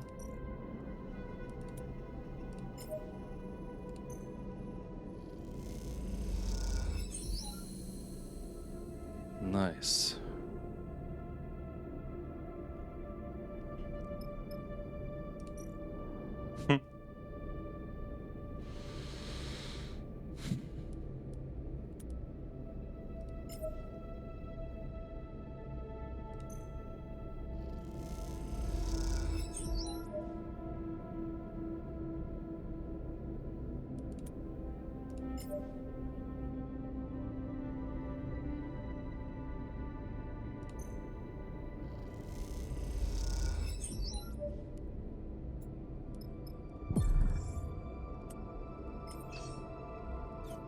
Oh fuck. Can engage.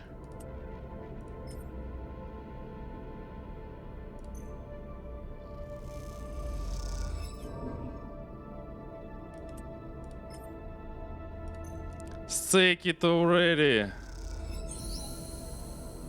Finally. Can cross into the bay you are crossing. It's all kicking off, Sleeper, a growing fear in his eyes. Wembers lost control. I don't know how things game. In the end, you helped me. So not that easily. Guided through the headstream, a ship you have become surprisingly familiar with over the past few cycles. Perhaps it is the influence of getting to know the crew and their complaints around Lambert and the Syndicate, but its twisting corridors, thick pipes, and cold metal have taken on an oppressive feel, cycle by cycle, hour by hour. Now, as the shouts of conflict echo down the corridor ahead, where a room glows with the warm light of the galley, you feel that oppressive pull tightening its grip. So early, you know it is. The sickening feeling growing inside you tells you that you haven't got enough support to pull this off. Back away! Weber's shout echoes like a shot as you enter the crowded galley. A gang of crew members, maybe a third of the total number, are loudly arguing with a smaller group clumped around Lambert. You have allowed yourself to be swayed by those eager to use you for their own ends. Lambert is shouting across the galley. I am sorry to have to do this to my own crew, but there must be consequences. See him glance over his shoulder and tracing his view. You see security officers tensely gathered at the back of the room. You look at Kirk. His panicked expression, something you aren't used to seeing. As he notices them too. Oh, okay. Fucking engage, of course. Then with a nod of Lambert, security moves into the crowd. Fuck the shit, I'm out. Let's go. You launch yourself into the crowd as it pushes forward. Your crew resisting Lambert surge like a wave, their arms up to protect their heads from the security officer's batons. When yourself trapped in the crash, surrounded by other members of the crew, then the blows start raining down and the panic sets in. The crew falls back under heavy strikes, and the pressure of the retreating front line crushes you in the fray. Then strikes you across the head, and you find yourself spinning dazed, your vision darkened. An insistent tugging from your internal systems makes you aware of some serious damage. The right is a sea of bodies, a crash of flesh on flesh. You hear the sickening crunch of blunt objects swung against sub bodies. Suddenly you hear a panicked squawk above the rumble of shots. You regain your sense of direction. You see Kirk grappling with Lambert. "Get the hell off me!" Lambert screams. The spindly captain is no match for Kirk, who wraps his thick forearms around Lambert's neck and chest, squeezing tight. Skirts begin to strike at Kirk, and you see him flinch as they do, but hold his grip strong. Seeing their moment, the crew wrestled the security officers of Kirk as Lambert's feet kick futilely at the air, his fingers scratching at Kirk's arm around his neck, his eyes rolling back. Help the crew. You scramble forward and join the crew, pushing back the security and anyone else resisting them. The tide shifts, the security falling back or floating injured, pushed against the far wall of the room. Small orbs of blood float across the space like a constellation of violence, gently spattering the pale galley walls. Tracing the shift, Kirk releases Lambert, who spins lazily through the air, a trail of spittle leaking from the corner of his mouth. You see his chest rising and falling very slowly. He is alive. From this moment on, the conflict fades. Lambert and the injured are taken to the medical bay under the escort of the resisting crew, now armed with batons. Some of the security see the futility of resisting and agree to join the mutiny. Those who stubbornly remain are taken to the brig.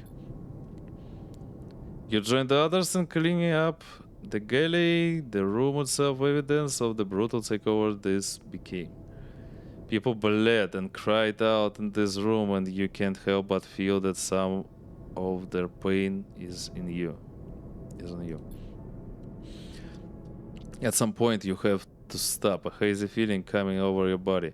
You reach up and touch your head, and feel a rent of your thick vinyl skin.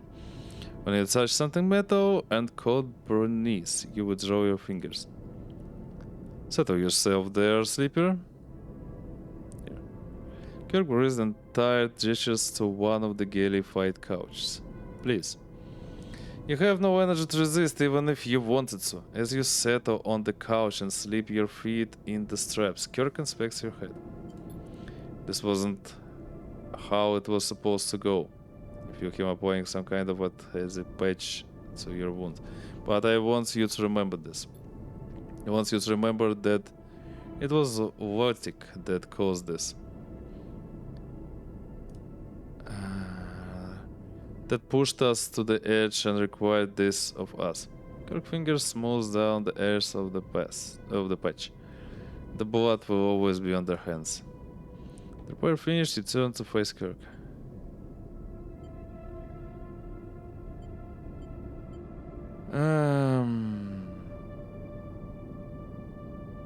Okay, we need their support, so besides I think that was our doing at the same time, but I will remember. Okay, Kirk knows.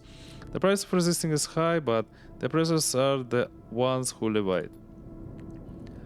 Kirk pushes away from the couch, rising up. Spare your thoughts for the crew. He glances around the room, now almost empty. It is their struggle that lies ahead, handling the ship and the role it must have in the blockade. Shh, can't read that. They will need to calm this violence alone, and retaliation will come. His sigh is a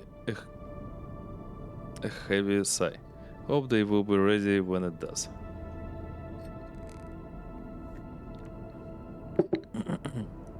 We, however, need to return to Wellspring. Kirk takes a deep breath and lets it out slow. His struggle goes on. He pushes off from the couch and leaves the room. You take a moment before you follow, taking one last look at the galley. A few crimson stains still dot its walls. Hope this was worth it.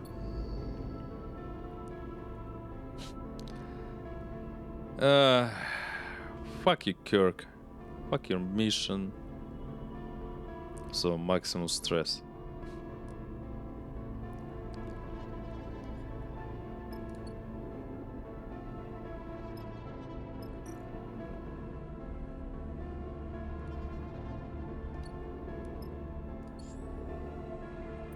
Yeah, leave.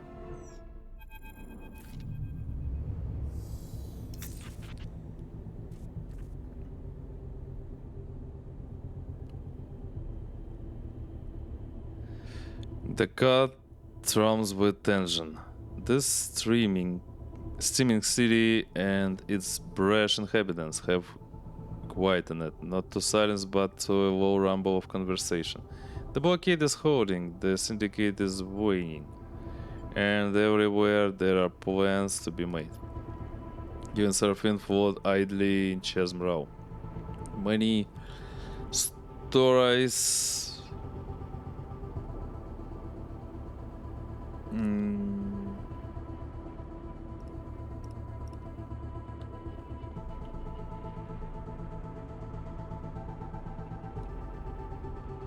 stories.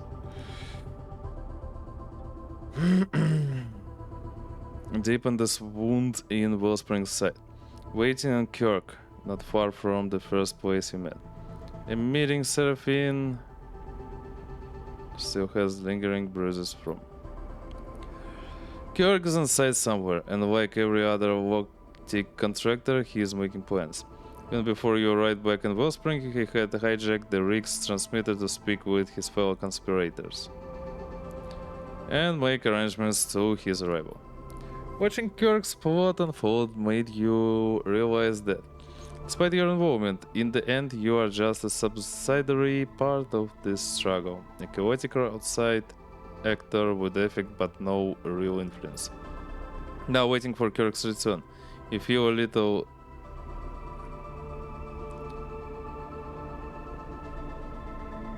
solace in that. You aren't ready to be dragged into another struggle, not yet. You still have your freedom to win, and looking at Serafin next to you, you know that he does too. Alright, we're on. Kirk comes out of a passage nearby, nodding to the two of you to follow. He resembles into the Rhyme Market passageways, this time not to the steaming market hall that lies beneath the deepest trees, but to a cramped room, walled with pipes and rusted panels. Wait here. He nods to you both before pushing off and gliding back out of the room. Kirk's briskness is something that has slowly gathered since you left the headstream, eroding your relationship to the point of non-existence. It is not something that surprises you. You know that every time he looks at you, he sees the violence of that final cycle on headstream. The orbs of blood, Vampire's unconscious form. You know that because every time you look at him, you see the same. Serafin settles again. You shoot him a look, but his focus is elsewhere. His eyes glazed over. You fold your arms and wait. Sarah? Tail enters so quietly that in the dim room, you barely notice her.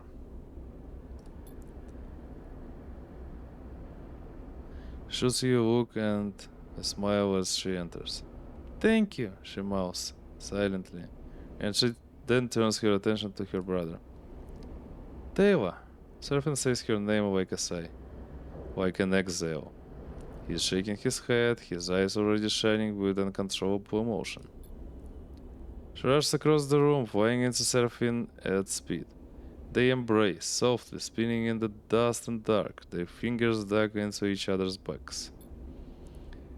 They separate, a couple of pristine spheres of briny tears spinning away through the air as they do. You're safe, Serafin nods, taking a breath. I'm safe. She smiles reassuringly, settling him. In this gesture of care, you see a whole network of science and secrets. Taylor is the Countess of Serafin's storm, the big sister who eases his heart. She looks him up and down. You are so big, Sarah. She laughs at her own statement. You've grown up. She tries to make it sound approving rather than patronizing. You're just the same, sister. Serafin shakes his head. Calling me big, but making me feel small. The moment the statement leaves his lips, you feel a chill in the room, and you aren't sure if he meant it. Taylor flinched a little, hurt but not wanting to show it. I came to find you. Taylor tries again. I needed to find you. Serafin looks torn, and you see in him something you have come to recognize. The slow and careful raising of his defenses. Why now? He looks away. It's been a long time, Taylor. Mom and Dad finally decide they want me to come home?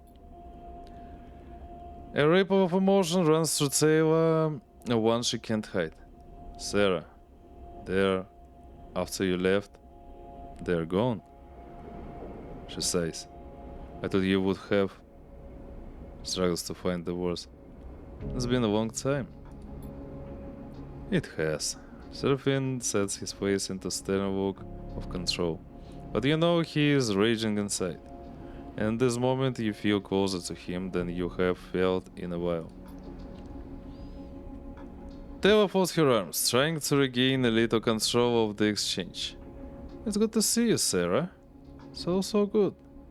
You know what's coming, and you see Serafin brace for it too. But I can't live with you, she will explain. It isn't easy for her either.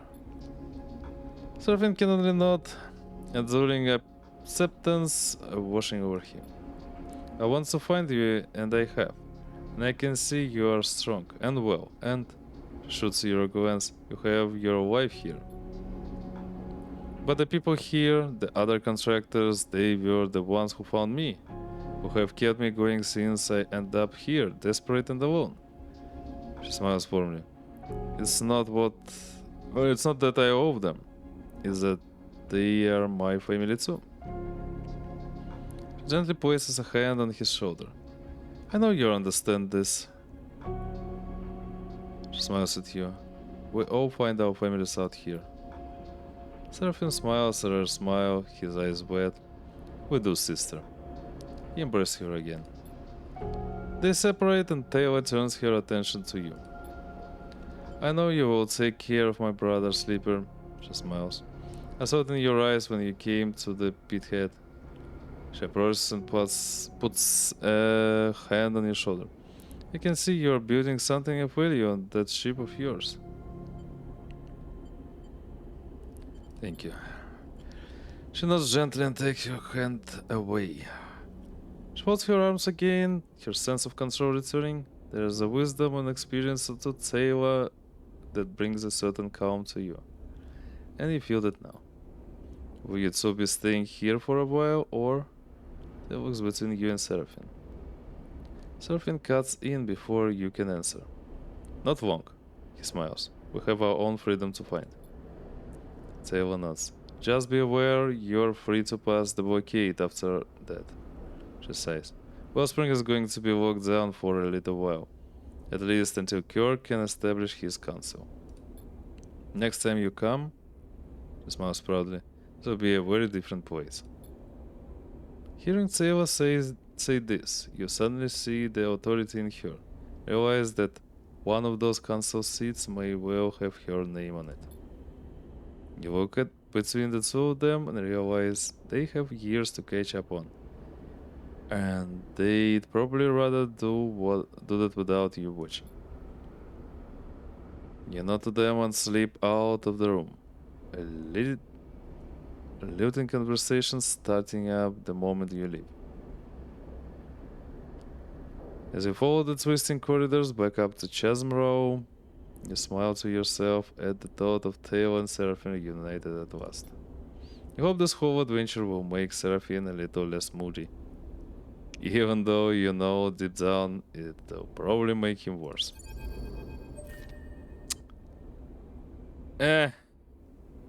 Upgrade points. On your way into the rig, you pass a tired-looking Eugene. We're heading out, he sighs. Because I'm not sure I've got another sheet left to wake here. How much did you lose? Squints at his fingers for a second. Making calculations? Too much. He shrugs. Gonna strap myself in for a nap. Disappears into the bed.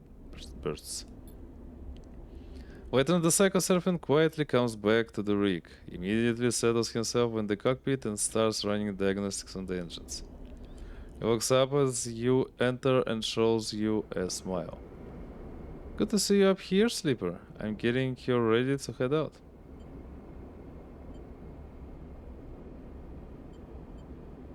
How are you doing? I'm good, Sleeper. Really good. Licks a sequence of switches.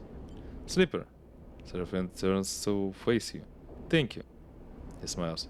Appreciate you bringing us all the way out here. Don't forget it. Will Taylor be okay? She's found a place here, and I'm really happy for her. He looks away out of the cockpit windows at Wellspring. She always was the responsible one.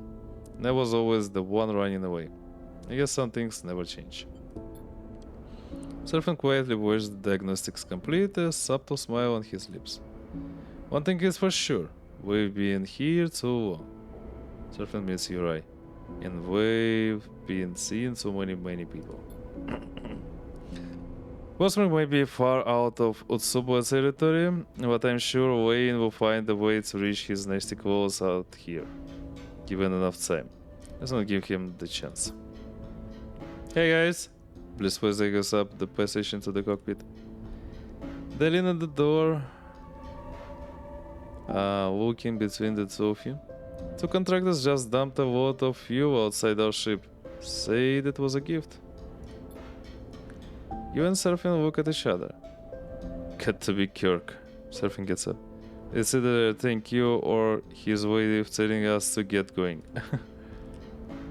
Serafin kicks off and glides out of the cockpit. Hey, so, Billy smiles. While you two have been busy, so have I. Been looking at the rig's drive and I reckon it's due an upgrade.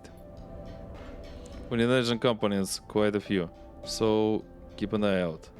Bliss shrugs. Shipyards tend to be a good place to look. Thanks, Bliss. Bliss winks. Anytime, they say. Better go helps Serafin with that view. As Breeze leaves the cockpit, you find yourself lost in thought. Considering your next step while the icy expanse of Wellspring glitters below.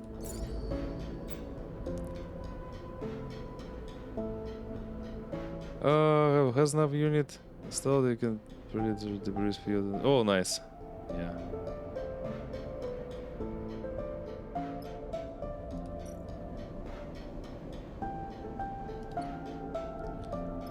We need money, I remember.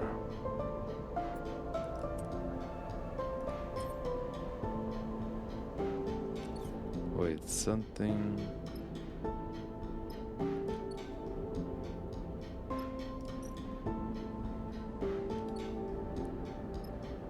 Oh, okay. Rig engine. One more! Oh, no. 3 more. The ship's range, the engine will need an overhaul to squeeze more power out of the turbines. Means new components. 3 more.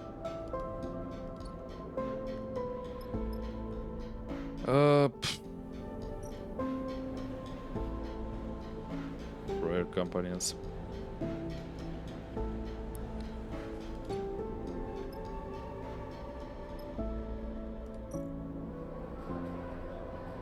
Yeah, we need supplies. So ghosty.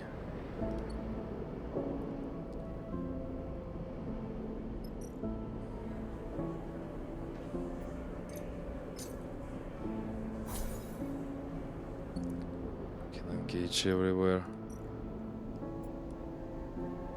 Shift. Okay, endure. Here? Anything? No. Okay, only one place, so.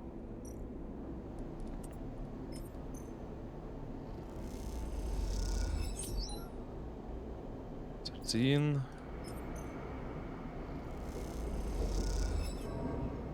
Fuck you, game.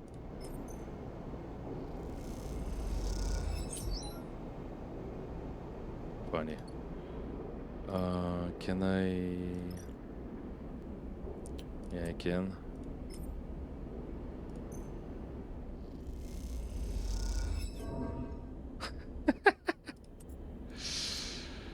I love this shit. Of course. But we need to do something with this. So we can't leave right now.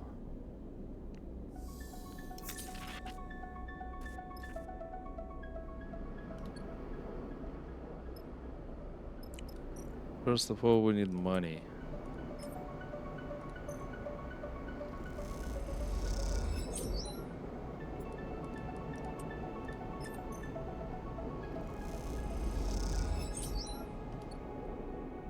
Can you do this? Who could guess?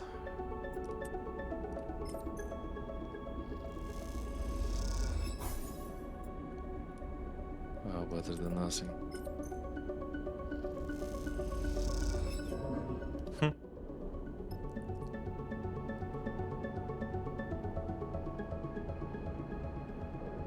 Fuel source supplies. And we need some more points to upgrade something from the left. Judging on the shit I witnessed, we need to upgrade endure. Let's upgrade everything.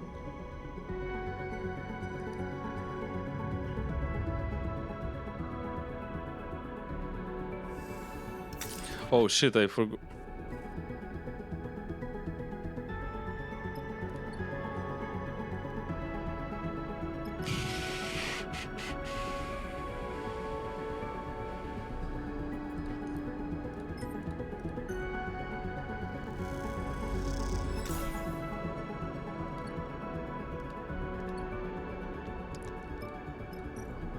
Of course. Okay, much better.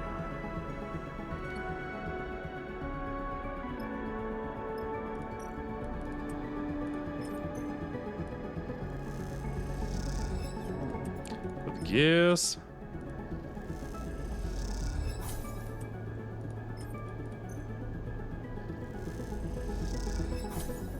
Okay, at least something. Can try. No, I will try it here.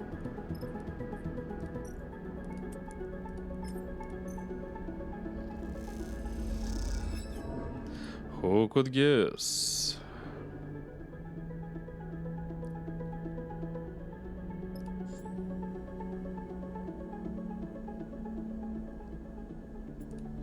So now I can move like this, right? Right. Because we don't need anything to do here. Spindle.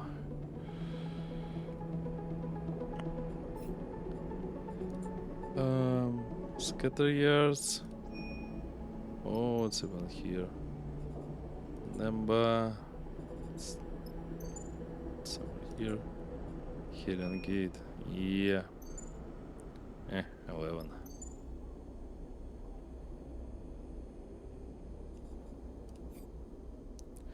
Now I will decide it on the next stream. I'm tired. Thinking is pain. Brain isn't brain. Where and some S.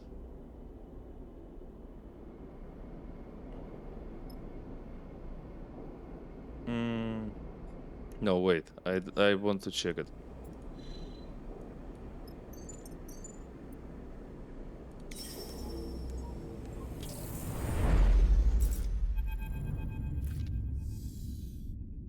Of course.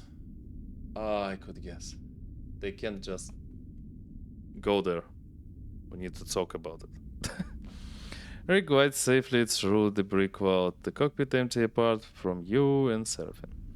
So, Sleeper, I've been thinking. Serafin gives you a sly look over his shoulder. I've been thinking I'm sick of running. We didn't exactly choose it. Maybe that was true when we first got out. Sure, but I think we've been choosing it since. I mean, even if we want to keep going the way we have been, we've run out of belt.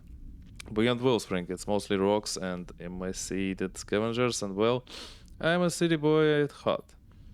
But not only that, Serafin meets your eye. We've been building something here, Sleeper. The crew, the ship. He smiles. Hell, we just got this Haznev suit for free. He thumps the new unit on top of his flight console. What I'm asking is, how do you feel about taking Wayne on? Tell me more. You've seen that. What's okay, let me do this.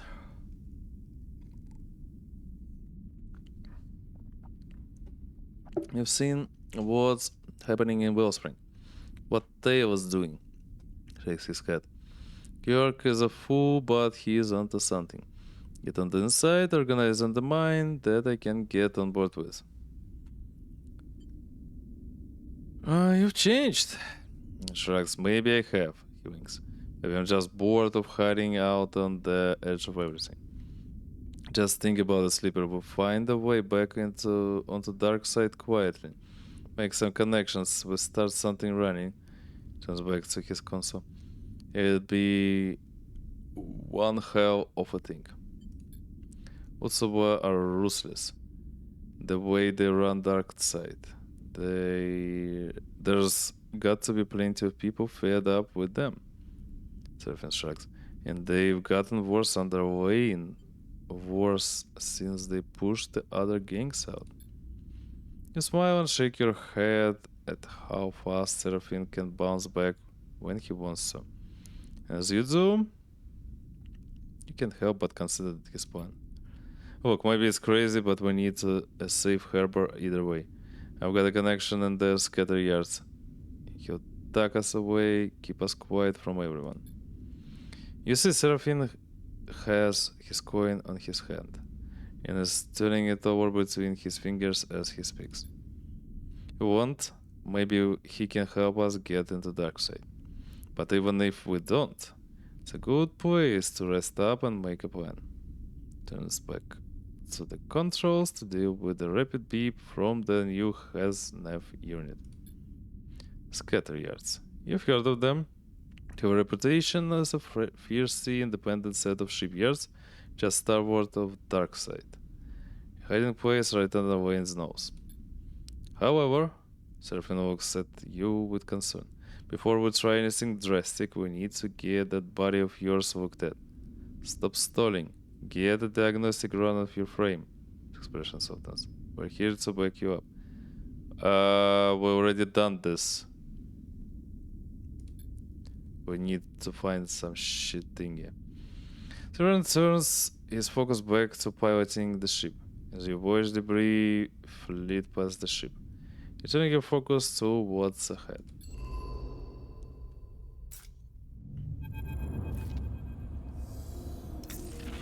Sleeper. Got a moment? Eugene finds you in your berth. I have news about the villain. But of course.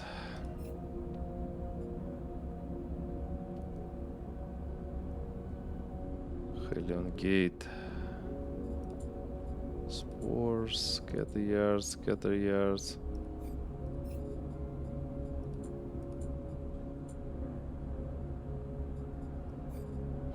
Eugene has that seriousness you rarely see etched into the hard lines of his face. Remember the ship he is talking about, the Aphelion Pass, the last surviving interstellar fraction ship in the Helion system. His stories are to be believed. I've been putting out some feelers for the little lost ship and something came back. He glanced around as if the information might leak to some unwanted source. I've been working with a contract of mine, a signal chaser working out of the owl. He's got some promising data.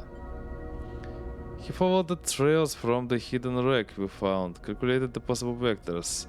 If this thing is still in the Helion system, it's in the skulls. Folds his arms across his broad chest, watching your reaction. Do you trust the signal chaser? He sucks a breath, as much as I trust anyone. Haven't told him what exactly we were tracking, just gave him the signature.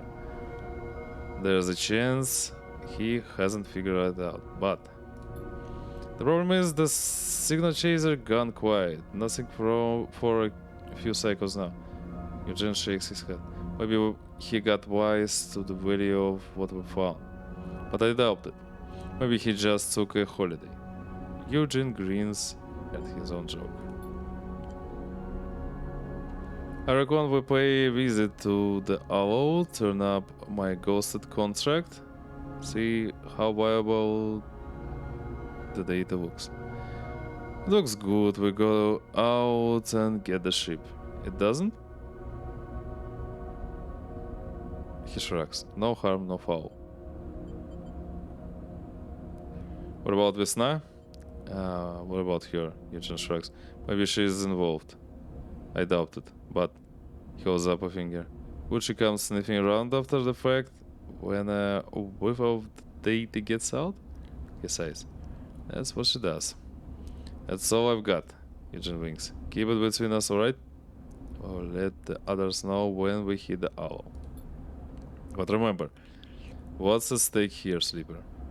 And the stellar ship, a ticket out of Helion. The pets, he pats you hard on the shoulder. It'll be worth it. With that, Eugene drifts out of the bunks, whistling.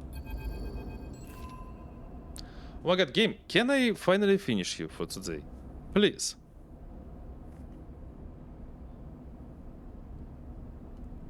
So much information for one day.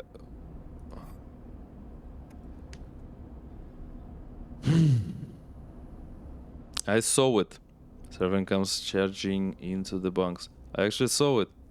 He's well-eyed and his breath is raked. So what? Then takes a moment to catch his breath, suddenly aware of how frantic he sounds. He squints at you. Have you noticed how supplies have been going missing? Yeah. Every so often when we travel? I have.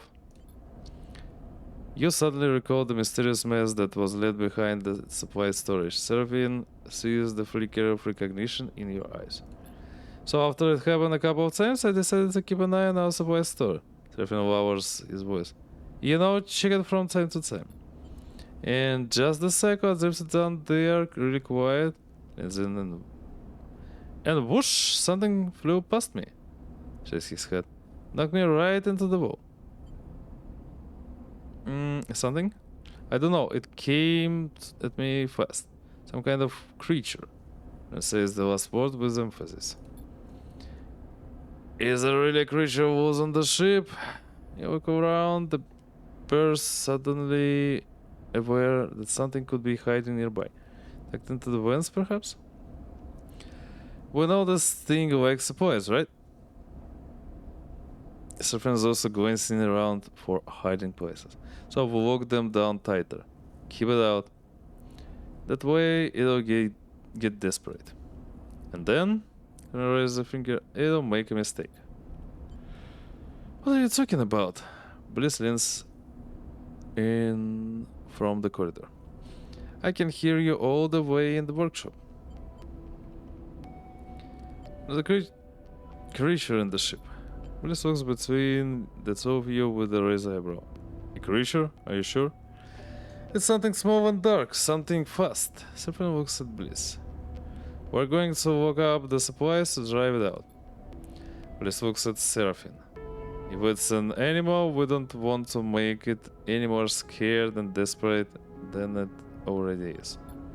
How about we lock up the supplies but leave some out in a special place? Try to bait it.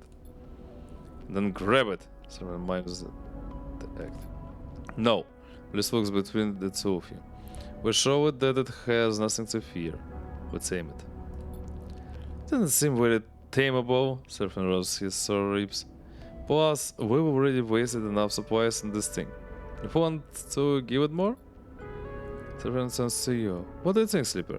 You look between the two of them, still processing the strange situation you find yourself in.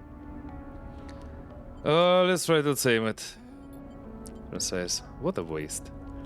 Alright, Bliss nods. You'll have to come down to the supply store every few cycles and put out some more food. That way it won't get desperate and do anything dangerous. And I'll lock the supplies up tight. Serafin folds the door. It won't get into them anymore. The plan set.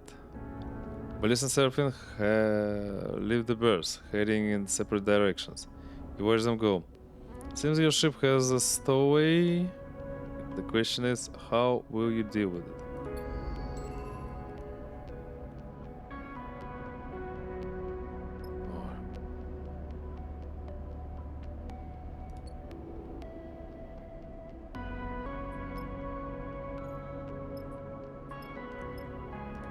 Okay, first of all,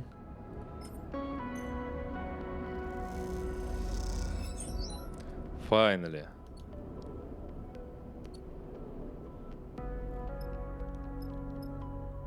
Where was this thing? Scrapped.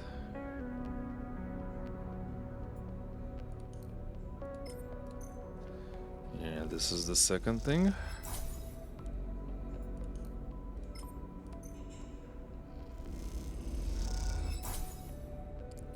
Some money. Then we'll do this. Nicely done.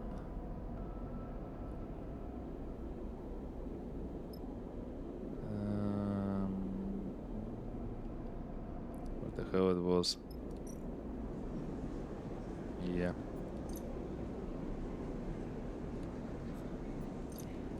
Now I need to do this and this. Also, Something interesting. Yeah, we need to deliver spores here.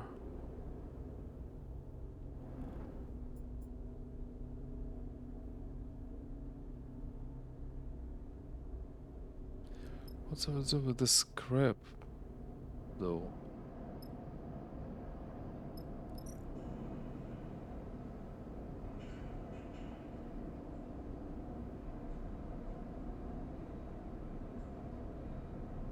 Huh. No freaking cool. Ah, here they go.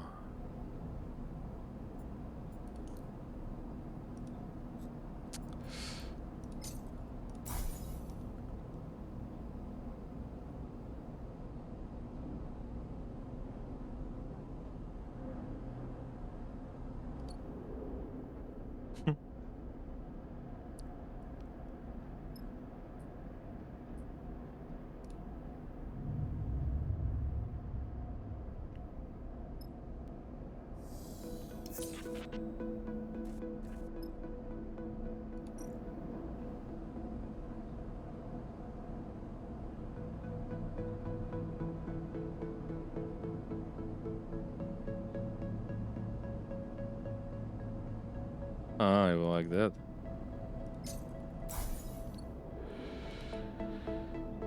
Okay.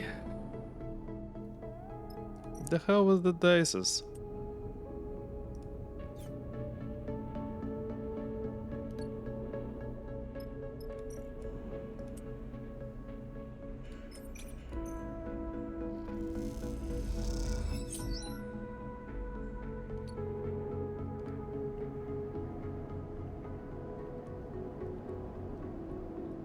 Okay, get... Yeah, we need to stop here. Okay, yeah. Nice run. Almost lost one of the contracts. I could have sworn we lose it.